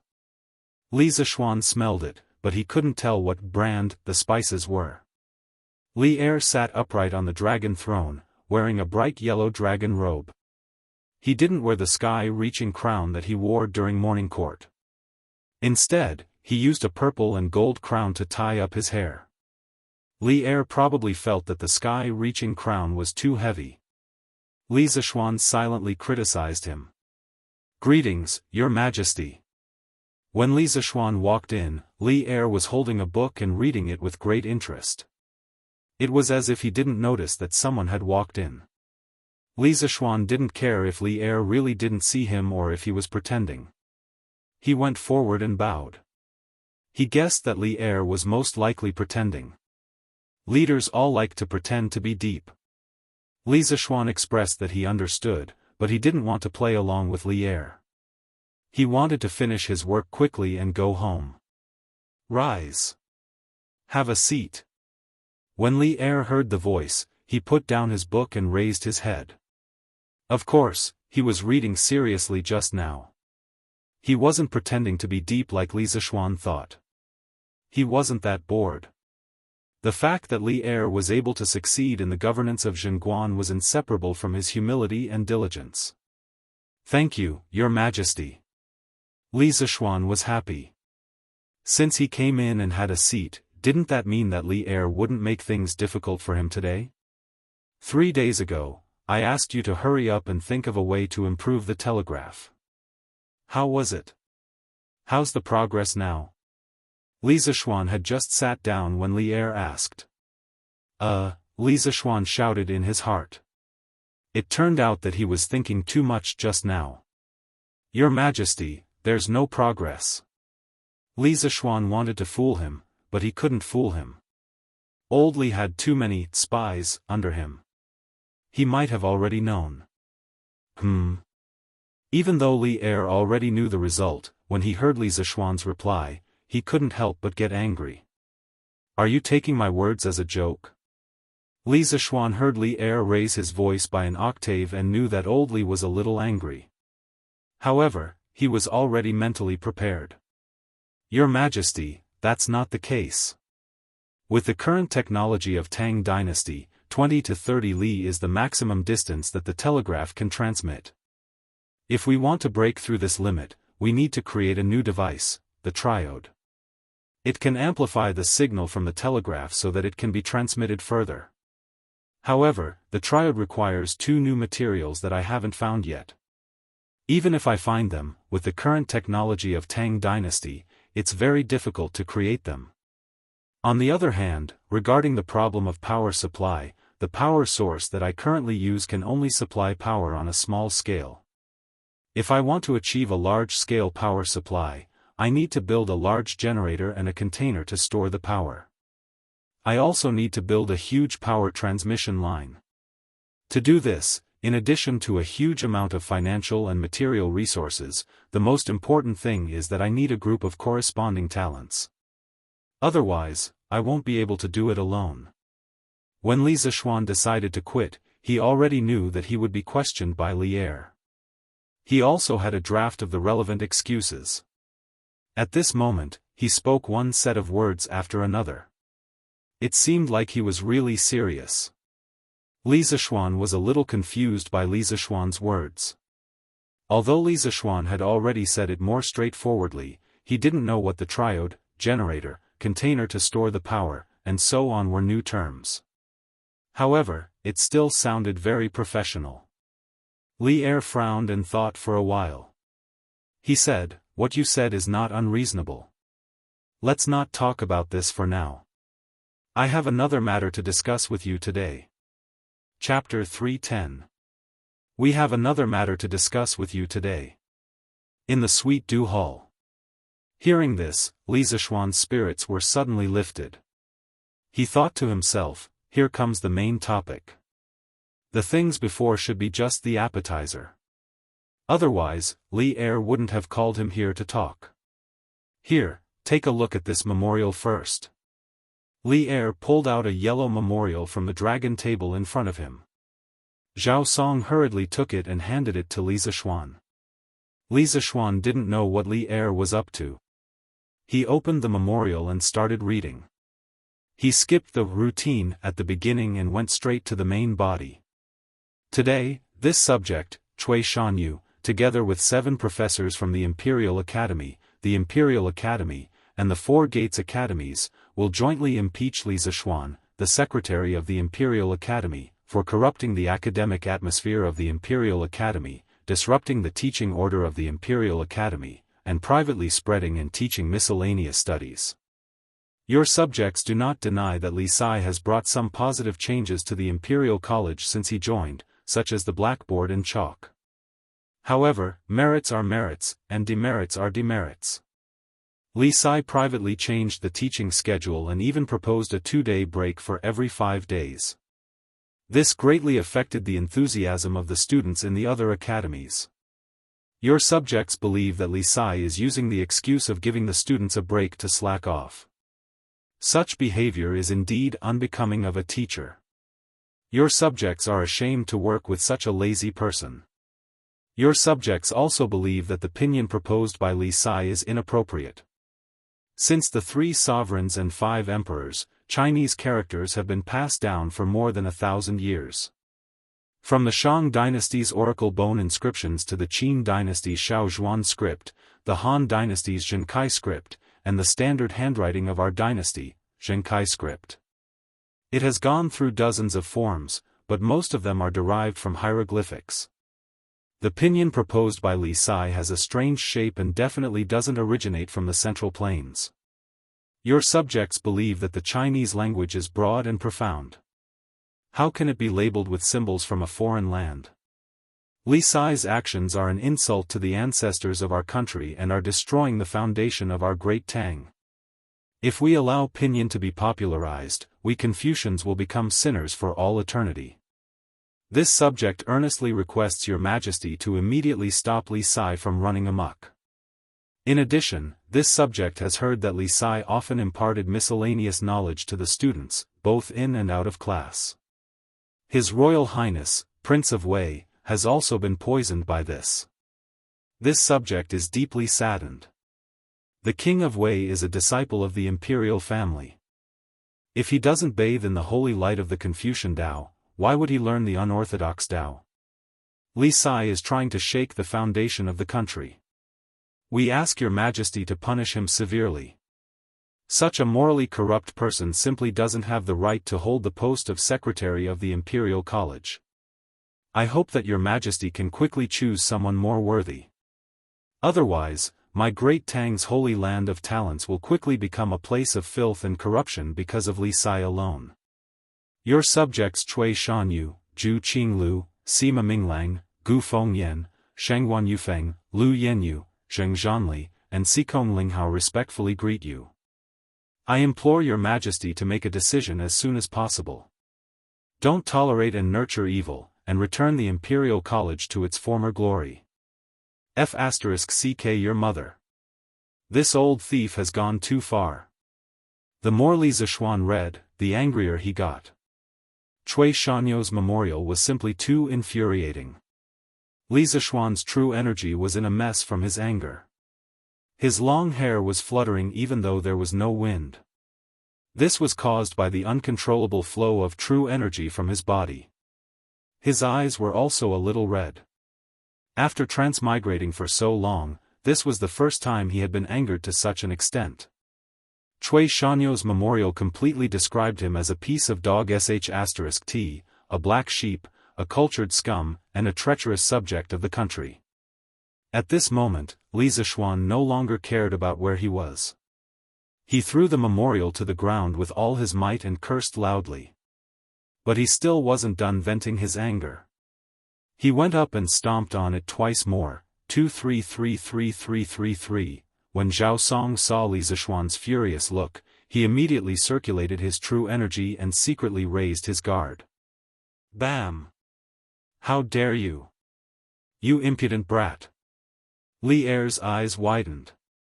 He didn't think that there would be someone who dared to swear in front of him, and even stomped on his memorial in front of him. Li Zishuan's guts were really too big. After a while, Li Er reacted. He slammed the table and shouted angrily. When Li Zishuan was reading the memorial, he had been observing Li Zishuan's expression. He knew that Li Zishuan would be very angry after reading this memorial, but he didn't expect him to lose his composure like this. Actually, the appearance of this memorial was also greatly beyond Li Er's expectations. During lunch, he was still telling Zhang Sun about Cui Shanyo's secret opinion of Li Zishuan. That was what Kong Yingda told him, but this second-hand news was still lagging behind. He had just received Cui Shanyo's first move, and Cui Shanyu had already joined forces with 7 other professors to submit a joint memorial. Although Li Er's own position was slightly biased towards Li Zishuan's side, he couldn't ignore this memorial.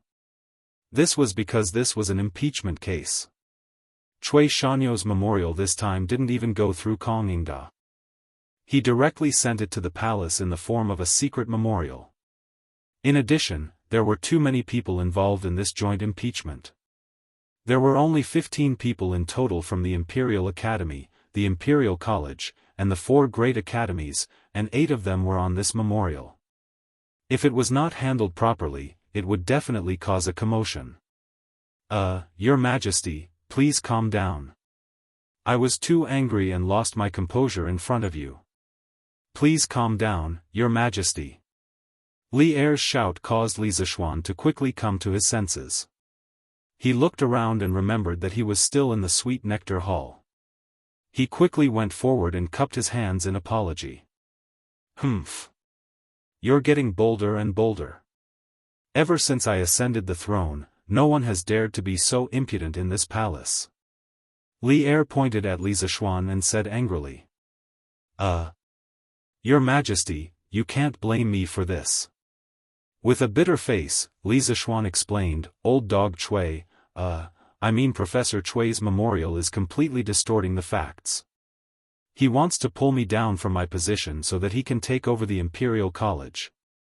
This old dog, this person is sinister and cunning. His intentions are really vicious. He sees that I am talented and knowledgeable in both ancient and modern times. Moreover, I have attracted many students to transfer from the Imperial College to the Institute of Mathematics and Mathematics with my charisma. Therefore, he is jealous of me and intends to use such a despicable method to frame a loyal and good person. He wants to make a talent of Tang like me be wrongly imprisoned so that he can achieve his dirty goal. He doesn't know that Your Majesty is wise and wise. Your eyes can see through all the darkness of time. How can you be fooled by such petty tricks?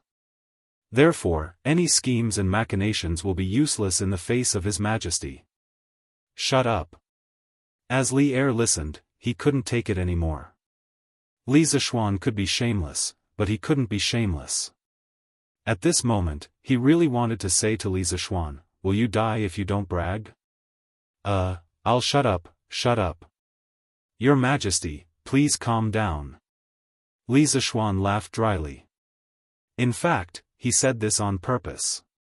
His previous behavior was, strictly speaking, punishable. After such a farce, old Li would definitely forget about it. He could also use this time to think about how to refute Cui Shanyo's memorial. Since Li Er called him here in private today and didn't interrogate him in the imperial court, it meant that even if Li Er wasn't on his side, he was still taking care of him.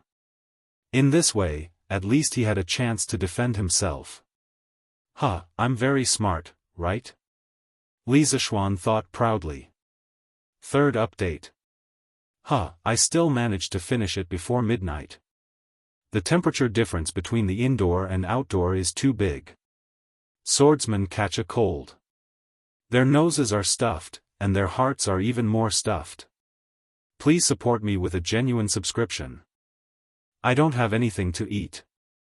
Chapter 311.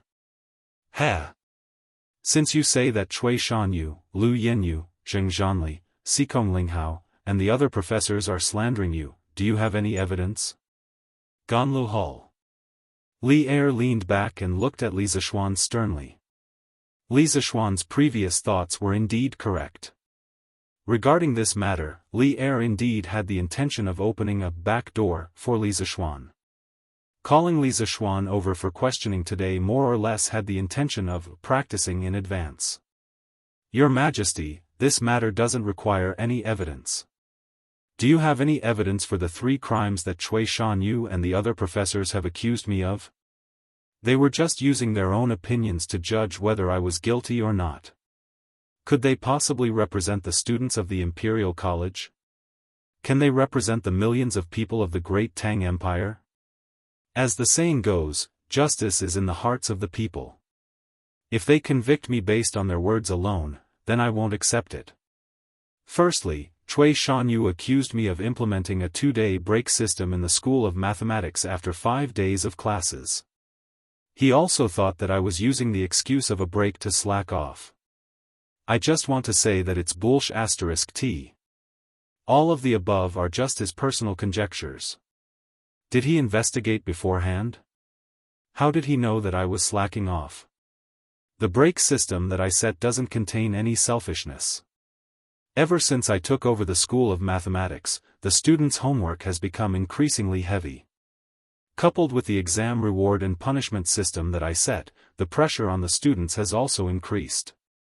If they can't strike a balance between work and rest, their learning efficiency will greatly decrease.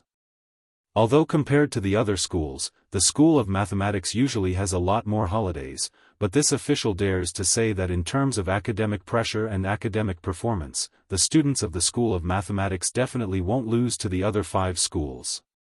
If anyone is unconvinced, they can come out and compete.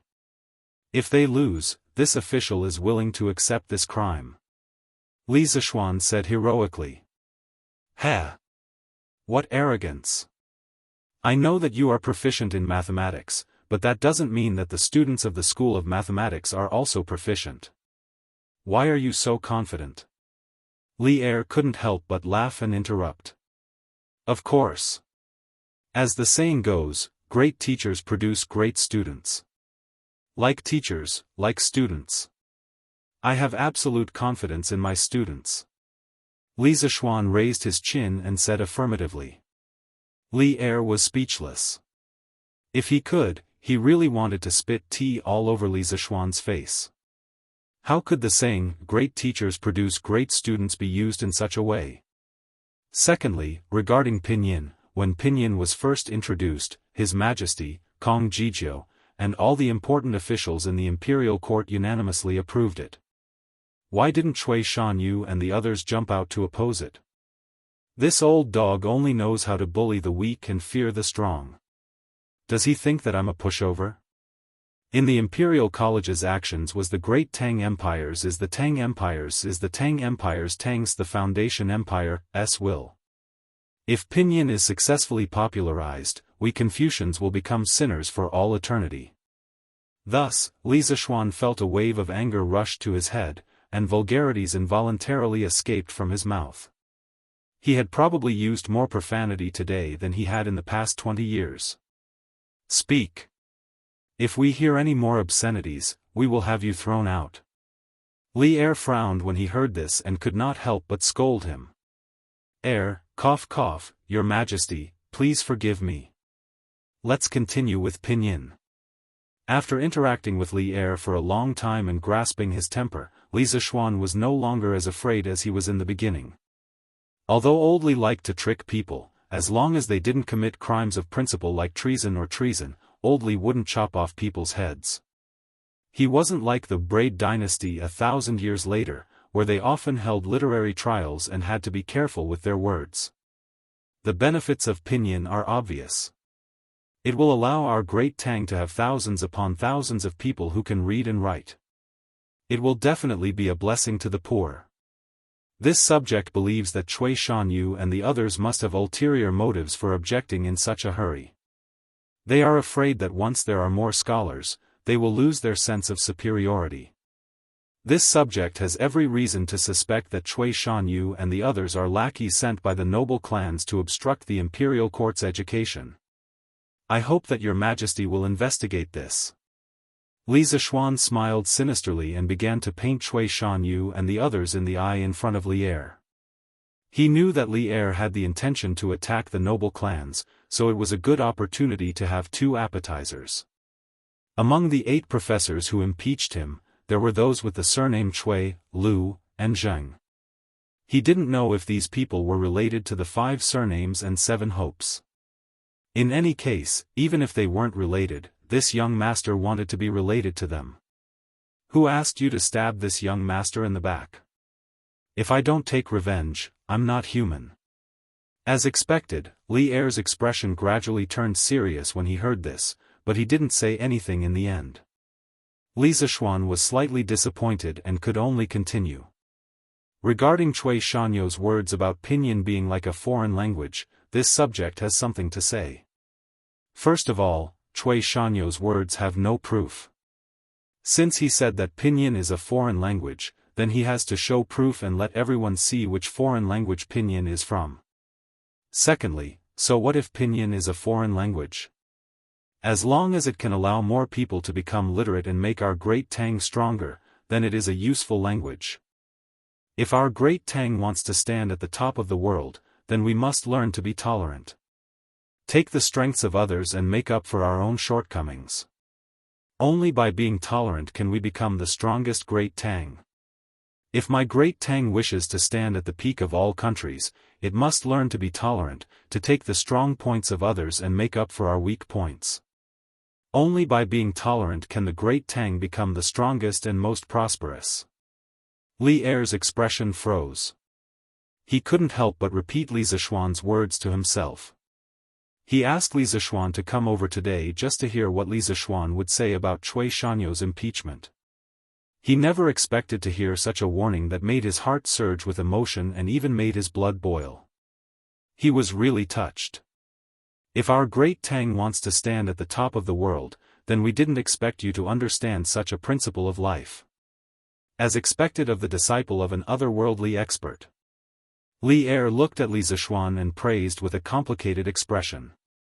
Nanny? Didn't the Tang dynasty have these 2 sentences? Li Zishuan was dumbfounded. He thought that these 2 sentences were some ancient proverb, but from Li Er's words, it didn't seem to be the case. Well, he had unintentionally acted cool in front of old Li again. If our great Tang wants to stand at the top of the world, then we must be tolerant.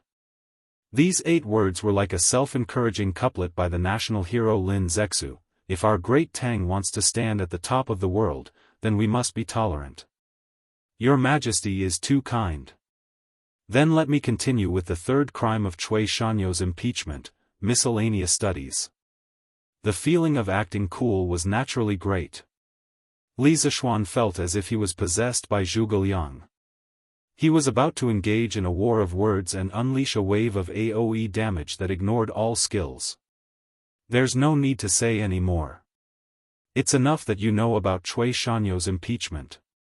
As for how to deal with it, I have my own plans. Go back and do some self-reflection. Tomorrow morning, there will be a verdict on your matter. Come to the court when the time comes.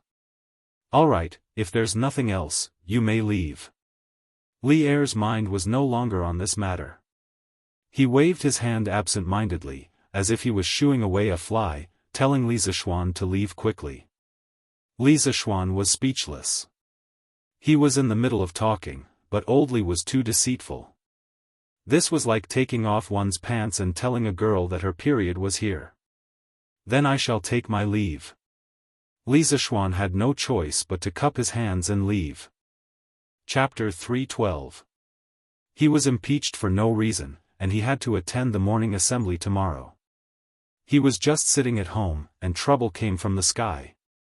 *CK that old dog Chui. You've gone too far, damn. I'm going to kick you to death. Li Zishuan was getting angrier and angrier as he wandered along the streets. He kicked everything he saw. Luckily, there weren't many people around.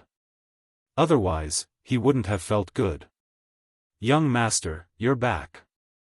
San Bao was the first to welcome him when he reached the door. Have you sent Liu over? Li Zishuan nodded and asked casually.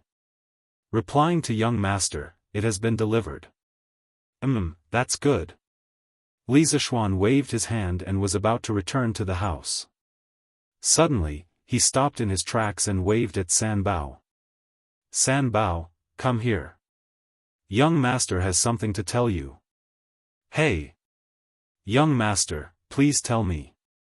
When San Bao heard this, she hurriedly ran over excitedly and said. You go. Hey, come in, come in. As soon as Li Zishuan opened his mouth, he realized that something was amiss. He hurriedly brought San Bao into the manor. Thus, the servants of the Li residence saw this scene from afar. Their young master was sneakily discussing something with the servants of the manor under the large locust tree in the front courtyard. One of them was babbling non-stop, gesturing with his hands as he spoke. The other had his eyes wide open with a completely dumbfounded expression. Do you understand? Young master, isn't this too wicked? Wicked your head. Do you still want your job? Young master, please calm down. I'll go now. But if someone finds out, I'm afraid it'll be hard to explain to old master. Are you King Pig? I didn't ask you to go personally. Don't you know how to cover your face and secretly hire a few people to help you recruit people? Yes, young master is right. I'll go now. Wait, I haven't paid you yet. Where are you going? You brat, your brain isn't working so well today. Go to Butler Wang and give him 100 strings of coins. If it's not enough, there's more. Young master, why do you need so much? 10 strings of coins is enough. San Bao almost knelt down as he said bitterly. What do you know? The more money there is, the bigger the matter will be, and the happier I will be. This young master doesn't lack money. If you do a good job, you will be heavily rewarded. Hurry up and go. Li Zishuan slapped the back of San Bao's head and said in annoyance. This lackey of his was not good enough. He was too honest and not arrogant enough. It did not suit his status. Yes, young master. I will go immediately. When San Bao saw that his young master was getting impatient, he didn't dare to hesitate any longer. He quickly ran off like a rabbit. He cherished his status as Li Zishuan's #1 lackey very much. Cough, cough. What are you looking at? Get to work. Li Zishuan scolded angrily when he saw the servants and maids in the distance looking at them with gossipy expressions. Immediately, the servants and maids scattered in all directions. The next day, 4:45, 4:15 a.m. Some people were still asleep, while others had already woken up. The only people who had woken up so early were the peddlers and the ministers who were rushing to attend the morning court. Thus, from this point of view, the officials of the imperial court had something in common with the common people, and that was that they all needed to wake up early. However, today was a little different. Because the fleet heading south was about to depart in the morning court was pushed back. All officials of the 5th rank and above had to go together to the docks on Murky Island in the eastern suburbs of Chang and to send off the army. Oh! Madam, you can buy more meat in the future. We won't have to live such a poor life anymore. Shengye Fang. In a shabby and narrow courtyard, Cui Shanyu was drinking porridge and eating vegetables as he spoke to the middle-aged woman in linen clothes in dissatisfaction. Master, you're not talking nonsense, right? With your little salary, how can our family afford to buy meat? The woman in linen clothes said with a strange expression. Huh, short-sighted. It won't be long before this old man can return to the family. By then, what can we not have? Cui Shanyu laughed proudly. What? Master, are you telling the truth? The woman in linen clothes raised her voice by an octave. She was extremely excited and even used master. It was obvious that she cared a lot about her family identity. Of course. I can't tell you the specifics now. You'll know after a while. Yes, yes. Come, master, eat more. Madam, I'll go to Murky Island now.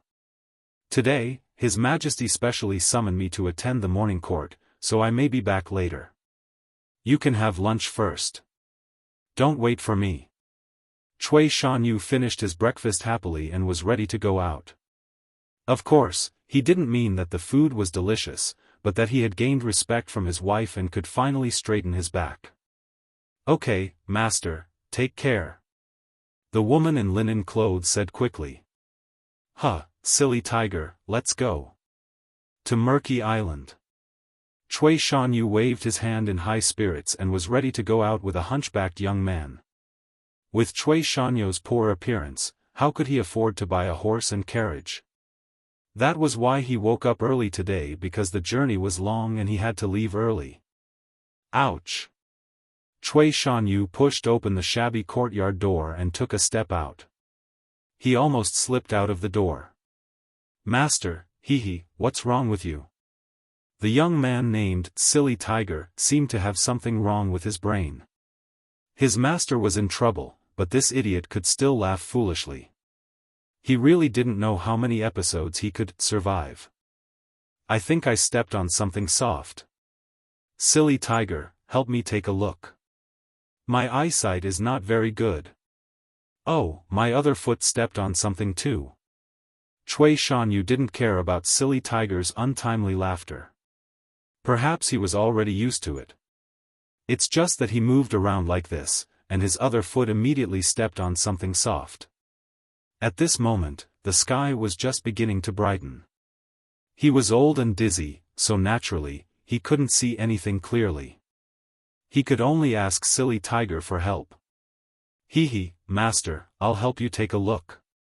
Silly Tiger chuckled and quickly ran over. Hurry up and look, what did you step on?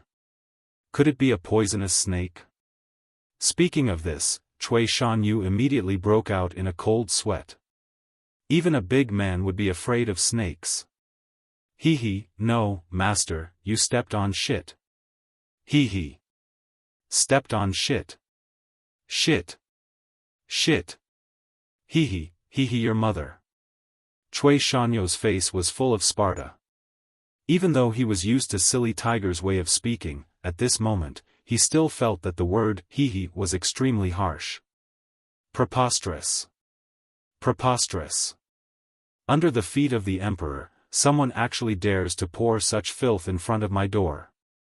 It's really outrageous. Cui Shanyu was trembling with anger, and his beard was almost sticking up. No one could stand a pile of shit in front of their door. However, what was even more unbearable for him was yet to come. Hee. Master, this isn't someone's feces, it's someone's feces. Look, it's still warm.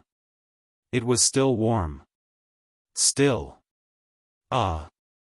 Ugh. It was no wonder that Cui Shanyu's mental fortitude was weak. The scene was just 2F** king strong. Cui Shanyu could no longer hold it in. He ran to the corner of the wall and began to vomit. However, as he ran, he inevitably stepped on a few more piles of feces.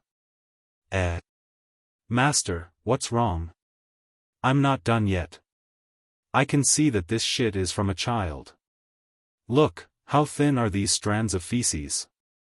Hee. Blurg. Shut up. Ugh. Holy shit, I've unknowingly written 700,000 words. Most importantly, I've written so many words, but there's no eunuch at all. This was too rare. Isn't everyone going to subscribe 2 chapters to support me? If very few people read the original version, it's easy for me to get castrated. Piracy was the main reason why there were so many eunuch books.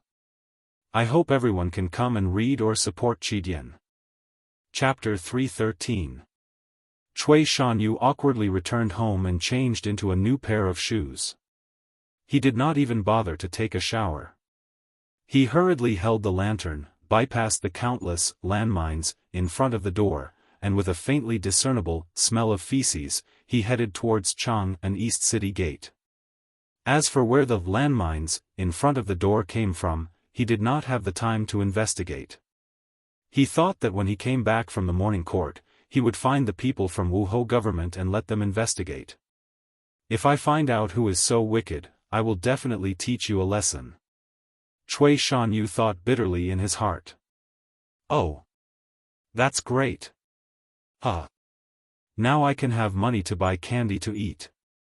In the small alley to the west of Cui Shanyu's house, there were actually 40 or so half-grown children gathered.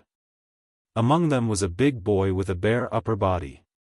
When he saw that Cui Shanyu and his servant had disappeared, he jumped up excitedly and made a big fuss. Just now old man Cui stepped on my poop.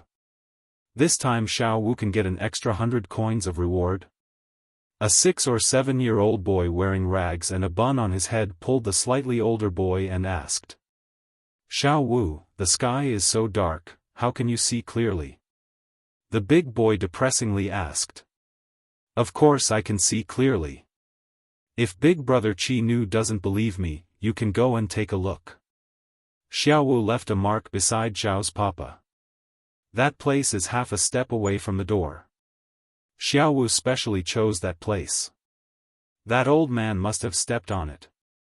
When the little boy called Xiao Wu heard that the big boy did not believe him, he anxiously wanted to pull him closer to check. Wu Wu, let go. We will wait here for brother Biao Zi to come. We will talk when he comes. The big boy quickly pulled his hand away. He was not willing to suffer in that stinky minefield. Brother Biao Zi is here. Brother Biao Zi is here. Suddenly there were 2 surprised voices among the children. Then the crowd automatically separated into 2 sides.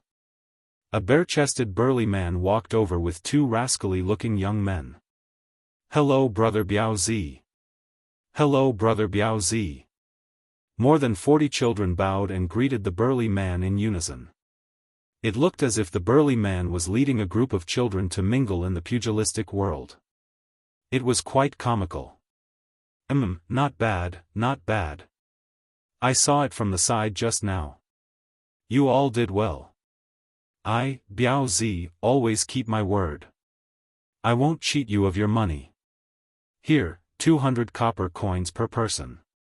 Let old man Cui step on the doll and give an extra 100 copper coins. Lin Lauer, give out the money. Brother Biaozi put his hands on his waist and shouted with a rough voice. Yes, boss. One of the lackeys hurriedly replied. Thank you, brother Biao. Thank you, brother Biao. When the little brats heard that they were really going to get money, they were so excited that they almost jumped up. Quiet, quiet. Don't provoke others. Biaozi hurriedly roared and continued, today, when you go back, all of you save your energy to eat as much as you can for me. If you want to shit, hold it in for me. Tomorrow morning, we will come to old man Cui's place to shit again. When the time comes, the price will still be the same. Is everyone clear? Understood. When they heard that they could earn another portion of money tomorrow, the children hurriedly agreed. They only needed to pay a lump of shit, and they could earn a few 100 copper coins. If they did not agree to such a good deal, was there something wrong with their heads? The same thing happened at the other corners of Chang and City at the same time. Zhu Qinglu, Sima Minglang, Gu Fengyan, Shangwan Yufeng, Lu Yenyu, Zheng Zhanli, Sikong Linghao, the 7 directorate professors who had submitted a petition to impeach Li Zixuan with Cui Shanyu, without exception, all of them suffered and glided. The 9 heavens gate opens its palace and tens of thousands of countries pay their respects to the crown. Chang'an City was located on the banks of the Wei River and the northern foot of the Qinling Mountains. In the planning process of Chang'an City, the concept of the unity of man and nature was included.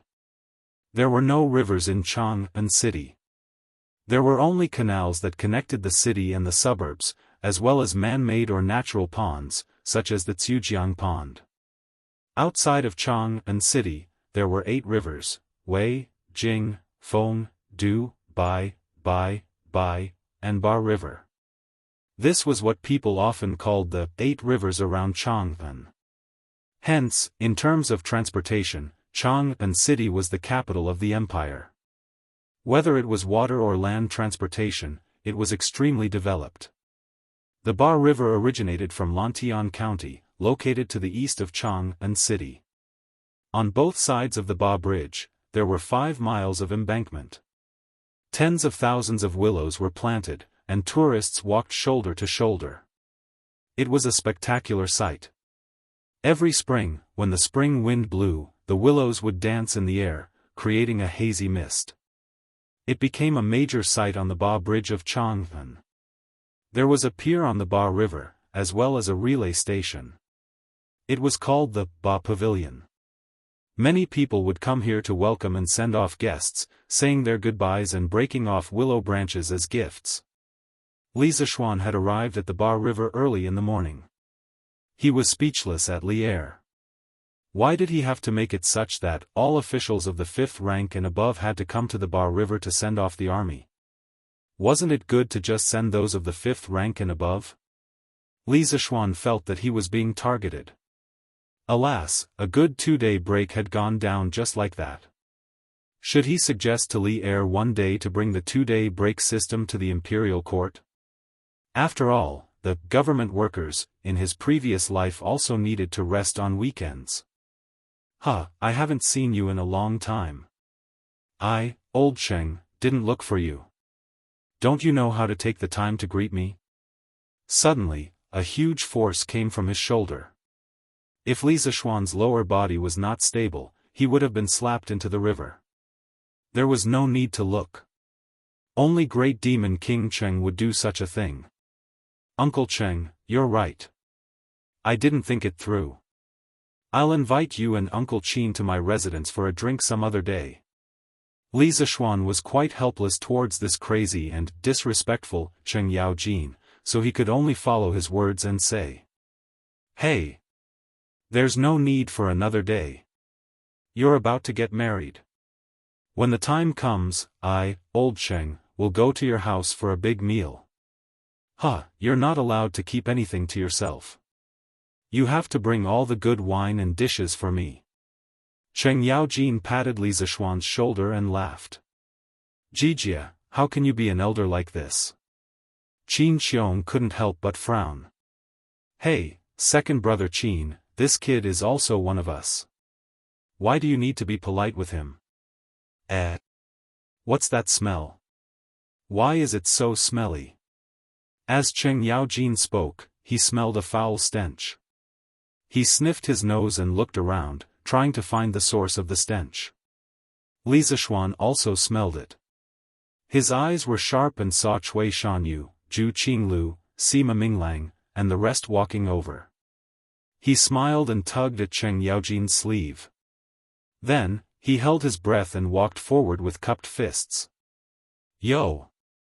Isn't this Professor Cui, Professor Zhu, and Professor Sima? Good morning to you all." Li Sai, good morning to you too." Cui Shanyu wasn't in a good mood today. He just pretended to cup his fists and greeted them briefly. Then, he didn't want to say anything else. The others didn't even say anything. They just cupped their fists. Li Zixuan didn't seem to care, but in his heart, he was cursing these people for stabbing him in the back. He suddenly pinched his nose and shouted exaggeratedly, "Oh, Professor Cui, why are you so smelly? Did you eat shit this morning?" Did you eat shit this morning? Eat shit? Eat shit? Li Zishuan's shout was relatively loud. Cheng Yaojin was closer and heard it the best. Old Cheng widened his eyes in shock.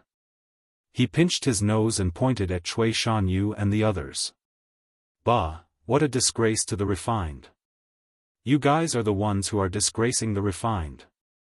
You even ate shit. Ugh. It's too smelly. Old Cheng, can't take it anymore. Chapter 314. Heavens.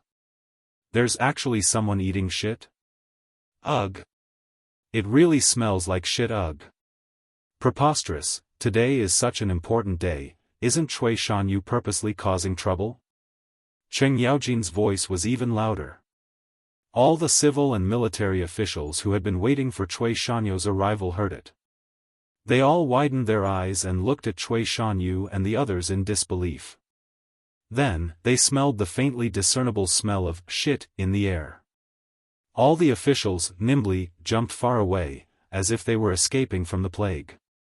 Cui Shanyu and the others immediately formed a circle around them. The commotion here also attracted the attention of the 20,000 Navy soldiers not far away, but because of the strict military rules, they didn't run over to watch the commotion. Even so, they constantly looked over. You! How dare you slander this old man? You! Cui Shanyu saw that everyone was distancing themselves from them with disdain, and even the few officials who were usually on good terms with him weren't willing to come close to him. In the blink of an eye, their reputation of eating shit was about to be confirmed. Cui Shanyu, who always valued his reputation, couldn't help but be ashamed to death. He pointed his trembling right hand at Li Zishuan and angrily cursed. At this moment, he couldn't care less that Li Zishuan was his superior, and even used the word scoundrel. My fellow colleagues, please don't listen to the nonsense of others. Why would we, scholars, eat such filthy things? This is all a misunderstanding. Yes. We just accidentally stepped on a child's shit on the road, we definitely wouldn't eat such filthy things. Assistant Minister Huang, you have to believe me. Lu Yenyu hurriedly pulled one of his usual good friends and explained. Ugh. Professor Lu, this one will believe you, let go first, I'm not feeling well. Ugh. Assistant Minister Huang hurriedly broke free from Lu Yenyu's hand and ran to the side to vomit. After all, he had just finished breakfast not long ago. The other doctors had basically fallen into the same situation. No matter how they explained, no one was willing to listen. They all fled in all directions. This was because they were all in the same situation as Assistant Minister Huang, having just finished their breakfast. Who would be willing to deal with such an unappetizing matter?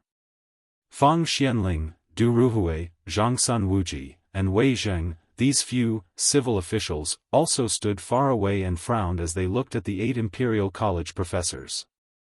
Preposterous. How can Cui Shanyu and the others be so ignorant? Wei Zheng said with a face of displeasure. Maybe there's something else, let's wait for His Majesty to come. Fang Xianling said. Zhangsun Wuji smiled but didn't say anything. He looked at Li Zishuan who was far away with a meaningful gaze. This old man's dozens of years of reputation has actually been destroyed by your hands. This old man. Ah. Seeing that his reputation was about to be destroyed in an instant, Cui Shanyu's eyes almost split open, and he couldn't hold it in any longer. He moved his old arms and legs and charged towards Li Zishuan like a madman. Looking at his posture, he wanted to smash Li Zishuan to death. Li Zishuan was shocked and ran around in the crowd pathetically while shouting, "Professor Cui, I'm innocent. This brat has never said that you ate shit. I'm just asking if you ate sh*t. With his skills, even if he stood still and let Cui Shanyu hit him for a year, he would be fine. However, he was afraid that Cui Shanyu would scam him. Seeing that this person was already so old, if something happened to him, wouldn't he be blackmailed for a large sum of medical fees? Pfft. Bastard! This old man will not live under the same sky as you. When Cui Shanyu heard Li Zishuan say, "Eat shit," again and again, and that he was as slippery as a loach and couldn't be caught at all, he couldn't hold it in any longer. He staggered 2 steps and spat out a mouthful of blood. Professor Cui. Professor Cui. Are you okay? Zhu Qinglu, Sima Minglang, Gu Fengyan, Shangguan Yufeng, Lu Yanyu, Zheng Zhanli, Xikong Linghao, and the rest rushed over to support Cui Shanyu. They had smelled the *T smell for so long that they had developed a certain level of immunity. Therefore, no one would despise each other at this moment. Sigh. It's none of my business, okay? Professor Cui, why are you so persistent? Look at how old you are. If others see this, they might say that I'm bullying you. Li Zishuan said with pity. You. Cui Shanyu said, you, for a long time. Finally, he couldn't take it anymore. His eyes rolled back and he fainted completely. Professor Cui. Professor Cui. Wake up. Professor Cui, wake up. The other 7 directorate professors instantly lost their backbone. All of them grabbed Cui Shanyu's arm and cried sorrowfully. You, bring a few people and carry him to the Imperial Physician Department. From afar, Zhangsun Wuji finally couldn't take it anymore. He decided to end this farce. He called a soldier over and ordered. Yes. The silver-armored soldier bowed and received the order. He brought 2 of his subordinates and ran towards the scene. Hey, what's wrong with you today? Did these people offend you somehow? After the scene regained its calm, Cheng Yaojin grabbed Li Zishuan and laughed. I'm innocent. Uncle Cheng. I was just making a wild guess. I didn't expect your reaction to be so big and shout out those words. Li Zishuan definitely couldn't take the blame for this. It would really damage his perfect image of being a righteous person who respected the elderly and loved the young. Thus, he casually threw the blame to Cheng Yaojin. Anyway, this old demon was already full of lice. There were plenty of people who hated him anyway. Smack. Cheng Yaojin was so angry that his beard blew and his eyes widened. He slapped Li Zishuan's head and scolded, T. You were the one who said it. How dare you put the blame on me? You brat, you've grown up. Li Zishuan rubbed his head and muttered to himself, no wonder Cheng Chumo's brain isn't that bright. He must have been beaten up by Cheng Yaojin since he was young. Huh. It's been a while since we last met, and Xiao Xian has become even more powerful. First, he angered Cui Shanyu until he fainted. Now, he provoked Cheng Jijia. Looks like there's going to be another demon king in Tang Dynasty. At this moment, a middle-aged general in full battle armor walked over with a majestic gait. It was Li Xiaogong. Your Highness. How come you're free now? Although Li Zishuan didn't agree with Li Xiaogong's statement that the Great Tang is about to have another demon king in chaos, he was more surprised that Li Xiaogong still had the time to talk to them at this time. Huh. Why wouldn't I be free? Look, the army has been reorganized. The civilian caravans and sailors have also gathered. They're just waiting for His Majesty to come. Why can't I be free? Li Xiaogong pointed at the neat and orderly army in the distance and said casually. Li Zishuan praised, Your Highness is indeed strict in managing the army. It's obvious that this is a tiger wolf army. Huh. You really know how to talk. Li Xiaogong smiled proudly. TSK. This little ability is far inferior to me, old Cheng. Didn't you steal it from the pharmacist? Others would give Li Xiaogong some face, but Cheng Yaojin wouldn't. When old Cheng heard Li Xiaogong bragging and showing off, he couldn't help but mock him. Cough cough. Jijia, you. Li Xiaogong almost fainted from anger. However, Cheng Yaojin wasn't completely wrong. Li Xiaogong's ability to command the army was mostly learned when he fought side by side with Li Jing in the early years.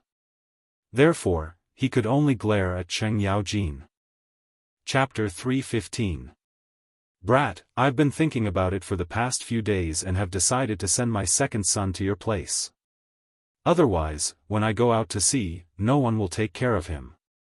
That brat will be out of control again and cause trouble everywhere. Cheng Yaojin, Qin Qiong, and Li Xiaogong were all generals who had fought together on the battlefield.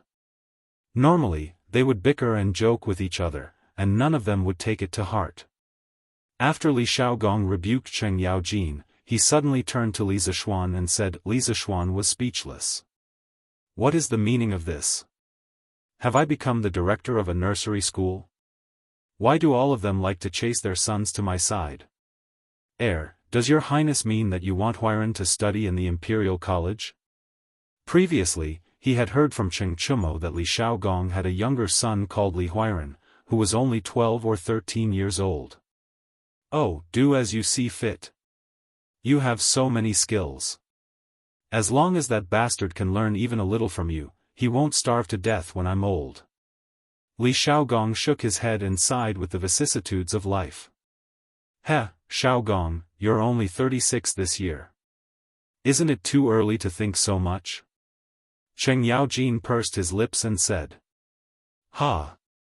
It's not early anymore. Huairan isn't young anymore. It's time for him to do something. Your Chou Nyo has already started studying in the School of Mathematics. My Huairan can't fall behind, right? Li Xiaogong smiled and said. That's just right. After Huairan goes to Shaoxian, my Chou Nyo will be one step further from the roll of shame. Cheng Yaojin was thick-skinned. No one knew where he got his confidence from, but he started to brag. Pfft. You can't say for sure. Brat, after Huairan follows you, you can discipline him as you wish. As long as you don't beat him to death, you can do whatever you want with him. I won't say a word. Chang'an City was not so big. Li Zishuan had also heard about the calculator school's shame list. He sneered at Cheng Yaojin and then turned to tell Li Zishuan. Li Zishuan wanted to refuse, but before he could say anything, Li Xiaogong retorted, Kid, don't even think about refusing. You can teach the Cheng family, the Qin family, and the Yuqi family, so why can't you teach my Huairan? It's not like you need to worry about anything. This prince owes you a favor. What else could Li Zishuan do? He cupped his hands and said, Your Highness is too serious. I have never thought of refusing. Hey! You brat! Li Xiaogong chuckled, too lazy to expose him. Big brother, so you're here. At this time, a tall and sturdy man in purple with bronze skin walked over. He was about 20 years old, and behind him was a little girl who looked like a porcelain doll. She was about 3 or 4 years old, at most 4 years old. But just by looking at her now, it was very likely that she would grow up to be a beauty. Yo! Cheng Fan, you're here too. Li Xiaogong smiled. Big brother is leading the army out to sea today. Of course, I have to come and send you off. Uncle Cheng, who is this person? Li Zishuan quietly tugged at Cheng Yaojin's sleeve and asked softly. This is the king of Jiangxia. How come you don't even know him? Cheng Yaojin muttered with a strange expression. Li Zishuan was stunned for a moment. He didn't expect that this ordinary-looking man was the king of Jiangxia, Li Daozong. At the mention of Li Daozong, people immediately thought, isn't he the prince who framed Shui Rengui? But in fact, that was a novel. He didn't frame Shui Rengui at all. Li Daozong, who had outstanding military achievements, was vilified for 1,000 years for no reason. Li Daozong's courtesy name was Cheng Fan. He was Li Er's cousin, and also Li Xiaogong's cousin. He participated in many battles in his life, such as defeating Lu Wuzhou, defeating Wang Shichong, destroying the Eastern Turks, Tuyuhun, and conquering Goguryeo. He made outstanding military achievements for the unification and expansion of the Tang dynasty. In his later years, Li Er evaluated Li Daozong as a famous general on the same level as Li Ji and Shui Wanche. During the period of Wuda Zhenjin Temple, only Li Shaogong and Li Daozong were in the imperial family. Li Daozong's great contributions could be seen from this. As for why he wasn't listed in the Lingyan Pavilion in the end, no one knew. Since this person was Li Daozong, then the identity of the little girl behind him was obvious. Wasn't she the famous Princess Wencheng, Li Xuan? Li Zishuan looked at the quiet little girl who was only as tall as his knee and didn't know whether to laugh or cry.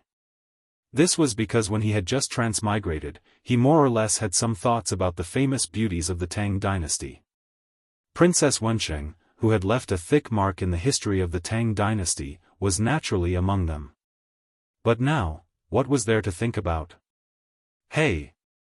Xuan, come and let Grandpa Cheng hug you. Old Cheng ignored Li Zishuan, who was in a daze. He squatted down and opened his arms to Li Xuan as he chuckled. Hello, Grandpa Cheng. The little girl obviously knew Cheng Yaojin. Seeing this, she ran over with small steps. Hey, I haven't seen you for a few days. Our little Xuan has become prettier. Cheng Yaojin picked up the little girl and coaxed her with a smile. You old man, you're clearly an uncle. How are you a grandfather? Xuan, come here, come to uncle. Li Shaogong, who was talking to Li Daozong, suddenly had a dark expression on his face as he shouted angrily at Cheng Yaojin. He had to be angry.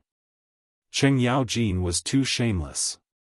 He wanted to be older than him for no reason. This is what Xuan usually calls me. It's not like I instigated her. Cheng Yaojin laughed proudly as he hugged little Xuan. First of all, he was 2 years older than Li Shaogong and 11 years older than Li Daozong. Moreover, old Cheng always liked to grow a large beard on his chin and cheeks, which made him look even older. Therefore, when Li Xuan first learned to speak, she often called Cheng Yaojin Grandpa Cheng. Now, she couldn't change it. Humph. I think you're the one who instigated her.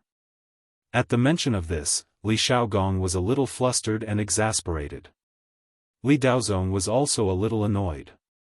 However, in front of these old generals, he was indeed a little too inexperienced and couldn't say anything. Lunatic Cheng is still as shameless as ever. At this moment, Yuqi Jingda and Niu Jinda arrived. Together with Li Ji, Duan Jishuan, Lu Hongji, Chai Shao, Ho Junji, and Li Jing, all of the upper echelons of Great Tang were here. Paying respects to Uncle Yuqi and Uncle Niu. Li Zishuan stepped forward and greeted the two of them with a smile. After all, he was a junior. Bullshit, you're the one who's shameless. Look at how thick your skin is. Hee, little Xuan, isn't Grandpa Cheng right? It was as though Cheng Yaojin and Yuqi Jingda were enemies in their previous lives. The moment they saw each other, they started bickering. Pooey. Lunatic Cheng, do you want to fight again? Do you think I'm afraid of you? But not today. I, old Cheng, will fight you for 300 rounds another day. Cheng Yaojin retorted as he played with little Xuan. His Majesty has arrived. At this moment, a sharp voice sounded. Following which, a series of orderly and powerful footsteps could be heard. The noisy civil and military officials, as well as the commoners who were sending their loved ones off, quickly quietened down. Li Zishuan thought. The main show is finally here. Chapter 316. Hearing that Li Er had arrived, Li Shaogong hurriedly ordered a guard to bring Li Xuan to the carriages outside. That was where the family of the Junwang manor was. The Junwang consort had also come to send them off. After giving his orders, he hurried back to the front of the army to wait for Li Er's arrival. Today, Li Er did not ride the imperial chariot, nor did he muster a large force. He rode a strong black horse and wore the Mingguang armor. He only brought a few dozen guards and eunuchs with him. Of course, as the heir to the throne, Li Chengqian also came. "Greetings, Your Majesty. Greetings, Your Majesty. Greetings, Your Majesty." After Li Er stood on the temporary inspection platform, the civil and military officials, as well as the 20,000 Navy soldiers, were the first to bow and kowtow. Then, the merchants and commoners behind them, followed by the commoners who were sending the bride off. All of them faced Li Er and bowed. Their voices shook the heavens, each wave louder than the last. At this moment, the world shook. Countless people knelt on the empty ground and around the Bar River. Other than Li Er, no one else stood with their heads held high. There were no three cries of "Long live" when meeting the emperor. The three cries of "Long live" were first passed down from Wu Zetian's coronation, nor were there any kneeling. In the Tang dynasty, kneeling was not practiced. Unless it was a large-scale sacrifice to the heavens, one would not kneel when meeting the emperor. But Li Zishuan, who was present, was still shaken by these mighty cries. "Rise!" Li Er was dazed. How long had it been since he had heard the mighty cries of the soldiers in front of the battlefield? How nostalgic. After a moment, he came to his senses and shouted. "His Majesty has decreed that everyone rise. His Majesty has decreed that everyone rise." Naturally, there were eunuchs below who passed on Li Er's words. "Thank you, Your Majesty. Thank you, Your Majesty." Tens of thousands of people stood up and then stood ramrod straight by the Bar River. "Sovereign of the heavenly Tao, Sovereign of the heavenly Tao, let the sun and moon remain the same. Soldiers, today, you will set sail. Unlike the usual battles on the battlefield, you will face countless unknown dangers on the vast sea. You are all good men of my great Tang, and we hope that in 3 months, you will all return alive. Of course, once outside the borders of the Great Tang, as soldiers of the Great Tang, you must ensure the safety of the people of the Great Tang traveling with the fleet. The people of the Great Tang are not to be bullied anywhere. If they encounter an enemy, they must be exterminated with all their strength. Did you all hear that?" Li Er roared. "If you encounter any invading enemies, do your best to destroy them. If you encounter any invading enemies, do your best to destroy them. If you encounter any invading enemies, do your best to destroy them." Hearing this, the soldiers of the three armies roared in unison. The glory of the Tang, the glory of the soldiers, was a glory that they had always defended with their lives. Even without Li Er's words, they would have done so. "Long live His Majesty! Long live His Majesty! Long live His Majesty!" Even though the custom of shouting "Long live His Majesty" 3 times was not yet popular, at this moment, many merchants, peasants, and common people were moved to tears by Li Er's words of love for the people as if they were his own children. An elderly man spontaneously shouted, "Long live His Majesty," and the others excitedly followed suit. In a few moments, the entire murky plain was filled with cries of "Long live His Majesty." Those who had experienced the turmoil of the world all knew how fortunate it was to have a wise ruler ruling the country. They truly hoped that Li Er could live to 10,000 years old. Li Zishuan was infected by this enthusiastic scene, his heart surging with emotion. He couldn't help but follow the crowd and shout, "Long live His Majesty." He thought to himself, whether or not Li Er was putting on a show, old Li's charisma was truly strong. With just a few words, he was able to stir the soldiers until their blood was boiling.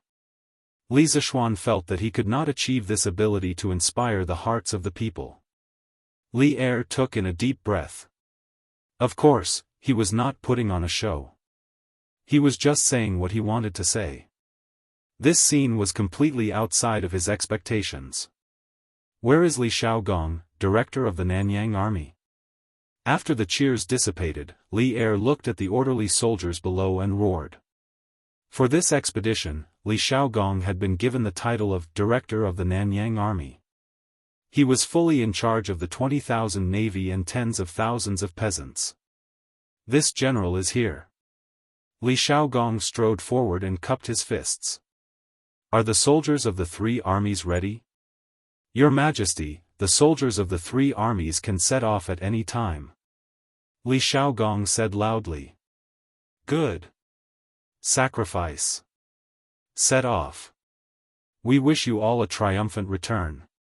Li Er pulled out the long sword at his waist and pointed it at the blue sky as he roared majestically. Yes. Li Shaogong waved his hand, and 2 soldiers ran up to slaughter the cattle and sheep that had been prepared long ago. They began the last ceremony before the expedition. Of course, the Tang cherished cattle. The cow on the field was an old one that was about to die.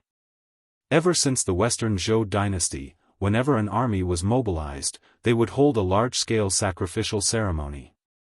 They would slaughter cattle and sheep to sacrifice to their ancestors and the gods of the land and grain. All the soldiers would line up, and the slaughtered cattle and sheep would circle the left and right of the formation. They would be called martyrs and announce that those who do not need to live will be killed. The commander would personally pour the blood of the animals on the weapons and call it provocation. He would symbolically pour some of the blood on the flags, drums, gold, and weapons used in battle. The strange thing was that the chariots that had been drenched in the blood had to be placed back in the warehouse to be preserved. After the sacrificial ceremony, the cattle and sheep would be cooked and distributed to the soldiers. This time, the fleet was originally going to trade with a small country in Nanyang, but the entire imperial court was preparing for this southern operation as a war. The necessary departure ceremony had to be carried out, and the soldiers' armor and weapons were also the best. The reason for this was because Li Zishuan had played a huge role in it. He had told Li Shaogong about the sailing matters, including guarding against pirates and natives, and Li Shaogong repeated them to Li Er. Li Er felt that it made sense, so he gathered Fang Xianling, Du Ruhui, Zhang Sun Wuji, Li Jing, and the other important officials to discuss. These big shots were all far-sighted people. If Li Zishuan could see it clearly, how could they not see it clearly? Thus, they all seconded the proposal. Just like that, this huge fleet with sharp fangs gradually took shape. Today, they would set sail and enter Nanyang. The ceremony is complete. Set off. Around an hour later, the sacrificial ceremony was finally completed. Every soldier was symbolically given a piece of meat. After Li Shaogong asked Li Er for instructions, he roared and ordered the army to set off. Walala. The soldiers, merchants, and farmers followed a rehearsed formation and boarded the ships in an orderly manner. The people who were sending off their loved ones all burst into an uproar. Everyone was shouting the names of their loved ones. Father, mother, and I will wait for you to come back. In front of the crowd, Meng Wenhao's nose twitched. He held back his tears and waved at the fleet. However, his voice was quickly drowned out by the waves of cheers. Chapter 317. After half an hour, all the soldiers, merchants, and commoners had boarded the ships. Thousands of large merchant ships occupied the entire Ba River. It was a vast expanse of boundless expanse. It was very majestic. Dong dong dong dong dong dong dong dong dong dong. On the shore, 2 strongmen began to beat the battle drums. The drumbeats became faster and faster, as if every beat was beating on people's hearts. When the soldiers on the ships heard the drumbeats, they began to wave their flags. All the merchant ships immediately hung up their sails and set sail. For a moment, the sails covered the sky. Along with the battle drums, the people on the shore inexplicably felt a sense of majesty and desolation. Some old people and women silently put their hands together and prayed that their loved ones would return safely. Sigh. I hope that you will all be safe. I have tried my best. Although he knew that there would be sacrifices at the beginning of every great era, Li Zishuan still hoped that no one would die. The plan to trade grain in the south was proposed by him. If many harmonious and happy families were broken because of this, he would feel uneasy. However, there were always gains and losses. This sea trade trip would definitely produce results that would shock everyone. In the next year's locust plague, many people would starve to death because of it. For the first time, the Tang Empire extended its claws and fangs overseas. Perhaps it would start a mighty era of great voyages. Fortunately, I have transmigrated to the Tang dynasty. In this era, the emperor was wise and the ministers were virtuous. The whole country had a keen and progressive spirit, so it would be easier to facilitate the ocean voyages. However, if I had transmigrated to the Ming dynasty, I would have to find a way to break through the sea ban policy. In the process, I would inevitably have to fight with some people who already benefited from it. Li Zishuan silently rejoiced that he had transmigrated to this open and high-spirited era. Otherwise, if he, who had no political experience, had to fight with a group of old foxes in the officialdom, wouldn't he be done for? Why don't I see Cui Shanyu? Didn't I ask him to come to the morning court today? After the departure ceremony, Li Er brought the civil and military officials back to the palace and started the morning court session. After an hour, there were no more ministers who had anything to report. At this moment, Li Er glanced at Zhu Qinglu, Lu Yenyu, Zheng Zhanli, and the others. He suddenly remembered that Cui Shanyu had submitted a secret memorial to impeach Li Zishuan yesterday. Hence, he asked softly, "What's the matter?" Li Zishuan had woken up too early in the morning and was dozing off with his back leaning against a huge wooden pillar. When he heard Li Er's question, his spirit was roused and he woke up. He thought to himself that the good show had finally begun. He just didn't know if these people could still sue without Cui Shanyu. "Your Majesty," Professor Cui vomited blood and fainted after being angered by Li Sai. He is now being treated by the Imperial Physician Department. "Your Majesty, please uphold justice for Professor Cui." Lu Yenyu cried out in grief and walked to the front of the officials. He said with some sadness. What was funny was that wherever he passed, everyone was smelled and took 2 steps back. Li Er saw it clearly from above and was puzzled. Suddenly, a foul smell hit him in the face. Li Er quickly covered his nose and said unhappily, "What did Minister Lu eat this morning? Why is it so smelly?" Ugh! Lu Yenyu, who was playing the sympathy card in front of Li Er, suddenly felt his mind go blank when he heard this. He thought of what had happened since this morning and couldn't help but feel sad. He felt that the whole world was full of malice. "Your Majesty, this old minister went out this morning and accidentally stepped on a child's feces. In order to participate in the departure ceremony, this old minister only washed it hastily. This caused a breach of etiquette in front of you. Your Majesty, please forgive me." After being stunned for a while, Lu Yenyu could only admit defeat and beg for forgiveness with a bitter face. "Oh, forget it. Considering your loyalty, I won't pursue the matter." Although Li Er was unhappy, he couldn't punish someone for such a small matter. He waved his hand and said magnanimously, "Thank you, Your Majesty." You said that Cui Shanyu was angered by Li Zishuan to vomit blood. What happened? Quickly tell me. Li Er looked indifferently at Li Zishuan, who was leaning on the coiling dragon pillar, and asked indifferently. He was a little annoyed and secretly blamed Li Zishuan for causing trouble for no reason. "Your Majesty, today on Murky Island, Li Sai slandered us for eating feces. Everyone knows about it. Professor Cui has always valued his reputation. How could he accept such an insult? He was so depressed that he vomited 3 liters of blood and fainted from anger."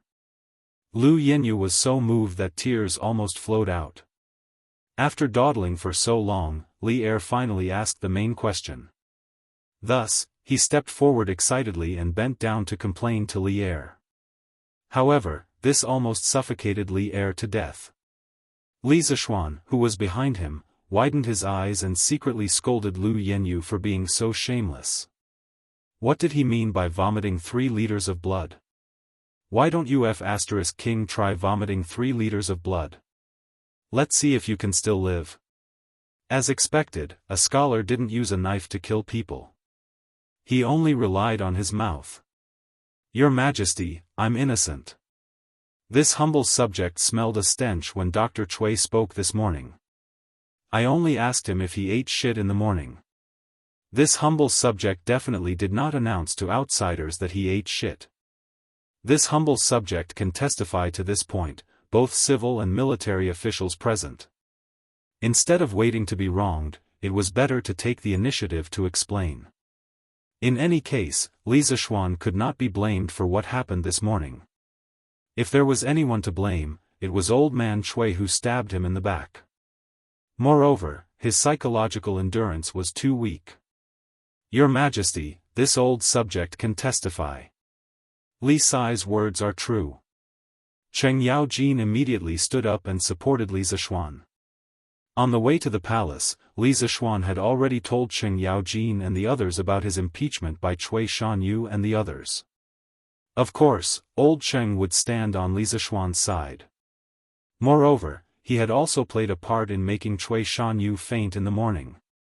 Hearing Li Zishuan and Cheng Yaojin's words, Li Er nodded indifferently.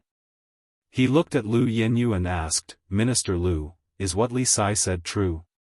This, Lu Yenyu was dumbfounded. If he objected again, he would be lying to the emperor. After all, there were many people present at that time, and they were all on good terms with Li Zishuan.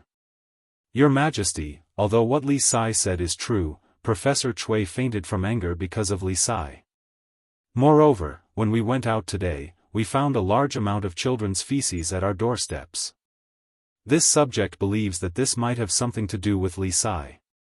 At this moment, another feces man stepped out from the crowd and cupped his hands at Li Er.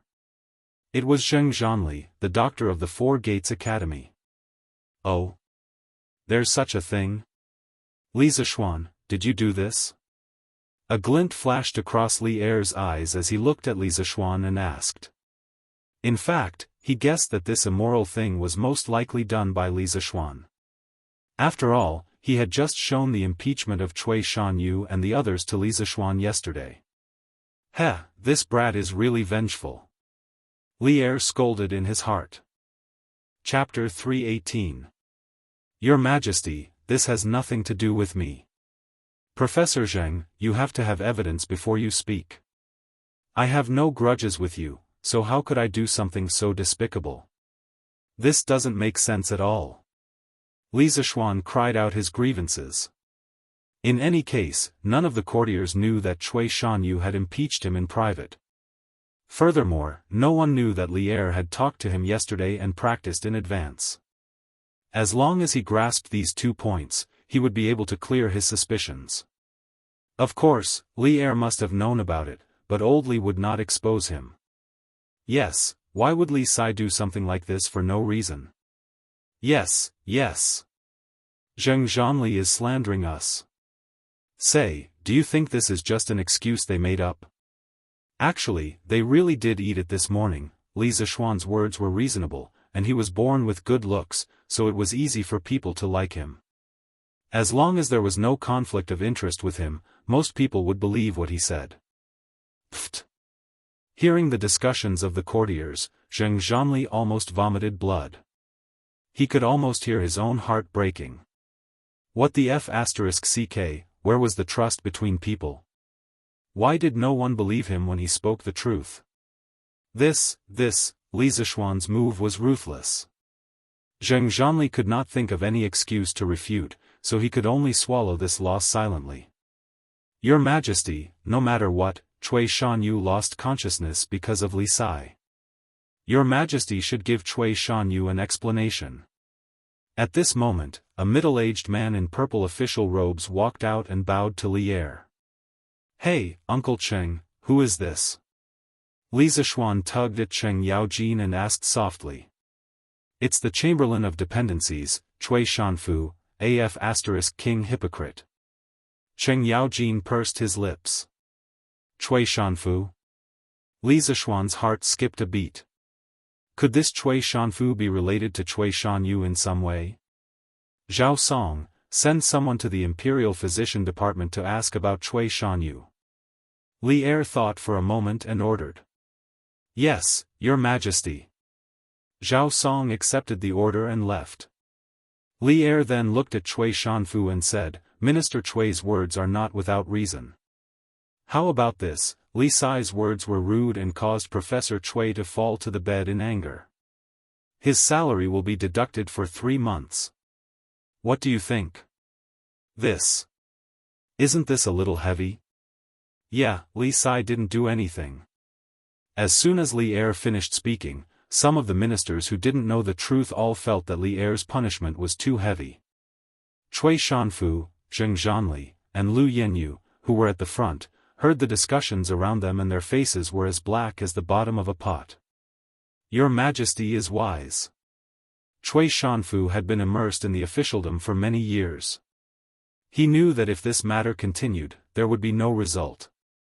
Instead, it would make Li Er unhappy. He could only cup his hands in agreement. Your Majesty is wise. Your Majesty is wise.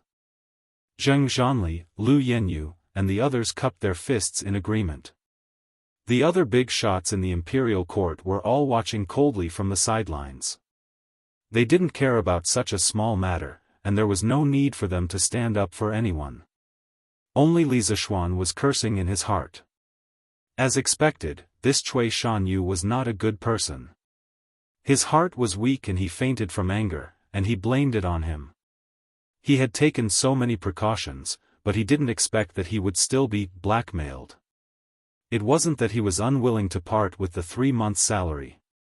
He just felt that his salary would be deducted by Li Er because of this trivial matter.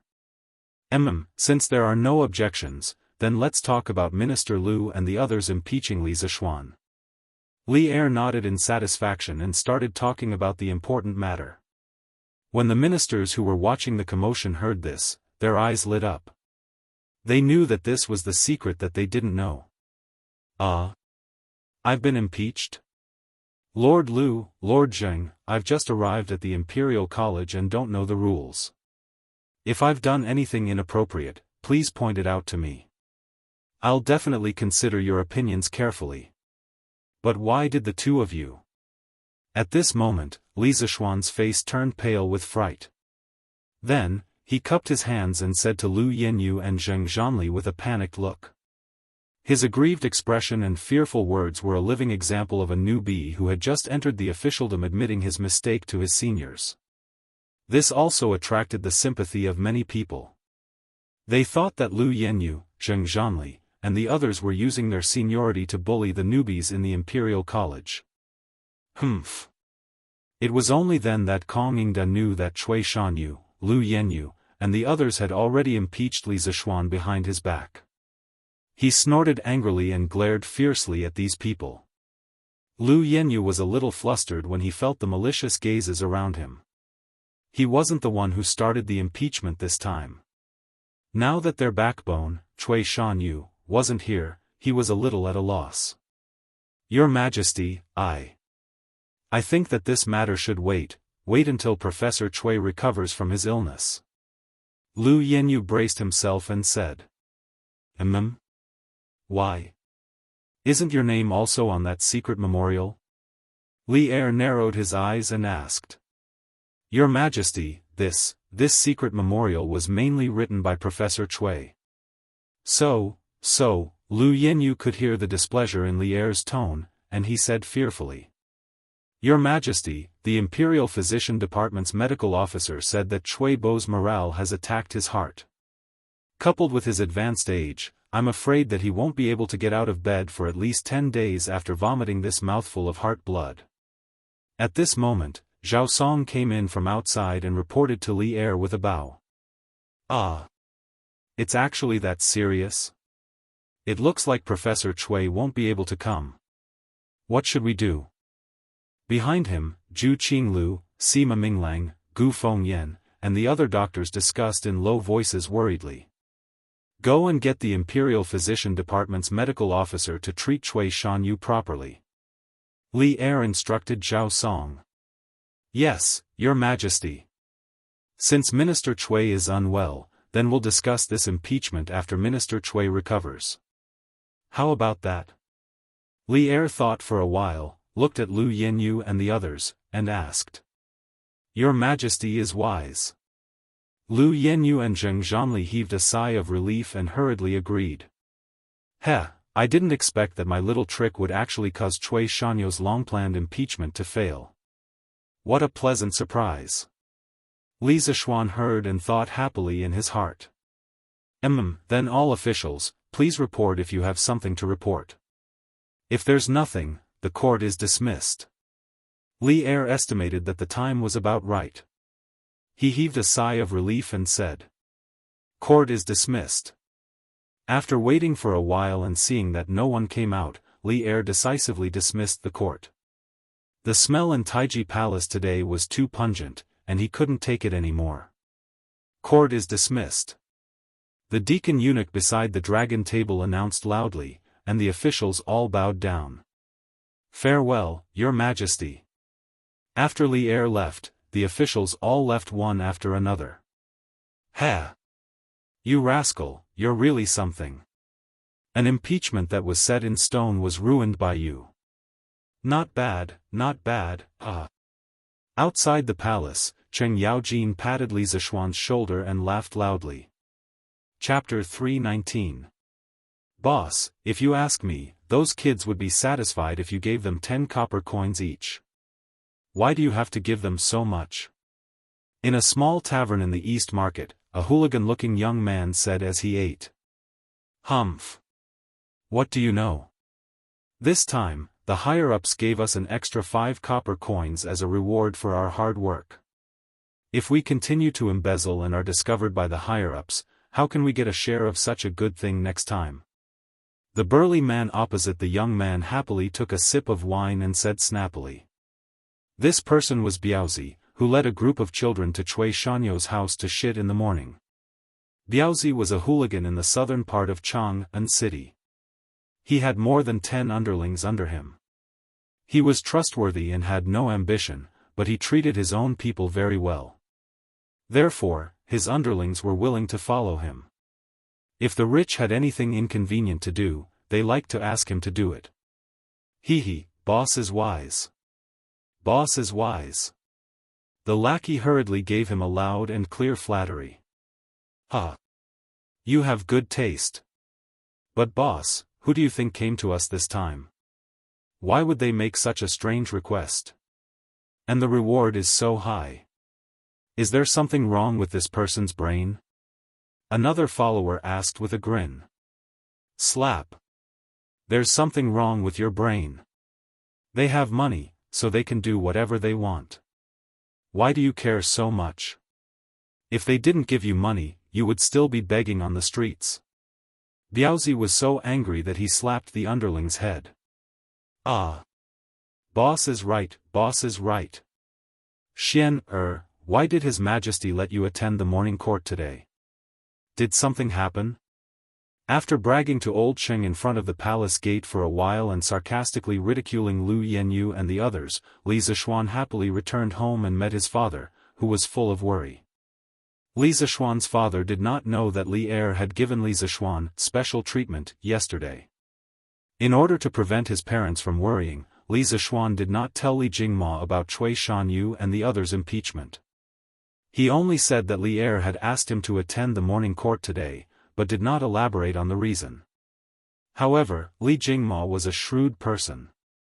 He more or less guessed it, but since his son did not say it, he did not ask. Father, it's nothing serious. It's just a few impeachments. I've already taken care of it. Li Zishuan laughed and said without care. As it turned out, apart from Cui Shanyu, the rest of the 8 professors from the Imperial College could not withstand a single blow. There was no need to worry his parents because of them. Impeachment? Who dares impeach my son? My Xian is conscientious in the Imperial College, working hard to cultivate talents for the Imperial Court. Why do they still want to impeach him? Madame Li, who had come with Father Li, said indignantly. Li Zishuan's face turned red from the praise. Conscientious and painstaking, were they talking about him? Ahem, mother, it's okay. Those who can withstand the hardships of heaven are really men of iron. Those who are not envied are mediocre. I've done too well in the Imperial College, so it's inevitable that others will be jealous. Don't worry, His Majesty knows what I've done. He won't do anything to me because of those people. In order to reassure his parents, Li Zishuan threw caution to the wind and boasted of his own abilities. Brother, you're really thick-skinned. Lan ran over and made a shy face as she giggled. Hey, little girl, you're really asking for a beating. No. Li Zishuan pretended to hit her, and Lan was so scared that she ran all over the courtyard. Li Zishuan's parents looked at their children playing in the courtyard with a warm expression. They felt that it was really good to be together as a family. Good friend, are you all right? Imperial Physician Department. Lu Yenyu, Zheng Zhanli, and the others, who had just finished the morning court, came to the Imperial Physician Department to visit Cui Shanyu. Oh, it's nothing serious. Yenyu, how was the court today? Did His Majesty punish Li Zishuan severely? With Zheng Zhanli's help, Cui Shanyu sat up and leaned against the headboard as he asked weakly. He was old, and his vitality was already weak. Cui Shanyu's vomiting of blood was really a big blow to his vitality.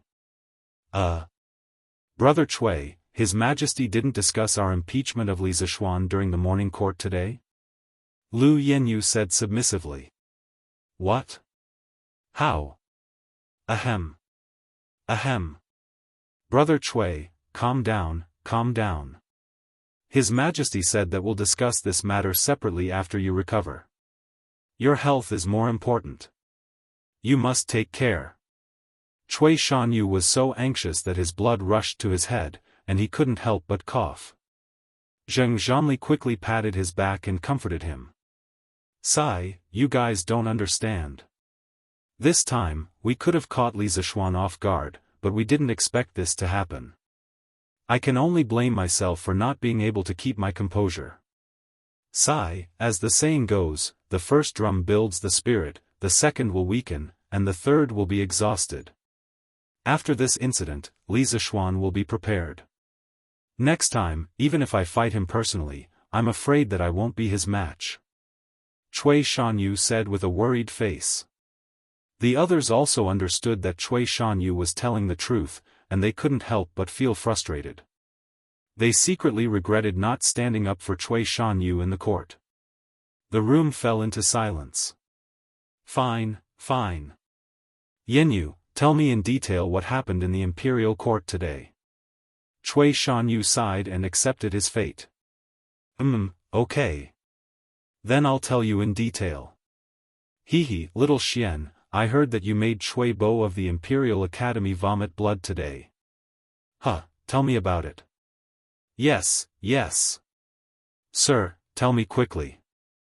Now many people in Chang'an City are saying that a few doctors in the Imperial Academy ate sh*t.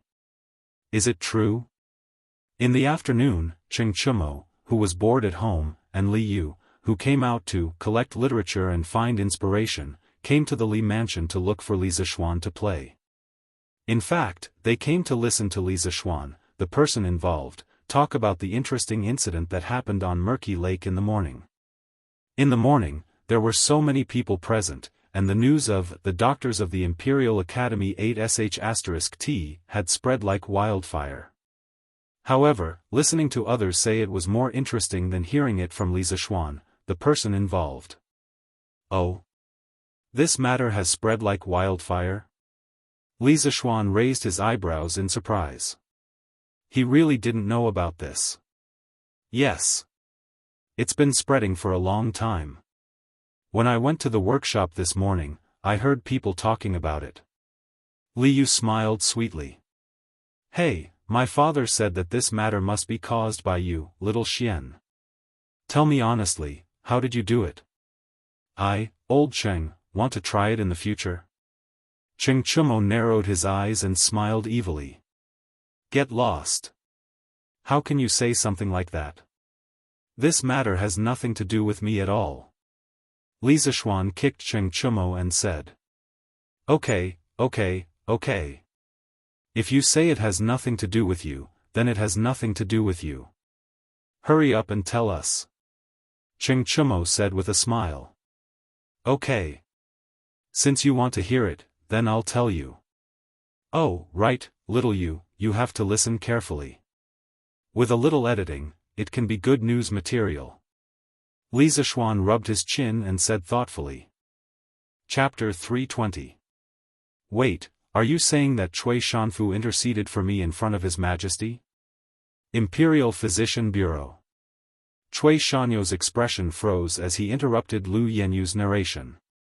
Yes. If not for Minister Cui, Li Zishuan would not have received any punishment this time. Brother Shanyu would have been injured for nothing. Lu Yenyu lamented. That's great, that's great. Cui Shanyo's pale face suddenly flushed red as he excitedly muttered to himself. That's right, Li Zishuan's salary will be deducted for 3 months.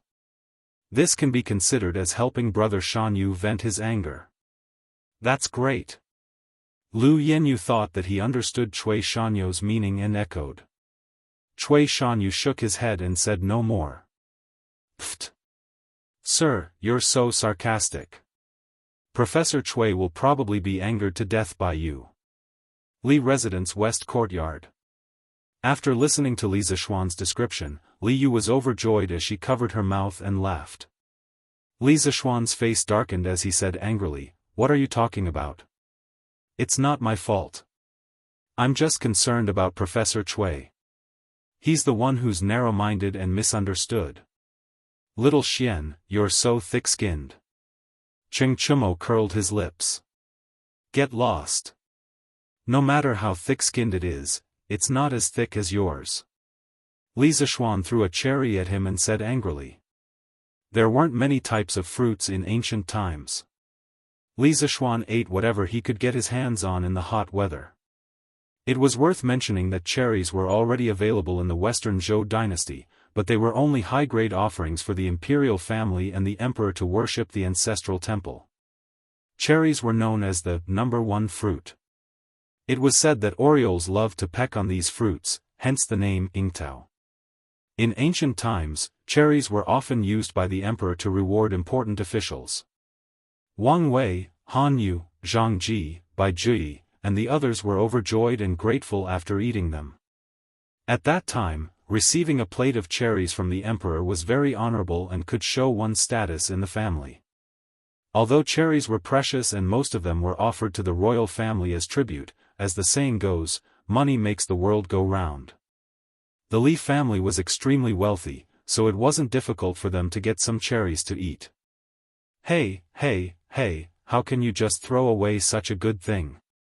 Cheng Chumo mumbled as he caught the cherry flying towards him with one hand and threw it directly into his mouth. Li Zishuan didn't care about these things, but to him, it was a rare thing. D. At this time, there was a sudden D sound coming from the inner room. Cheng Chumo was surprised and immediately stuck his head out to look inside.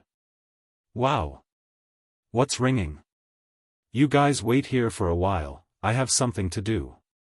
Li Zishuan could not be bothered with him. He rushed into the room and began to record the telegram. Han Yushi, young master, are you there? Li Zishuan immediately replied, yes, what's up? And didn't I tell you not to call me young master? Why did you forget again? A moment later, Han Yushi, I forgot, I'm sorry. Li Zishuan smiled and replied, it's fine, Yushi, do you want to say something? Han Yushi, no. I'm just alone, and I can't help but let my imagination run wild. Li Zishuan, what are you thinking about? Han Yushi, I'm wondering if I'm not good enough for Big Brother Xiao Xian. Well, could this be the legendary premarital anxiety? Li Zishuan shook his head. This was the first time he had encountered such a situation. After thinking for a while, he replied, silly girl, don't think too much. Have you heard any gossip recently? Don't care what others say, whether I'm good enough for you or not is only up to me. Understand? Han Yushi, then Big Brother Xiao Xian, do you think I'm ugly? Li Zishuan was taken aback and said, I don't mind. When have I ever? Yushi, why do you ask?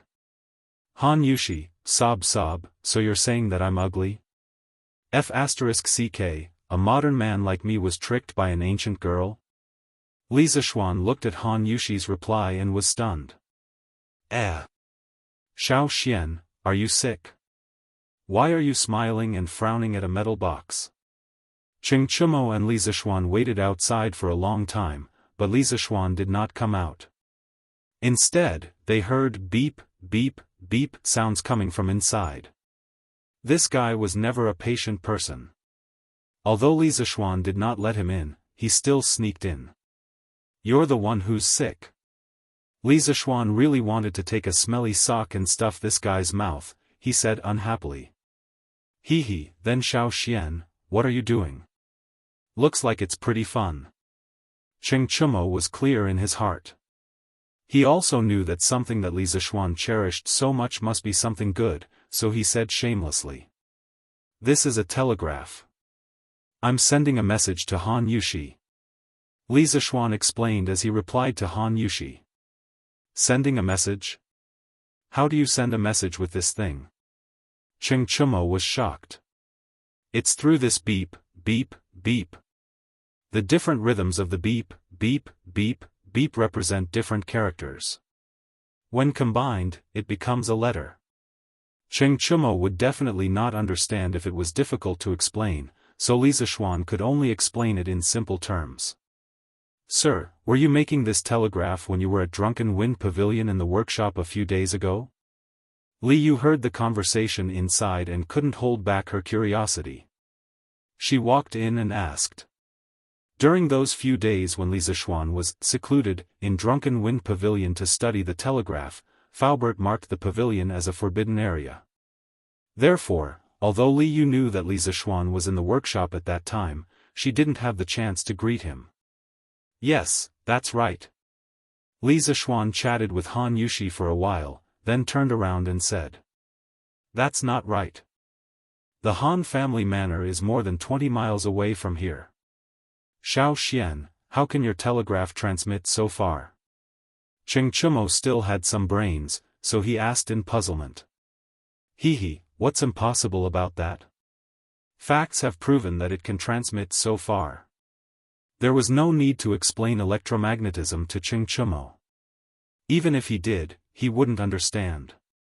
Ching Chumo rolled his eyes and was speechless. Suddenly, he said excitedly, Xiao Xian, since this telegraph is so useful, why don't you give me one too? No way. Why? I have money, I can buy it with money. Ching Chumo stomped his feet. Go away. I don't care about your money. There are only 2 telegraph machines in the world, where am I going to get you another one? Li Zishuan was so angry that he laughed. This guy actually had the nerve to show off his wealth in front of him. Then you can make me another one. Ching Chumo said unyieldingly.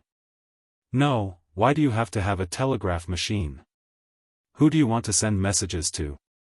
Li Zishuan said impatiently. You, of course. With this, I won't have to come all the way here if I have something to do. What do you think? Ching Chumo said matter-of-factly. Scram. *CKU. I'm not gay. Chapter 321. Sir, if this telegraph machine is modified, can it also be used in newspapers? In the future, people can use the telegraph machine to get the information in the newspapers. Li Residence West Courtyard. Li Yu looked at Li Zishuan and Ching Chumo who were fooling around for a while, and she suddenly came up with a suggestion. Little Yu, you are a genius. Your idea is very good. Li Zishuan's eyes lit up and exclaimed. What Li Yu said was almost the same as the modern wireless radio. Thinking about Cheng Yaojin, Qin Qiong, Yuqi Jingda, and the other old men, holding a radio, listening to the radio and bragging, TSK, this scene is quite interesting. Sir, do you think it is possible? But this telegraph machine can only make beep beep beep sounds, and we still need to spend a lot of effort to convert it into words. I'm afraid it will be very troublesome. When Li Yu heard Li Zishuan's approval, she was excited at first, but then she thought about the problem of translating the telegraph. The little girl held her chin and said with a bitter face, "Hee, this is not a problem. As long as we modify the basis of the telegraph machine, then we will not only be able to receive beep beep beep sounds, but we will be able to hear the other party's voice directly. There will be no need for a complicated conversion process," Li Zishuan said with a relaxed smile. The telegraph machine that he was making now could only control the length of the sound according to the length of time when the current was off. But even so, it was already a huge improvement. Because of this process, it realized the purpose of using electricity and magnetic conversion to achieve the purpose of long-distance signal transmission. Imagine that if a loudspeaker was added to the terminal of the transceiver, then when the transceiver received a message, it would generate an AC audio current with a frequency corresponding to the original sound signal. When this current passed through the coil of the loudspeaker, also known as the voice coil in the loudspeaker, a corresponding magnetic field would be generated in the voice coil. This magnetic field would interact with the magnetic field generated by the permanent magnet on the loudspeaker. Therefore, this force will cause the voice coil to vibrate with the audio current in the magnetic field of the speaker. The diaphragm of the loudspeaker was connected to the voice coil, so the diaphragm also vibrated, and the vibration produced the same sound waveform as the original audio signal. This also realized the process of converting sound to current, and then from current to sound. Holy shit! This is awesome! This is awesome! With this thing, wouldn't he be able to transmit his voice from 1,000 miles away? Damn, this is almost the same as the magical equipment used by the Immortals. Cheng Chumo shouted excitedly, and his mouth was also full of dirty words. He was only short of shouting 666666666, which made Li Zishuan quite speechless. If he didn't know better, he would have thought that this guy was from the modern era. You've seen an immortal before? Or have you used an immortal artifact? Li Zishuan rolled his eyes and said grumpily. Hee, just because I haven't seen it doesn't mean I haven't heard of it. Little Xian, isn't it in the Journey to the West that you told us earlier? Hurry up and make a telegraph machine that can transmit messages like you said just now. When the time comes, let me play with it. Cheng Chumo rubbed his hands and chuckled. Play with your head. I don't even have one myself, where am I going to get one for you? Do you think it's so easy to make that thing? Anyway, I can't make it now. Li Zishuan was speechless. It wasn't difficult to make a loudspeaker. As for the materials, it could be obtained with some effort. When he was in elementary school, he had made a simple loudspeaker himself.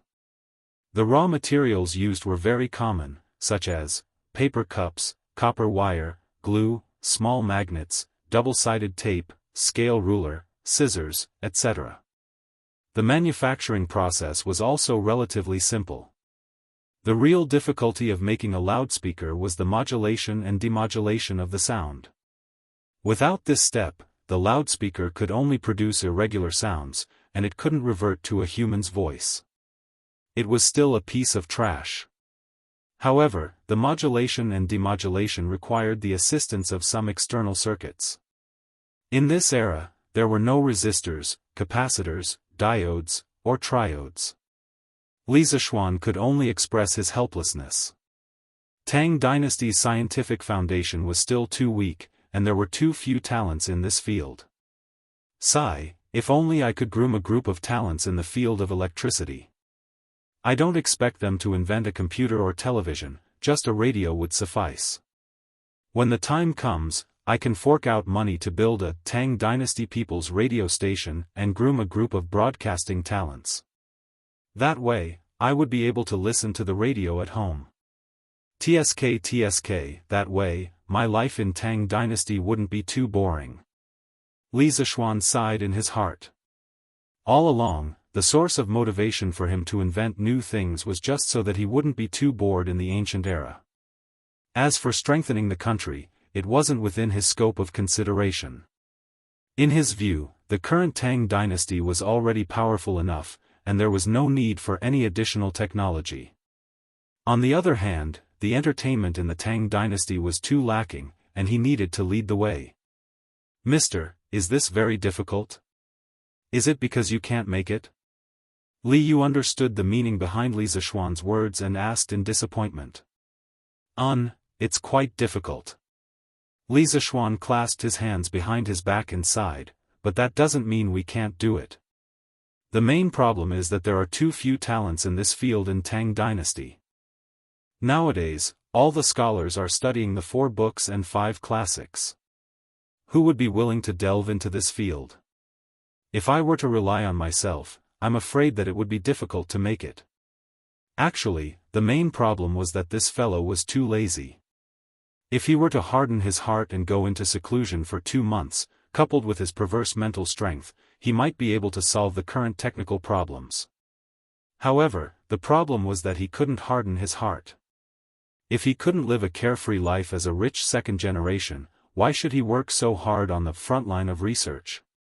Previously, when Li Zishuan went into seclusion to build the telegraph machine in Drunken Wind Pavilion, he deeply felt how difficult it was to manufacture things without the foundation of modern industry. Now, he had a rough idea in his mind. That was, when the time was right, he would teach a group of disciples, specifically teaching them engineering and basic scientific concepts. He would let them explore and research on their own. He would be able to invent various scientific concepts under specific circumstances and make great discoveries. Wouldn't it be great to be an old grandpa, who knew everything silently in the eyes of the world? For example, he could lead his disciples to conclude Newton's 3 laws through observation and experimentation and name them after himself, such as Zishuan's 3 laws. Also, he could use a hypothesis to propose the theory of the Big Bang, and use his wisdom that far exceeded the times to propose that everything was made up of microscopic particles such as molecules and atoms. Then, in the Tang dynasty, he would mysteriously deduce the periodic table of the elements. Perhaps it would become a map of the mysteries of heaven that no one would be able to understand for thousands of years. Another example was that when he was at home taking care of his children, he would casually use a block of ice to carve a triangular prism. From there, he would discover that sunlight was made up of different colors and use it to explain the formation of rainbows. There were too many examples like this. He wanted to be the greatest scientist in the history of mankind, so how could he force himself to manufacture things every day? Li Zishuan's ideas were perfect, but they were just ideas. After he transmigrated, troubles came one after another, and he didn't have the time to realize his great dream. The only thing that was gratifying was that he had brought modern mathematics to this era, and there were already a group of children who could think in mathematics. One must know that mathematics was the most important foundation of engineering. If he were to vigorously develop engineering in the future, the current students of the School of Mathematics would definitely be his priority. Chapter 322. Li Residence West Courtyard. After hearing Li Zishuan's words, Cheng Chumo and Li Yu went silent. "Oh, I got it. Mister, you can teach this at the Institute of Mathematics. I believe there will be a lot of people willing to listen. For example, the King of Wei." Li Yu thought for a while and suddenly thought of an idea. "Hey! You really dare to think about it?" Li Zishuan chuckled in annoyance. Among the 3 crimes that Cui Shanyu had accused him of, one of them was imparting knowledge without permission. Moreover, he had specifically criticized Li Tai. He didn't expect Li Yu to suggest such an idea. Li Zishuan took a sip of the wine and moistened his throat before continuing. "The 2 of you only cared about how unlucky Cui Shanyu was. I don't think you know that he and a few other professors accused me." I was wondering why Professor Cui was so unlucky." "So he accused you?" Cheng Chumo scratched his head and said. His way of thinking was always different from other people. His words might even anger people to death. Ha! Li Yu was amused by his words. Li Zishuan stared at Cheng Chumo angrily and said to Li Yu, Cui Shanyu, Lu Yenyu, Zheng Zhanli, and 8 other professors from the Imperial College accused me of disrupting the teaching order, misusing pinyin, and teaching miscellaneous knowledge. I have led the king of Wei astray. Ah! How could this be? If the king of Wei knew what they said, would he go after Professor Cui? After being with Li Zishuan for so long, Li Yu was very familiar with the people around Li Zishuan. She knew that Li Tai was obsessed with the miscellaneous studies that Cui Shanyu and the others spoke of. Now that Cui Shanyu wanted to forbid Li Tai from learning this, if Li Tai were to find out, he might really go all out against Cui Shanyu. After hearing what you said, it might be possible. I'll talk to Li Tai later. If he wants to fight, bring me along. Cheng Chumo said happily. I think you're itching for a beating because you haven't been beaten by Uncle Cheng recently. Li Zishuan stared at Cheng Chumo and said to Li Yu, that's why what you said won't work. Plus, I can't give up on mathematics and teach other knowledge to the students. From my point of view, mathematics is also very important. Oh. What should I do? Li said with a bitter face. Li Zishuan. After listening to Li Zishuan's description of the telegraph that could transmit sound, her heart felt like it was being scratched by a cat. She couldn't wait to build that thing right now. After working at Datong daily for a few days, Li Yu loved the newspaper very much. If Li Zishuan's idea could really be built, the newspaper's influence would be even greater. Therefore, in this room, she was the one who put in the most effort to come up with ideas. Oh, there's no rush. As the saying goes, there's always a way out. There's always a way. Li Zishuan said leisurely while eating cherries. Li Yu looked at his leisurely manner and was speechless. Why did it feel like the eunuch was more anxious than the emperor? Sigh, if you ask me, it wouldn't be so troublesome. It's very simple. Cheng Chumo waved his hand and boasted shamelessly as he ate cherries in the air.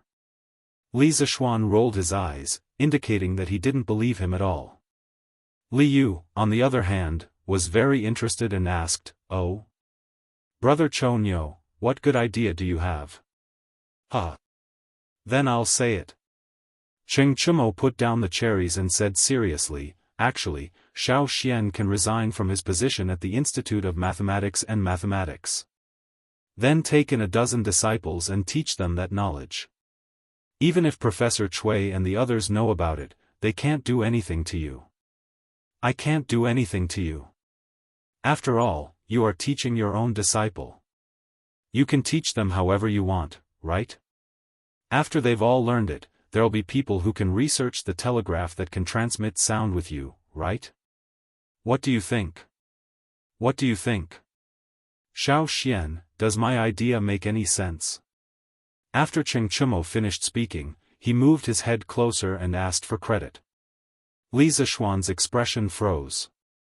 He had to admit that although Cheng Chumo was usually very unreliable, he had done a good job this time. Li Zishuan was a little tempted by this guy's idea. Sir, I think Chonyo's idea is feasible. What do you think? Seeing that Li Zishuan was in a daze, Li Yu asked. It's possible, but there are 2 problems. First, His Majesty had just appointed me as the minister of the Imperial College. If I were to resign, what would His Majesty say? Second, all the scholars have gone to study the 4 books and 5 classics to obtain scholarly honors. Where am I going to find more than 12 disciples to teach me this knowledge? Li Zishuan rubbed his chin and asked. Hey, Xiao Xian, you're wrong. I don't have a solution to your first problem, but there's no need for you to ask your second problem. Although most of the scholars are studying the 4 books and 5 classics to obtain scholarly honors, the imperial court's admission rate is 1 in 100. There are countless scholars who failed the imperial examinations. How can everyone pass the imperial examinations? There will definitely be a lot of people who are willing to learn your knowledge that can earn them a lot of money. I don't know about other people, but in our Institute of Mathematics and Mathematics, the King of Wei and I will definitely be willing to learn from you. Cheng Chumo seemed to be possessed by Zhuge Liang today. His analysis of the problem was clear and logical, but his last sentence exposed his true nature. Screw you. Why don't you pass your mathematics exam first? It's not like my knowledge can't be sold. Can anyone learn from me? If I remember correctly, you didn't pass this month's exam, right? Li Zishuan felt that what Cao Cao said made sense, but his mouth did not let him off.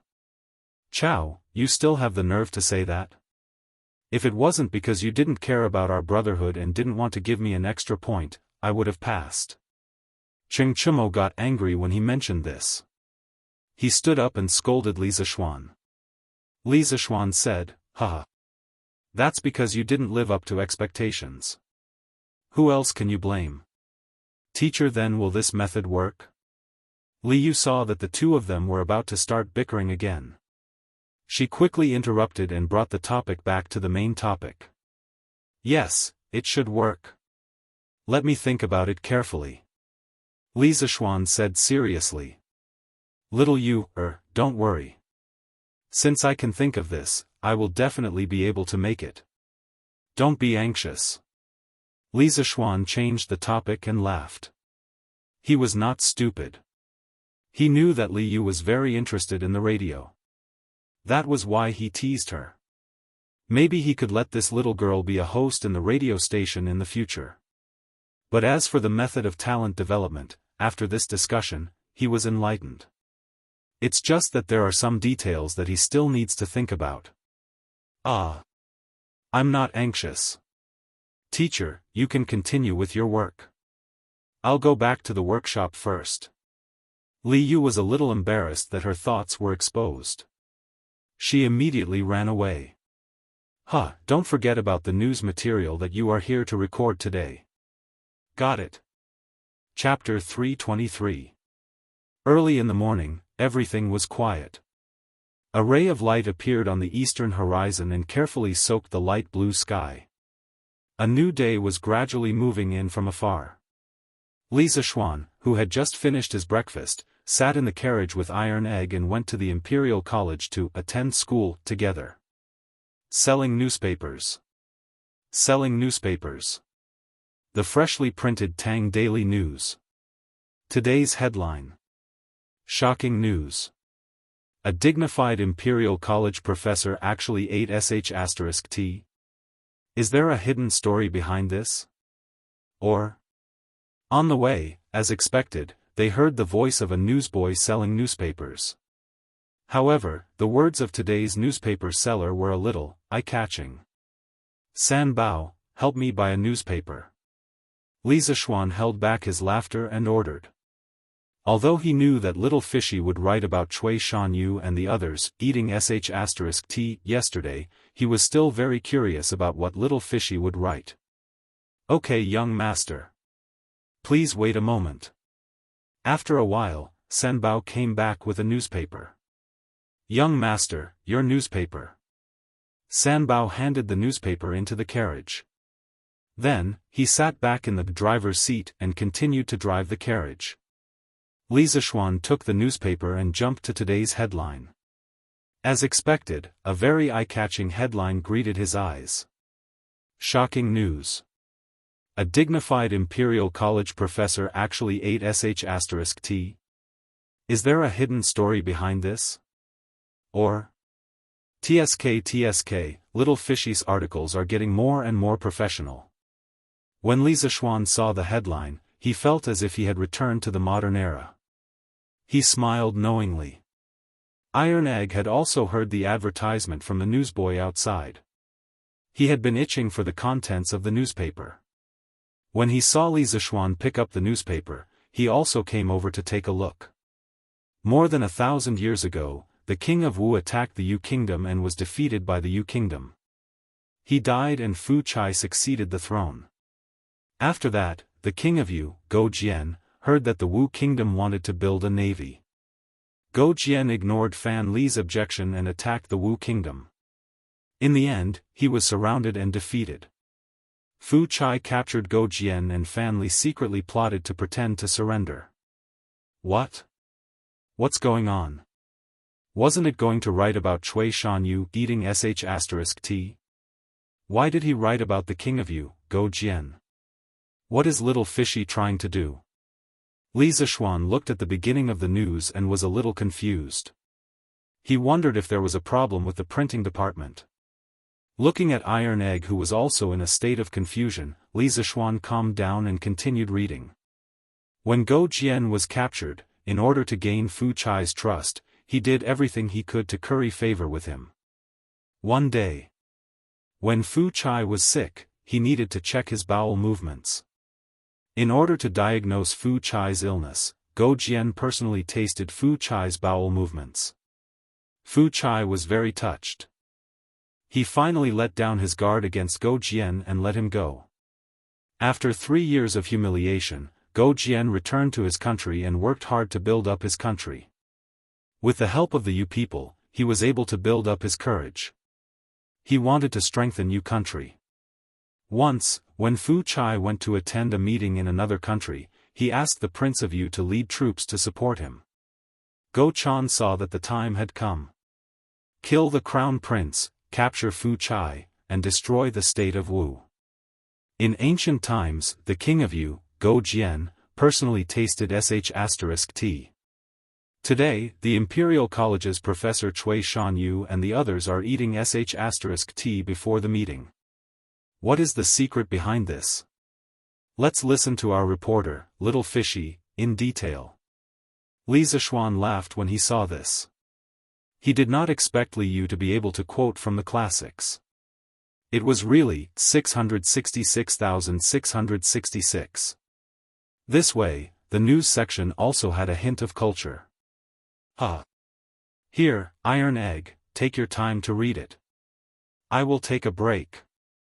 Li Zishuan was too lazy to read the rest of the story. He just did not know if Cui Shanyu and the others would come after him after reading today's news. Yes, master. Iron Egg took the newspaper and went to another sofa to read it alone. Iron Egg, follow Sanbao and paste this on the wooden board. In front of the mathematics school, Li Zishuan took out a piece of red paper and a piece of black paper and gave them to Iron Egg. Today, he purposely arrived 30 minutes early so that he could paste the honor roll and shame roll before the students arrived. Yes, master. Iron Egg took the paper silently. He was still worried that he did not get first place in the monthly test. TSK, not bad. One is on the red list, and the other is on the black list. The contrast is very clear. After 15 minutes, Li Zishuan looked at the honor roll and shame roll and said with satisfaction. Young master, why does Sanbao feel that the black list is very ugly? Why is there a flower on the red list, and the black list is? Sanbao scratched his head and said hesitantly. He seemed to have encountered something difficult and could not say it out loud. It's a pile of shit, right? Li Zishuan said it for Sanbao. He asked Ma Zhou to make the red list and black list. Other than being good at calligraphy, Ma Zhou was also good at painting. That pile of shit was really vivid. Li Zishuan designed it not only to warn the students on the shame roll, but also to make fun of them. Yes. Sanbao said awkwardly. So what if it's a pile of shit? Haven't you heard that the king of Yu ate shit? Humph. These people dare to be in the last 5. They should be prepared to be in the company of shit. Li Zishuan snorted and left in a huff.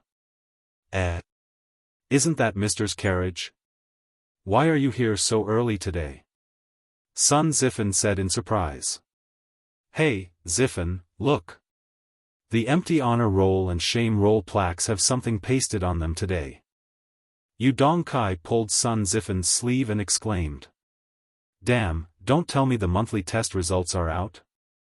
Sun Zifan's face was full of panic, his legs were somewhat soft, this guy was scared. The last time his father beat him up, it was still deeply imprinted in his heart. Damn. It shouldn't be that bad, right? Little brother, I think I did pretty well this time. Yu Dongkai heard and felt a little guilty. He prayed in his heart that he would not be so unlucky. Why are you thinking so much? Why don't we go and take a look? I don't believe that I will be in the shame roll. Kong Chuansuan said from behind. With his head held high, he headed straight for the honor roll and the shame roll. He was extremely confident. Damn, you're awesome. Dongkai, let's go take a look. Sun Zifen gave a thumbs up to Kong Chuansuan's back, then dragged Yu Dongkai over as well. But when they got close, they saw Kong Chuansuan's dazed expression, as if he had eaten feces. Sun Zifen was stunned. What's going on? Is there something wrong with the roll? He looked at it in disbelief. Of course, he was looking at the shame roll. He saw a big pile of feces at the top of the black roll, and below it was written, first from the bottom, Kong Chuansuan. Pfft. Ha ha ha. I'm dying of laughter. Ha, I'm dying of laughter. Sun Zifen could not hold it in anymore and laughed out loud. Not only did Kong Chuansuan's expression look as if he had eaten feces, but his name on the honor roll was Eating Feces. It was too damn funny. He did not know where his confidence came from, but he was the first to rush over to see the roll. Ha ha ha. Kong Chuansuan, why is your name under that pile of feces? Ha, it's like eating feces. The roll of shame that Mr. created is really fun. Yu Dongkai glanced at it and did not see his name on it. He could not help but heave a sigh of relief. Then, he realized the joke and laughed gloatingly. Although he only scored 18 points this time, there were still people who scored worse than him. Hence, he was lucky enough to escape and was ranked 6th from the bottom. Get lost. Ah. I'll fight it out with you. Kong Chuansuan was almost angered to death. He roared and was about to fight with his life. Chapter 324. Tisk, TSK, you guys are really embarrassing. 5th from the bottom. Huh, you guys can't even compare to me, old Cheng. Now you guys are going to eat sh*t. Wahaha. Cheng Chumo leisurely walked to the entrance of the mathematics school. He already knew his score, so he wasn't worried that he would be on the roll of shame. He held 2 yellow persimmons in his hand and said to the dejected students below the roll of shame. Cough, cough, it's time to eat persimmons. Needless to say, there were definitely persimmons in the Tang dynasty. In the Book of Songs written around 1100 BC, there were already records of persimmons in the Barya chapter, and in the Book of Rites chapter, persimmons were also listed as a precious food. Chow, Cheng Chumo, you want to fight again? Tian Yu, Wenba, Wang Meng, Gao Han, follow me and beat him to death. Kong Chuansuan was already angered by Sun Zifen and Yu Dongkai. Now that he heard Cheng Chumo's sarcasm, he couldn't hold it in anymore. He immediately rolled up his sleeves and was about to fight. Yes, beat this idiot to death. Everyone's results are about the same. Why isn't he on the roll of shame? Yes, there's a conspiracy. I strongly demand Cheng Chumo to be on the roll of shame too. Beat him up first. Then we'll look for the teacher. Cheng Chumo's mouth immediately stirred up a hornet's nest. In a blink of an eye, he was about to be beaten up. Damn! Song Tianyu, you dare to doubt the teacher's fairness? Let me tell you, the reason why I scored higher than you guys is because I'm smarter than you guys. If you guys are like this, you guys will still be on the roll of shame next month. As the saying goes, a wise man knows better than to fight when the odds are against him. Although Cheng Chumo knew Kung Fu, he couldn't possibly use Kung Fu to fool around with his classmates, right? Thus, this guy ran away, and he even ran while shooting his mouth off. Chow, Cheng Chumo, don't run if you have the guts. You're too despicable. Don't let me catch you. Who told you to run? I'll beat you to death. Ouch, F***ck, don't F** King cross the line. Cheng Chumo was unfortunately shot. He tried to put on a brave front. Ah! This time, Meng Wenhao is number 1 again. This is too shocking.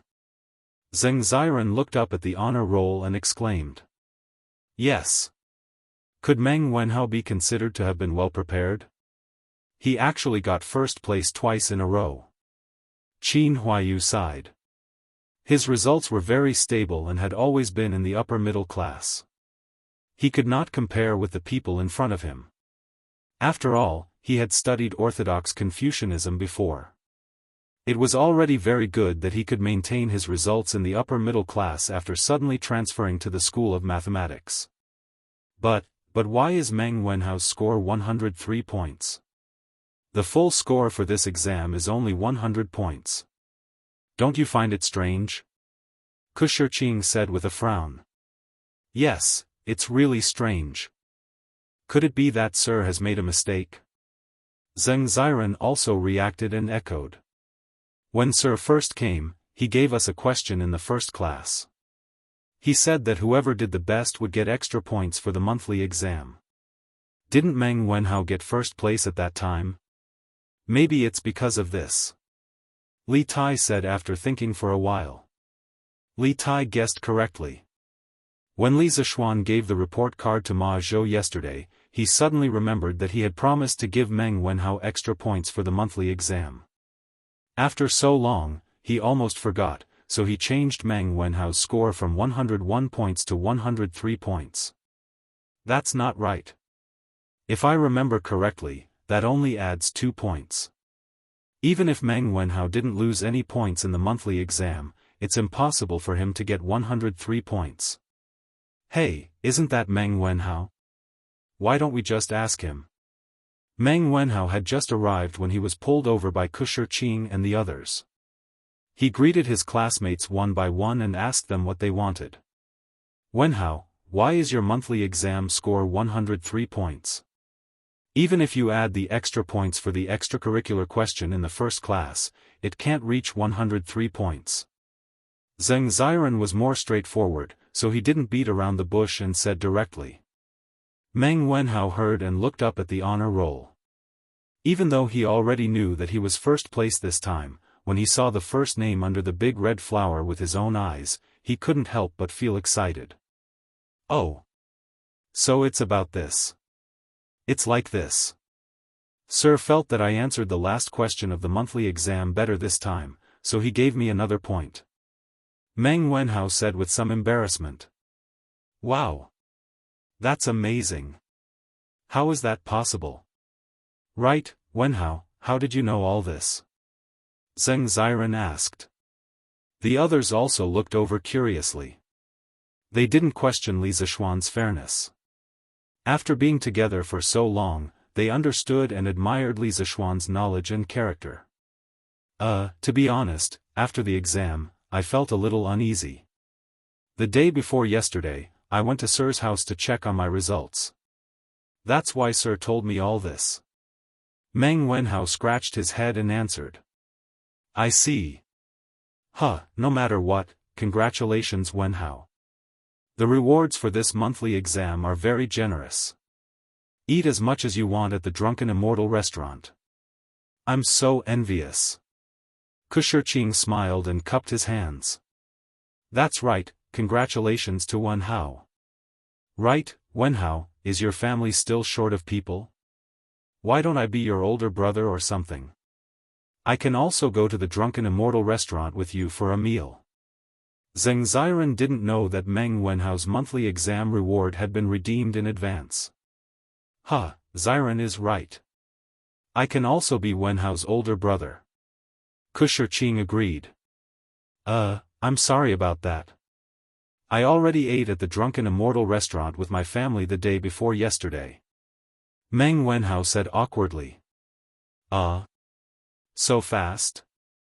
Well, because my father is going to go out to sea with the Imperial Army, I wanted to invite him to the Drunken Immortal restaurant for a meal before he goes out to sea. Fortunately, Sir is reasonable and agreed to my unreasonable request. After Meng Wenhao finished, he couldn't help but look to the south.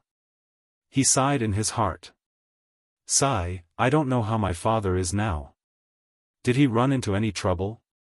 Is he safe? Wen Hao. Don't worry. Your father will be fine for sure. Commandery Prince Hejian is very experienced in naval battles. This time, the fleet has the compass and detailed sea chart provided by Sir, so the safety of the fleet is guaranteed. The possibility of an accident is very low. Li Tai knew what Meng Wenhao was worried about. He patted Meng Wenhao's shoulder and comforted him. No one would have thought that the Prince of Wei also knew how to comfort others. Yes. Qin Ke is right. Wenhao, you don't have to worry. Uncle will definitely be fine. Yes. Wenhao, you should trust Sir's compass. The fleet going south this time will be fine. Yes, Wenhao, you have to think positively. Qin Huayu, Kushir Qing, and Zheng Ziren were not people who lacked EQ, so they all comforted him. Thank you, thank you. Meng Wenhao felt much better in his heart. He sincerely thanked him. Clang, clang, clang. Okay, class is starting. Let's go. At this moment, the gongs and drums sounded, and the students started running to the classroom. Chapter 325. Well, all of you have received the test papers for this month's exam. You should know how you did, so I won't read them out one by one. I hope that everyone can learn from the students on the honor roll and keep a distance from the students on the shame roll. This month, the cleaning of the mathematics school will be handed over to Kong Chuansuan, Song Tianyu, Duan Wenba, Guang Gaohan, and Wang Meng. Every day after school, you must stay behind to clean the school carefully. If I find out that you are half-hearted, then you will continue to clean the next month. Do you hear me? Mathematics School. Li Zishuan stood on the podium and announced the results of this month's exam. To be honest, he was very satisfied with the current mathematics school. To be honest, any student in the mathematics school was qualified to be a bookkeeper. After all, Li Zishuan taught them the modern counting and calculation methods, which were much more advanced than the current era's counting and calculation methods.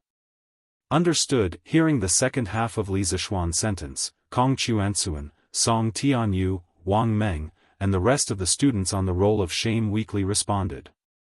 Then, their faces flushed red, and they wished they could crawl into a hole in the ground and hide in it. They swore in their hearts that they would study hard every night for the rest of the month. They absolutely could not be on the roll of shame again. This month's exam's first place, Meng Wenhao, was rewarded with a free meal at the Drunken Immortal restaurant. Due to special reasons, this reward was honored the day before yesterday.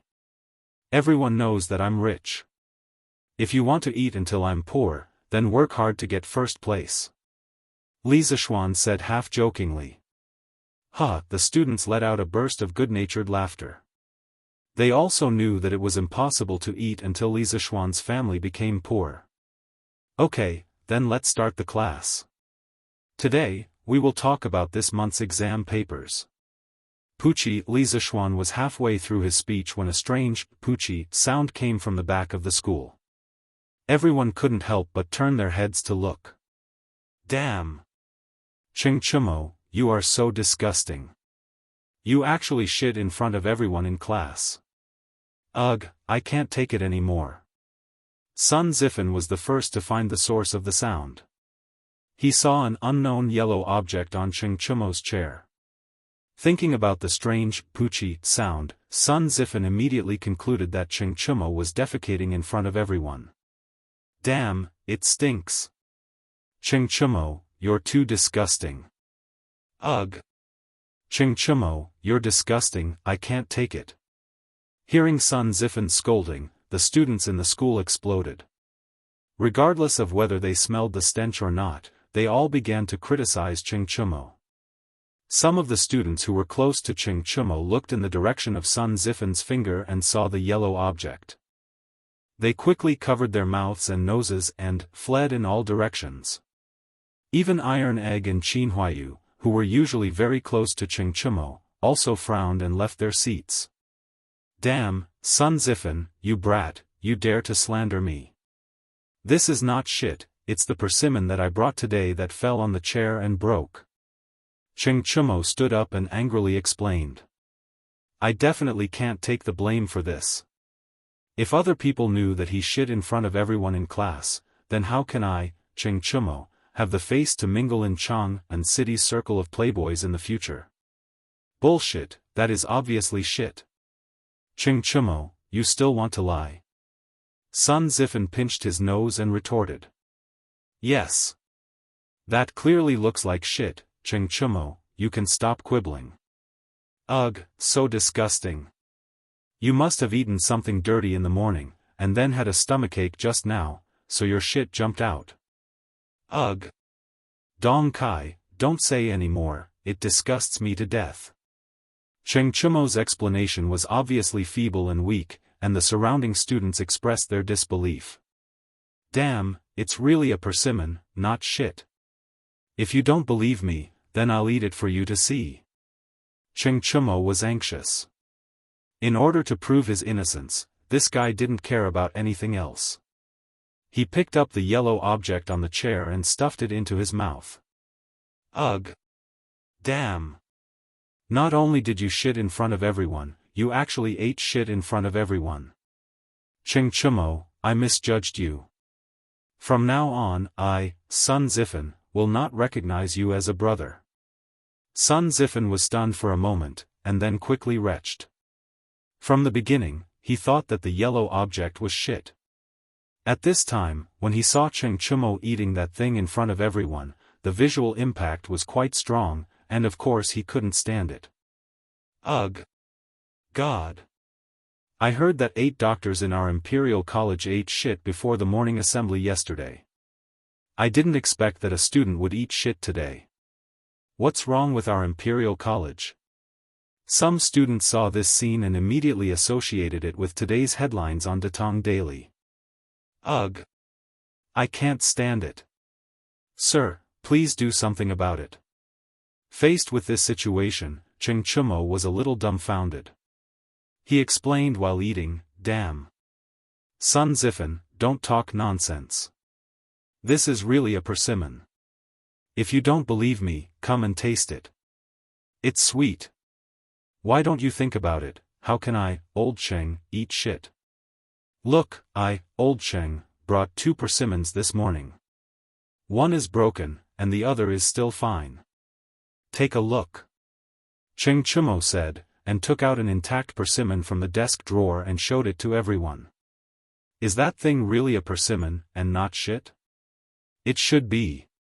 Lu Guogong's family is not poor to the point that Cheng Chimo eats shit, right? Cheng Chimo's efforts were not in vain, and there were still many people who believed his words. Ahem, Chimo, I just picked up a persimmon in front of the school. It should be you who dropped it, right? Li Zishuan smiled and took out a yellow persimmon from his clothes, and said somewhat mischievously. Silence. The classroom suddenly fell into a strange silence. Cheng Chimo was stunned. Since the persimmon in Li Zishuan's hand was dropped by him, then what was the yellow object on the bench? Damn. Cheng Chimo, I almost believed you. Ugh. So you were really eating shit. I remember now. This morning, I saw the youngest son of Assistant Instructor Mu of the Four Gates School come to our school. Chimo, the shit on your bench, could it be that child's poop? Wang Meng tactfully added. Li Zishuan looked at him with a smile that wasn't a smile. He thought to himself, this child is really wicked. Ugh. Damn, Wang Meng, why didn't you say so earlier? Ugh. Get out of the way. Damn it, I can't take it anymore. Cheng Chimo was immediately dumbfounded. He roared in grief and indignation, then staggered a few steps and ran out to vomit. Puff. Ha ha ha. I didn't expect Cheng Chimo to be so gullible. Wang Meng saw this and laughed loudly. Damn, Wang Meng, you're awesome. So you were lying. Ha. I thought it was true. Ha ha ha. The rest of the students heard the conversation between the two and reacted. They laughed and observed a moment of silence for Cheng Chumo, who was vomiting outside. Li Zishuan shook his head. The persimmon he took out was, of course, not from Cheng Chumo, but from home in the morning. He just wanted to tease Cheng Chumo. Chapter 326. Half an hour later, the farce in the School of Mathematics was finally over. Li Zishuan also started his class, but Cheng Chumo's eyes seemed a little unfriendly. Wasn't that obvious? After being pranked by him, it would be strange if Cheng Chumo was friendly. If it weren't for the fact that they were in the wrong place, perhaps Cheng Chumo would have already rushed over to fight him. After such a delay, there was only half an hour left for the first class. However, Li Zishuan still managed to finish the monthly exam in this short time. This was mainly because the questions this time were really simple. Although there were many pitfalls in the questions, after Li Zishuan wrote down the correct answers, many people immediately realized that they had fallen into a pitfall.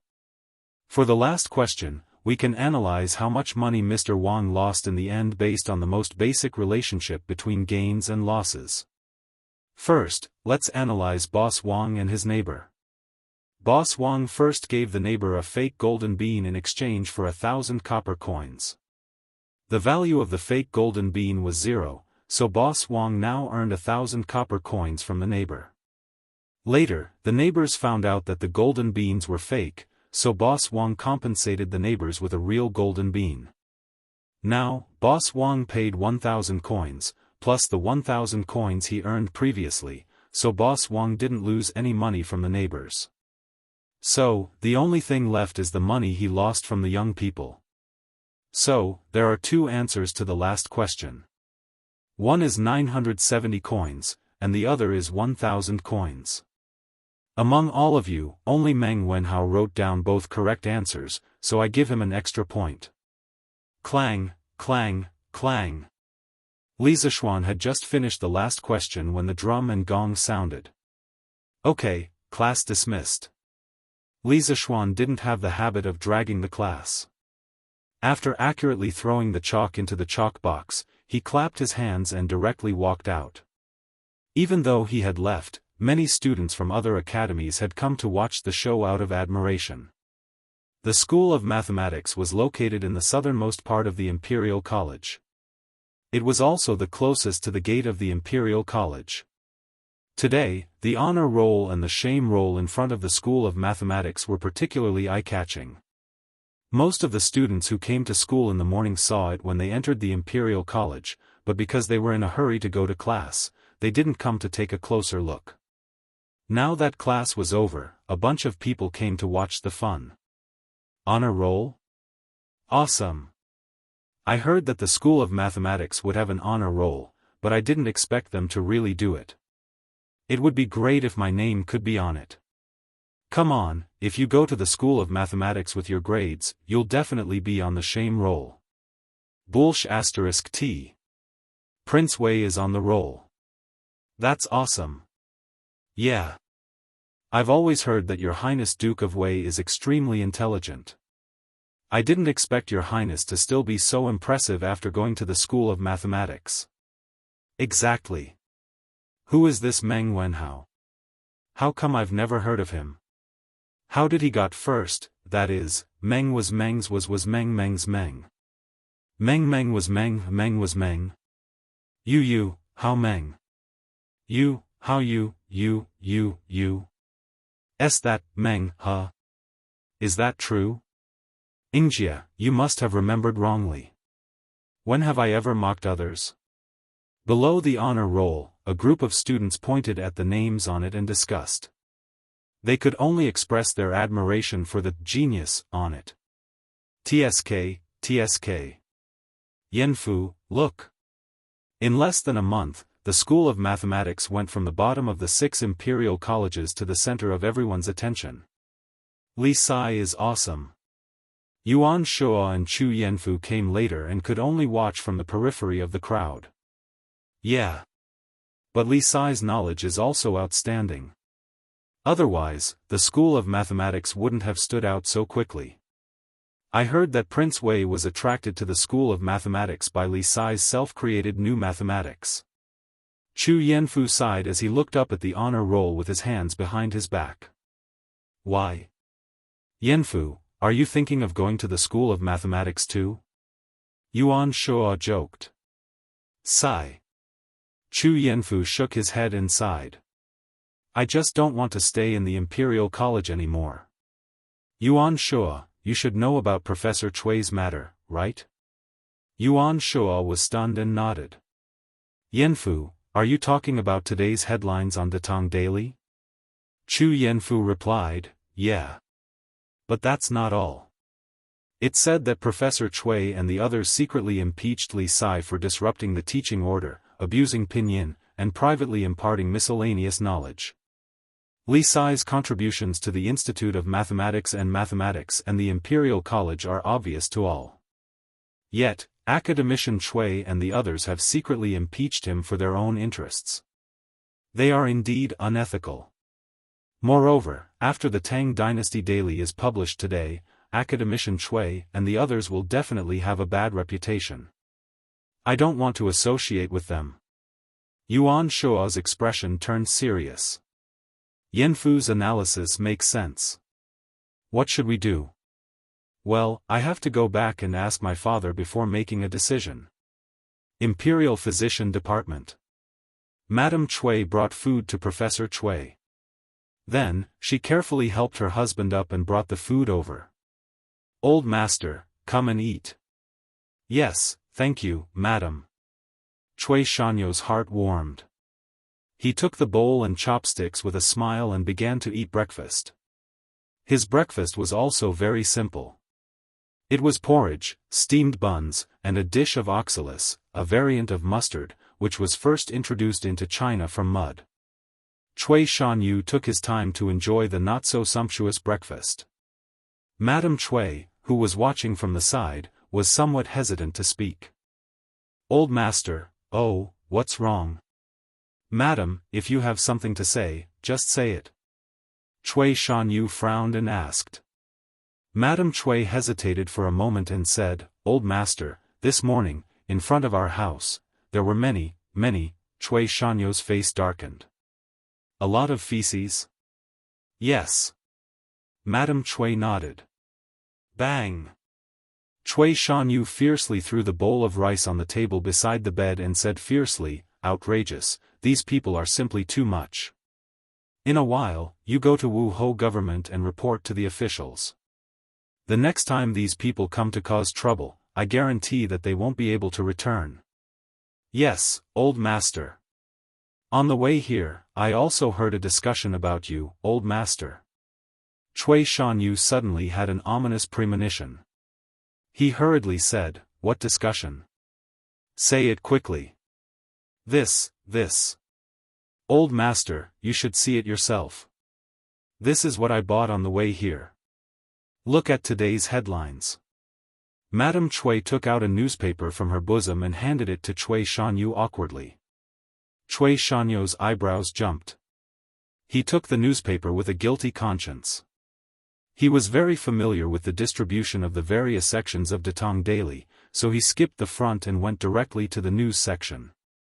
He saw a very eye-catching headline, Shocking News, a dignified Imperial College doctor actually ate shit? Was there a hidden story behind this? Or? Pooh! How dare you bully me? Just as he finished reading the headline, Chui Shanyu felt a burst of anger attack his heart. His qi and blood surged. Adding to the fact that he had not recovered from his illness, it was equivalent to adding frost to snow. His body immediately could not bear it and he spat out a mouthful of old blood. Old master, are you all right? Someone come quickly. Chapter 327. Li Zishuan naturally did not know that Dr. Chui had vomited blood again. However, even if he knew, he would not have any sympathy. Now, he had encountered a new problem. He had already taught half of the first book he had written. He estimated that in another month, the student's mathematical ability would be able to advance from first semester of first grade to second semester of first grade. In less than a month, he had finished half a semester's worth of courses. Perhaps some people would think that this progress was too fast. Actually, it wasn't fast because the students in the School of Mathematics only took one class every day. Of course, it couldn't be compared to modern teaching progress. Then the question was, after a while, would Li Zixuan need to write another mathematics textbook for the second semester of the first grade? Although the ancient school system couldn't be compared to the modern school system of kindergarten, primary school, junior high school, and university, it still formed a relatively complete school system during the Western Zhou dynasty. According to the Book of Rites, Shui, entering the school on a yearly basis and taking the examination at the middle of the year. 1 year to discern the deviations from the scriptures, 3 years to see the dedication to the work of music, 5 years to see the study of one's own teacher, 7 years to see the study of one's own friends, 9 years to see the understanding of one's own kind, standing strong and not opposing. This is called the Great Achievement. In other words, they would be admitted once every year and tested once every other year. 1 year of observation was to distinguish one's ambition, 3 years of observation was to see if one was attentive and close to classmates, 5 years of observation was to see if one was knowledgeable and close to teachers, and 7 years of observation was to see if one had independent opinions and the ability to choose friends. If all of these were achieved, it would be a small achievement, which meant that one had grasped the basic knowledge and skills. If one could comprehend by analogy and be strong and independent without violating the teachings of the teacher by 9 years, it would be a great achievement, which meant that one's studies had reached a mature level.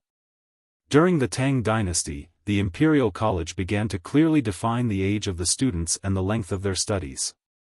For example, the School of Law accepted students between the ages of 18 and 25, and the length of their studies was 6 years.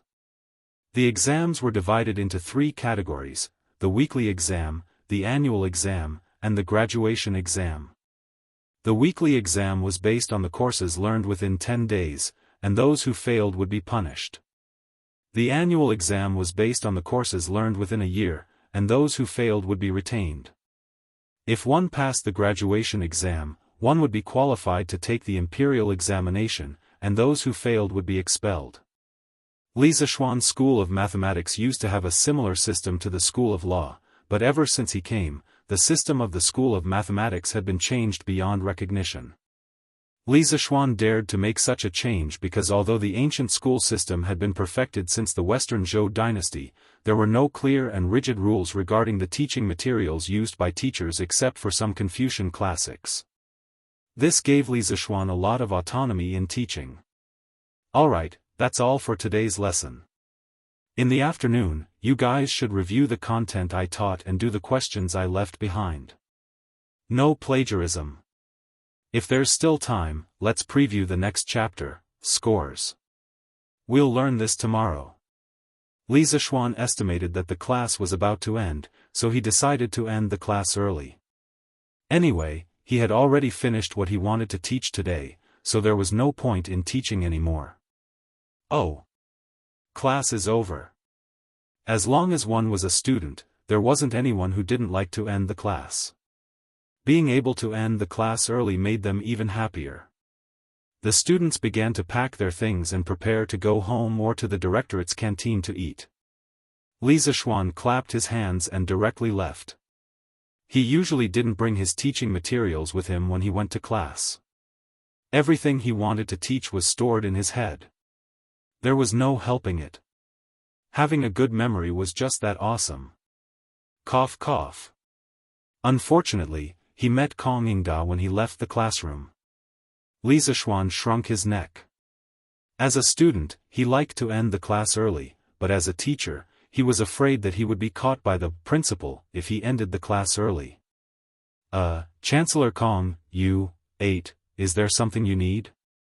Li Zixuan originally wanted to talk nonsense with Kong Yingda and ask him if he had eaten, but after thinking about it, he felt that Kong Yingda would definitely slap him twice if he said that, so he hurriedly changed his words. Kong Yingda glanced at the noisy classroom behind Li Zishuan and wanted to say something but stopped. After a moment, he turned around and said, "Li Sai, follow me." After saying that, he took the lead and left. Li Zishuan was at a loss. He didn't know what Kong Yingda meant, so he muttered a few words and followed him. "Have a seat." After arriving at the principal's office, Kong Yingda sat down and nodded to Li Zishuan. Li Zishuan cupped his hands and didn't stand on ceremony. He sat opposite Kong Yingda and waited for Kong Yingda to continue speaking. "Li Sai, have you read today's newspaper?" After waiting for a while, Li Zishuan didn't take the initiative to ask, so Kong Yingda could only take the initiative to ask. "As expected, you're here to settle scores?" When Li Zishuan heard this, he roughly guessed the reason why Kong Yingda called him over today. He was very unhappy.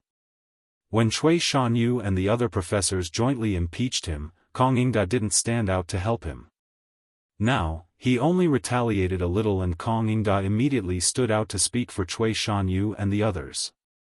This really made Li Zishuan bitterly disappointed. "I roughly read some, but I don't know which part Chancellor Kong is talking about."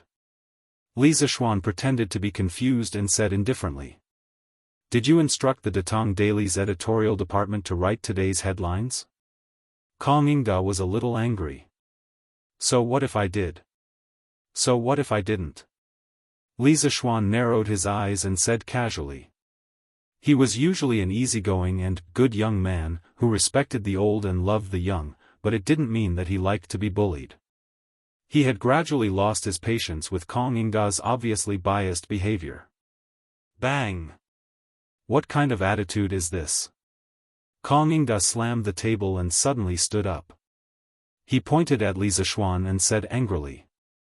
Li Zishuan was not afraid at all. He looked at Kong Yingda without blinking. After a while, Kong Yingda took a few deep breaths and said with a slightly gentler tone, "I know that you are a little angry about what happened in the imperial court yesterday. Cui Shanyu has been dissatisfied with you for a long time and has complained about you to me many times. However, I naturally have a balance in my heart. I know that he was only blinded by greed, so I reprimanded him. I also didn't expect that he would work with the other 7 professors of the Imperial College to directly impeach you behind my back. I am also very angry about his behavior. However, no matter what, Cui Shanyu and the others are still professors of the Imperial College. By writing this in the newspaper, not only will you ruin their reputation, you will also smear the reputation of the Imperial College. Do you know? Chancellor, your words are wrong." Li Zishuan refuted in a low voice, "Chancellor, maybe you didn't read today's headlines carefully. The news compared Professor Cui and the others to Go Jian, the king of Yu. How can you say that I am smearing the reputation of the Imperial College?" Although Kong Yingda's words were reasonable, Li Zishuan was not willing to be wronged by other people's reasons. He would still fight back when it was necessary. If one could only endure passively without fighting back, what was the difference between him and a salted fish? Of course, the reason why he could fight back so reasonably was all thanks to Li Yu's writing technique. At this moment, Li Zishuan gave Li Yu 32 likes in his heart and labeled her as a good teammate of the Tang dynasty.